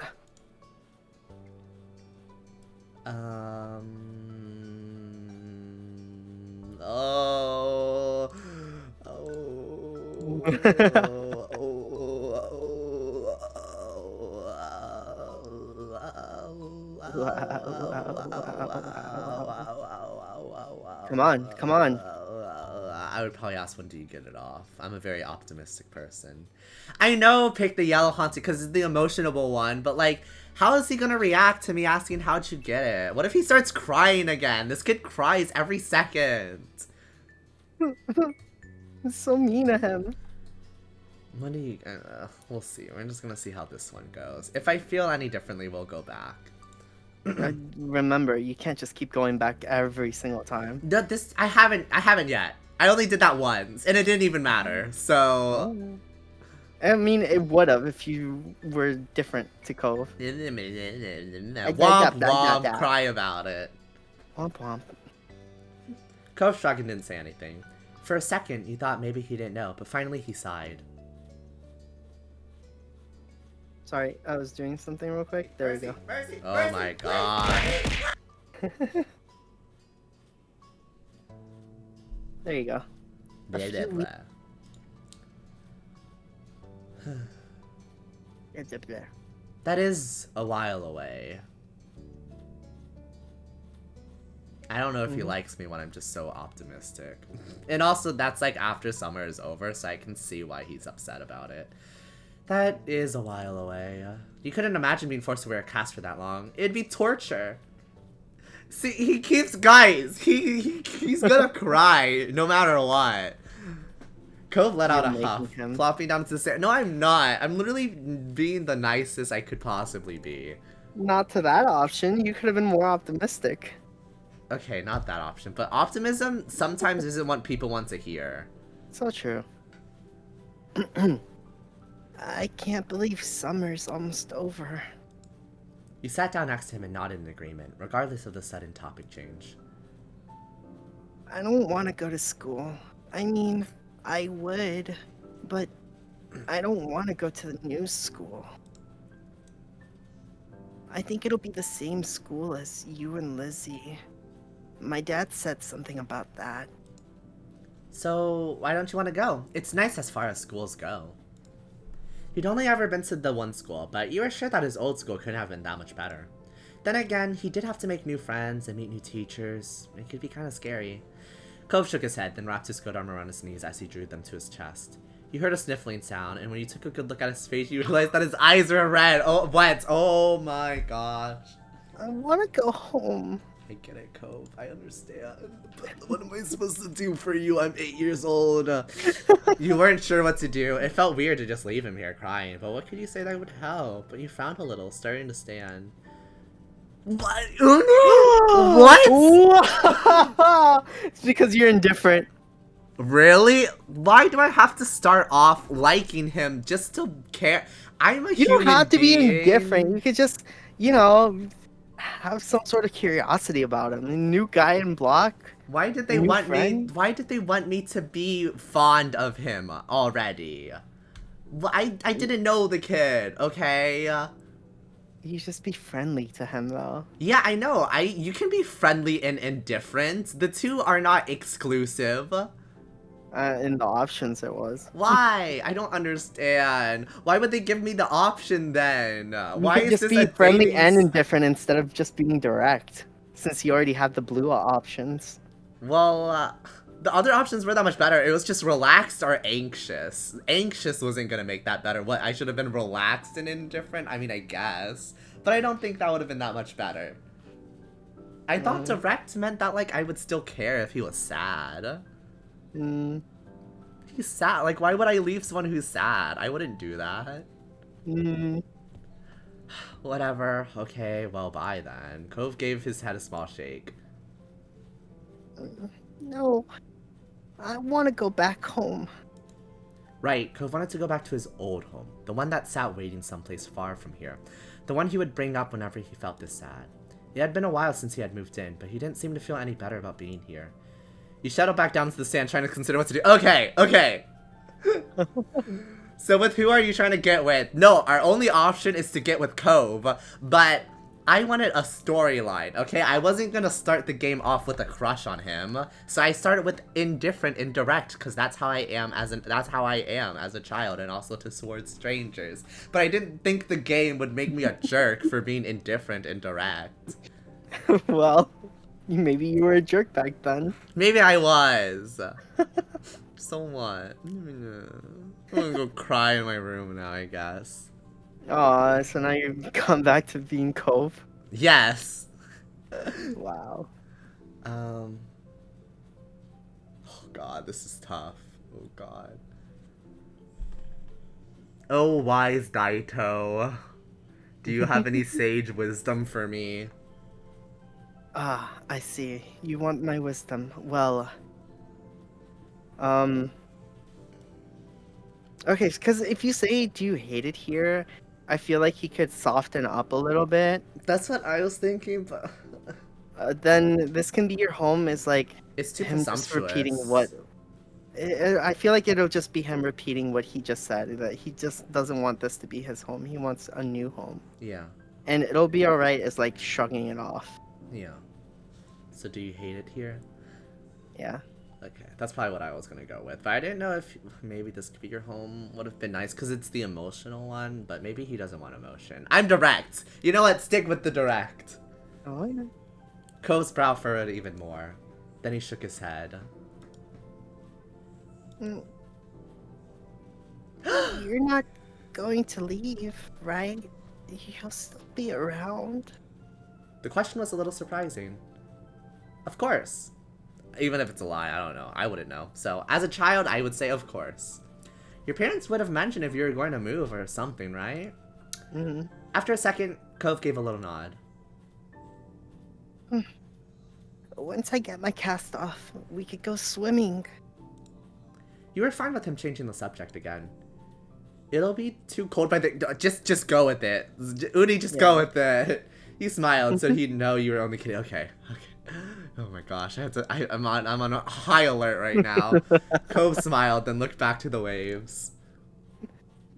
My dad keeps saying that I'll get used to everything eventually. That I'd feel better than it used to make me angry.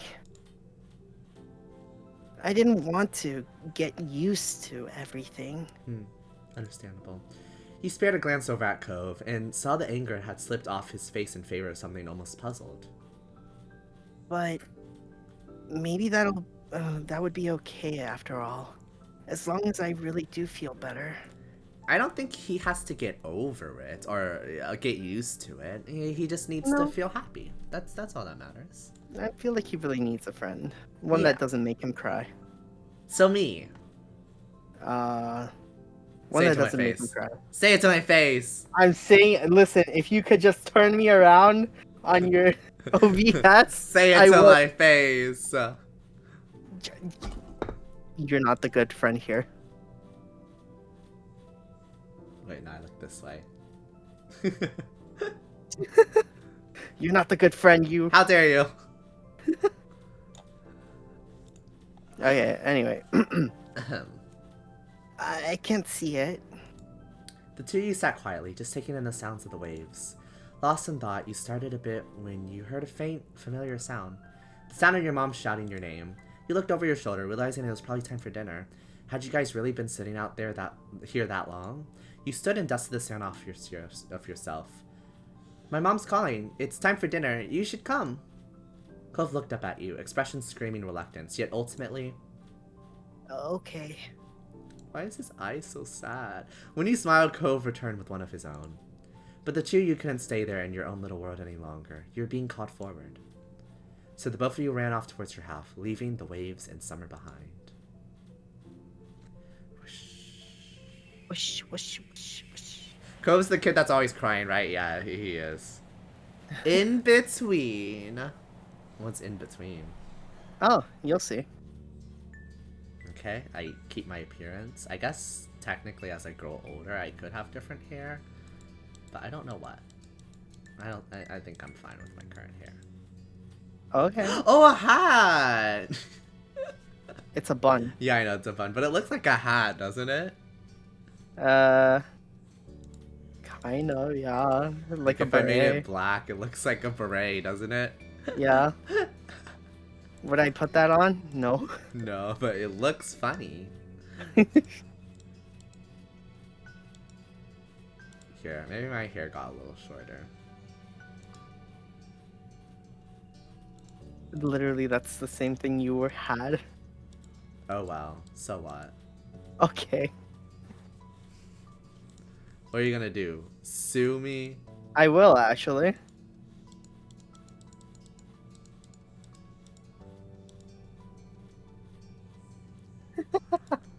Clover, check the Discord, please. Clover, you're on this screen again. No, Kirby! Kirby! Yes, I have. We're literally in the in-between area. No, this. Why do you keep popping up? I swear we're not only on this scene. I promise you, please. No, we literally had to go back again. No. Clover, check the Discord. More POV, you're talking to Cove. Exactly.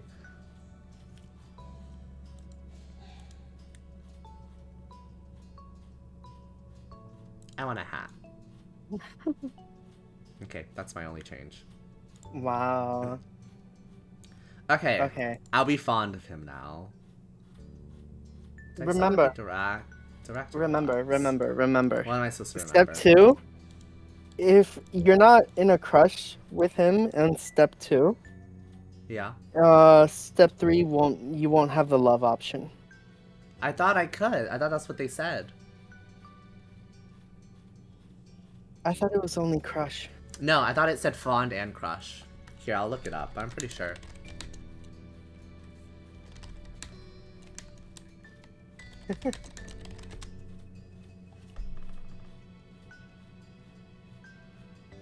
Don't let him lie to you guys. He's actually been here for the longest time. No. He's very indecisive with how he makes his character. For 4 hours, 35 minutes.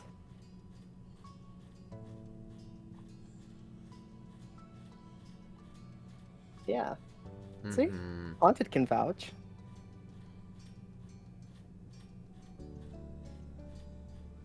You find it? You find it? No, I You can't there? find Almost it. there? I'm looking. Look harder. Look faster. Come Now on. I'm wet. People are waiting. Oh, thank you for the hydrate.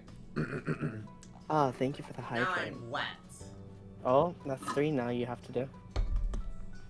Now I'm wet. Oh my gosh. How many? 3? Okay, true.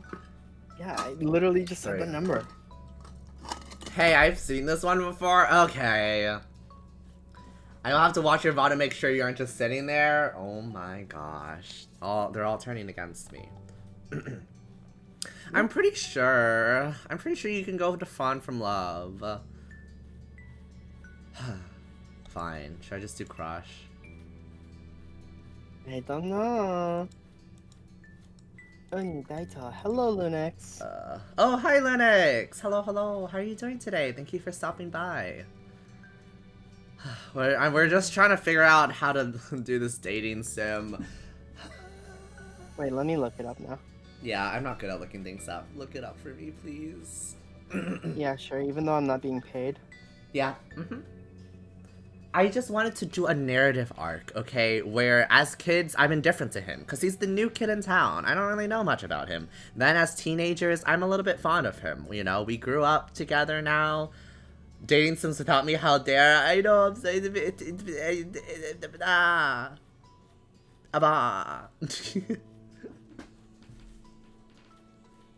but yeah, so then in step 2, I wanted to go from fawn to be fawn because, you know, like, we're close, but, like, I don't know if I have a crush on him yet. Then step 3, I was just gonna date to love because he had a crush on me first, you know, and that was the kind of the vibes I was going for. But I don't know. Maybe this game wants me to have a crush on him.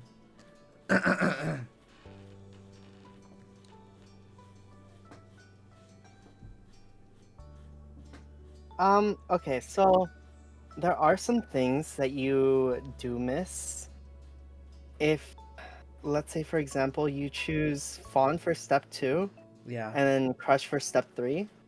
I was gonna do There's love some- for step 3. We can't go from fawn to love. For each step you get the options to fit in your choices.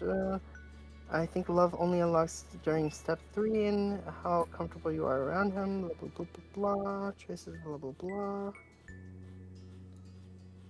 You must be in crush or love to start dating. Ugh. Yeah. Fine. Whatever. We'll do crush, but I'm gonna be nervous then. Add some spice. Okay. Okay, so now the story is Cove moved in. I was indifferent about him because he was the new kid in town. But as we spent the days together, I realized about myself that I was more and more curious about how he was feeling. And so I realized that I guess I had a crush on him this whole time. And so now I'm nervous about all of my actions because I want to end up with a boyfriend at the end, okay? Choose indifferent, please, for the love of God. No, Haunted. I'm not giving in. I'm not. I need a boyfriend. Be happy for me, please. So that you know, I had Cove first before you. Yeah, okay, that's fair. That's fine.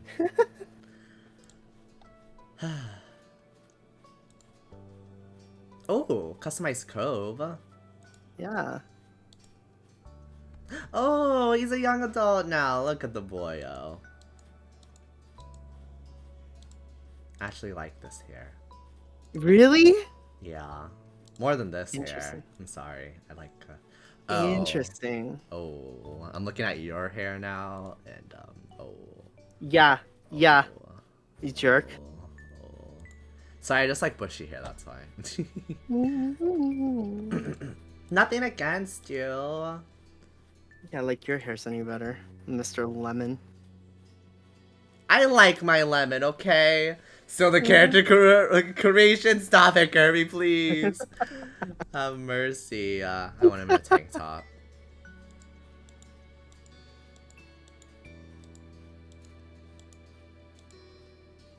Here, he can wear... Yeah, that doesn't really go well together, but it's fine. Interesting. So you're just gonna have him constantly in swimming trunks? Or swimming shorts? Fine. You're right. Bam! Here, look. For his pajamas, he can have your hair. Wow. The compass, what a nerd. Also, did you see the thing in the second page on his arm? Wait, what? Yeah, I saw the scar. I saw it in the first page Yeah. when I was Okay, choosing yeah, the yeah. wrists, the bracelets. There's lore. There's lore. Here, and when he's running, he takes his or what is this? Yeah, or just jacket. He takes his glasses off. Sure, I guess, if you wanted to be blind. I'm joking. How dare you?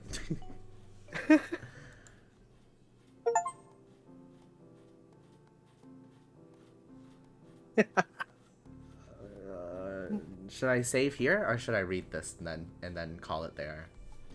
What makes narrative sense? Well, you can't go back, can you? To the options? No. Yeah, okay, so... Oh, I can. Oh my gosh. Oh? Oh. Okay. Well... Oh wait, actually, oh wait, you could do both? Oh, I should have said both. Okay, good thing we went back anyways. I would just keep how it is. Oh. Just so that the AI does the rest. Oh, his AI. Oh, okay. Yeah, because he remembers stuff from you. Oh, okay. But I don't think that's good. He'll be fine. Look at him. He's smiling.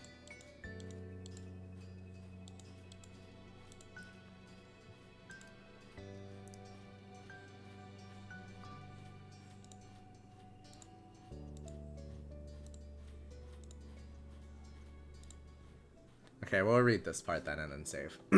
Yeah. August ended, September began. It was time to go back to school. Lizzie groaned and complained the entire first week. She hated going to classes. Still, there were interesting things to do that couldn't be done anywhere else.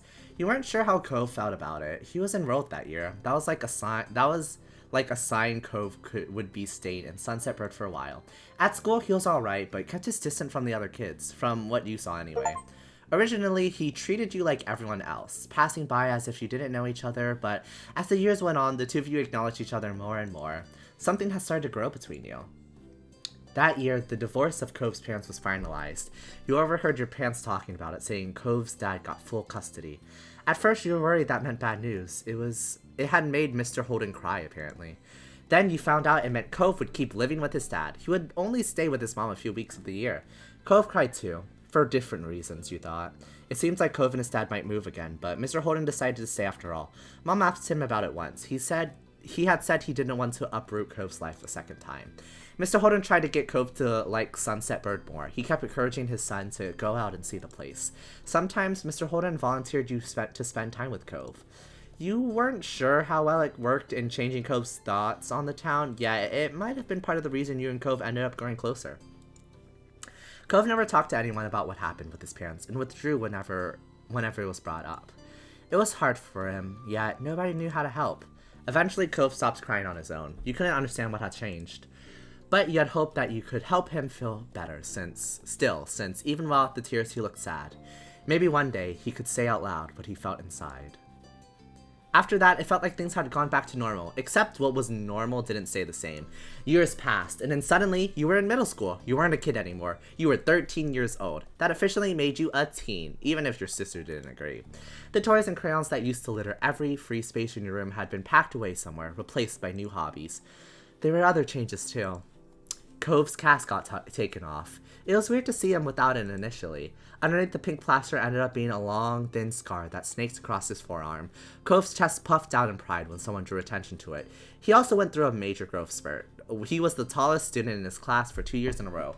Cove will probably hold that spot again next time. In class, people knew him for more than just being tall. He also stood out because of how well he did in gym and other athletic situations. Over the years, he began opening up more too. You saw him talking amicably with other kids or neighbors from time to time. And the only kid that came to visit the neighborhood when you were little, Shiloh, well, he was gone. Huh? He and his mom moved back south because of her work just 1 year after Cove gave him a sunset bird. It had been really upsetting when he left. Lizzie was inconsolable for weeks, but nobody talked about Sheila anymore. It was a long time ago. What? You learned some heartbreaking things became less sad the further away they were. Even if they had never gotten better, that was sad in its own way. Things at home were different too. You still lived in the same house and all that, but it wasn't how it was before. Ma dyed her hair purple, wanting something new, and liked it so much she kept dyeing it. You remember calling her mommy as a kid, but something like that seemed awkward nowadays. You were much too old for that word. Lizzie felt too mature for a nickname too. She instead insisted on everyone calling her Elizabeth, so you did. Your mom soon gave her permission to go places other than the playground and shopping street, which she took advantage of. You rarely saw her around the old neighborhood. In fact, she hardly spent time with you the way she did before. Elizabeth instead associated more and more with girls from school who were her own age. Maybe the difference between 13 and 15... Wait, she was only 10 then. Oh. Yeah. What a brat. Maybe the difference between 13 and 15 was greater than the difference between 8 and 10. You start befriending new people yourself, like Derek Suarez. He didn't live in the neighborhood or go to the same school. What happened was his and Cove's dad struck up a business partnership a few months ago. Since then, Derek would pop up in the area now and then. It seemed like Mr. Suarez was happy to let Derek tag along to his work, if Derek had the time for it.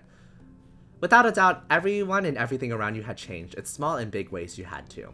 As time went by, though, it was easy to settle into this new normal. Then before you knew it, school was over and summer vacation had begun again. Oh my gosh, our room's so different! No, we're growing up too fast. It was the first day of summer vacation. The sun was hot as ever, but you were inside and away from its harsh rays. To be more specific, you were... snuggled up in bed, celebrating your time off by sleeping in. It was hot, but you still had the blanket up over your head to block out the sun. You didn't want an intrusion on your lazy morning. Unfortunately, you hadn't prepared for an intrusion. From beneath the blanket, you heard the door creak open. Oh, that's Elizabeth? Oh, she looks older now. You got it. Okay, You're still sleeping? Wow. Get up. Also, sorry, I've been ignoring you guys. But yeah, so that person's supposed to be the love interest. I like the art style. Yeah, he's cute. What is that jacket, though? Wait, the black one or the bright, like, purple one? It was the bright one. Oh. The bright one. I mean, it makes sense that you're on the menu for so long. So many choices. Yeah, exactly, Kurt. Except I wasn't on there for that long. Clover, the surfer dude? What about the surfer dude? Yes, surfer dude indeed. You want to pinch his cheeks? I see. Why was your teacher so invested? I feel like I missed so much lore. Yeah, you're just gonna have to watch the VOD. Both are ugly? No, I like the black jacket.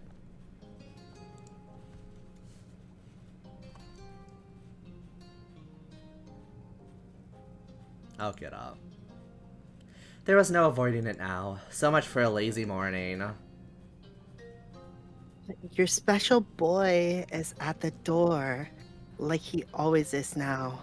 They're gonna tease me about it now. Oh my gosh. So true. Can't believe He this. bought some happy summer gifts from Mr. Holden.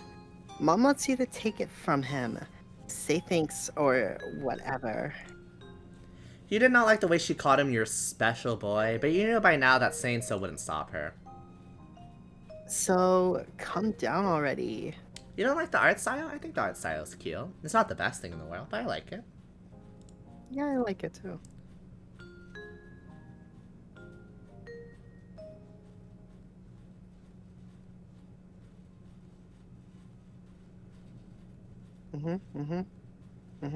Be right there.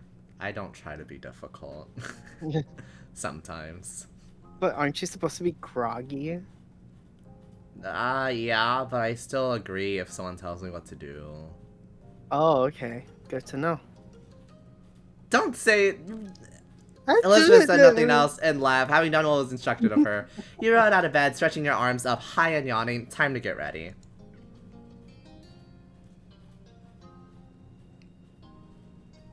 I like the art style so much I could recognize from what type of material it's from. What? What type of material? I'm guessing one certain one, but it's not from that same place.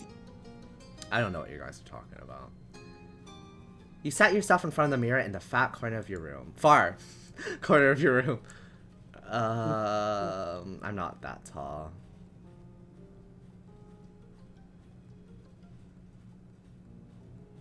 Okay, I'm average height. I'm pretty average height in real life. Your reflection fit comfortably in the frame. You're average height. Kova's really tall. Derek was kind of short, and you're pretty much the exact same height that someone would expect for a 13-year-old. Which is I what like your my is right height. now. Wait, what? What'd you say? Oh, nothing. It suited you well in your mind. Then you put the finishing touches on your outfit, ruminating on the situation. Careless as they had been, Elizabeth's words piqued your curiosity. You plan on going over to see what Cove was up to today, so this worked in your favor. It's that type of art style is what I mean? Do you mean like 18 plus? It doesn't feel like it. It seems like pretty childish, actually. Pretty rudimentary. It was when you spotted your reflection that you realized you were smiling wide. You were looking forward to seeing him. You left your room, resting a hand on the railing as you went down the stairs. Legasp. Legasp. Step Legasp. 2, second chance. Oh gosh. Okay, we'll end it there. Since I said we'll go to is the second chance. Step 2, I thought. Or sorry, step 2, yeah. Yeah. Wow. Wasn't that so much fun, Daito? Oh yeah, oodles of fun. Oh my god, I'm starving. I am hungry too. You don't sound like you had fun though. I did have fun. It was really nice to come back to this game after 2 years. Thank you. Thank you. But really, thank you for joining me today, Daito. It was a lot of fun. We will continue in the future if Daito wants to, but I want to. Of course. Yay! We'll probably set it up. Hopefully, I'll put up my schedule not in the middle of the week next week. So we'll see. But the rest of the schedule this week is Friday morning at 12 p.m. CST. We're going to be playing Stardew Valley once again with Kai, so that'll be a lot of fun. I think we're almost through the winter, so we're finally going to make one full year within Stardew Valley, and we'll be back within the spring season, which will be very interesting to see. Then what's after that? Saturday, I'm going to be playing Detroit Become Human for the first time ever. It'll be my first story game like of that like kind on this channel, and also just in general. I've never really played any of those is it like Telltale, I think is what the company was called. I never played like those Choices Matters game. I guess you could kind of count visual novels like that. But I feel like this is a little bit different. So we're going to be playing Detroit Become Human. I set up a poll in the Discord to figure out like what time people would want me to play that game. And it seems like no one really cares. So, I don't know. I'll figure it out, I guess. I was probably thinking it will be like, it'll probably be later. Just because I don't stream early. Because I'm bad at that. But we'll see, I guess. I'll play it by ear. I'll keep you guys updated. But that'll be Saturday. And then Sunday will be my birthday. Swim set uni, yes, it's 1-piece uni, or 2-piece uni, not 1 piece. 1 piece is a very different thing. 2-piece uni. Don't worry about it. That's just something that Zealot made.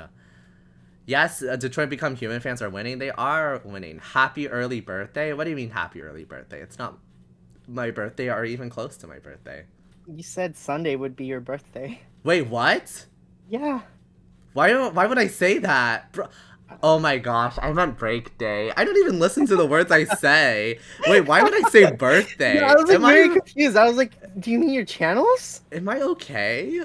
I think I'm broken. Why would I say birth? Oh, that's scary.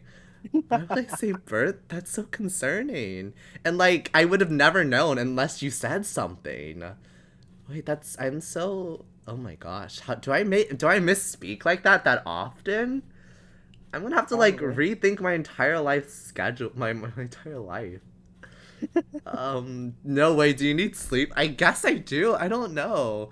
In a month's time, I need to prepare for 2 birthdays in the same week. There's gonna be a lot of birthdays next July for me. You mean next month? Yeah, next month, which is next July. Yeah, I don't know why I said. I don't know. Next My July. words. I don't know what's happening. I don't know, guys. Don't bully me. He's breaking apart. I'm telling you, happy birthday on Sunday. You can't stop me, guys. My birthday is on January 8th, not July. I promise. Or sorry, not June. What is happening? Okay, okay. July birthdays on top. They're okay, I guess. Yes, they are. They're not on top though. January birthdays are. Said no one. Anyways, said me.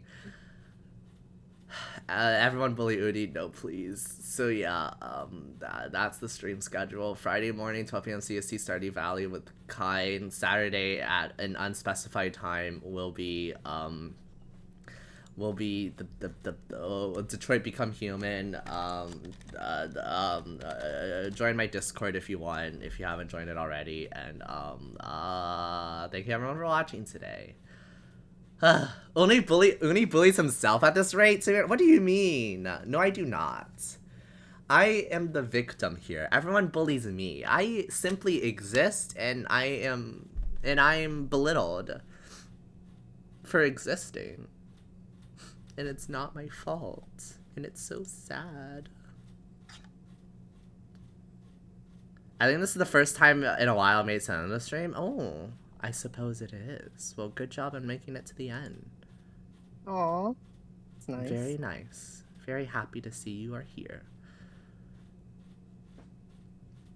Join the Discord, join the bully. Yeah, join the Discord to further bully Uni. Whatever. Well, thank you everyone for watching today. Whether you're here for a long time or a short amount of time, I really appreciate it. Whether you're lurking or chatting along, it doesn't matter. As long as you're here, I really appreciate it. And thank you to all my VOD viewers. This was a very fun stream to, I think, watch in the VODs because it's a visual novel. So it's nice to like get the whole story, even though we talk a lot. So if you made it this far, hello. And yes, I hope you all have a good rest of your day, afternoon, night, whatever time it is for you. And thank you all so much for being here today. I hope to see you in the next one. And thank you, Daito, for joining me today. Oh, no, thank you for having me. Also, you said mod viewers. I'm just gonna go perish now. I'm joking. I'm messing with you. Yes, the VOD will show you I've just been sitting on the character creation screen. No, I will not. Check the VOD. Check the proof. Shout out to VOD viewers, me in like 12 hours. Ooh, okay. I love staring at the same 2 screens. I swear it wasn't. Anyways, we're not gonna raid because I'm tired and hungry. I'll raid next time. Or I could raid Val. I haven't raid Vale. Do I want to raid? Do I want to raid or just want to call it? Whatever you want. Maybe I'll just call it because I already said that. So that means I'm tired. We'll just raid next time. Thank you everyone for joining. Hope to see you in the next one. Have a good rest of your day. Goodbye. Don't throw things at me. Bye-bye.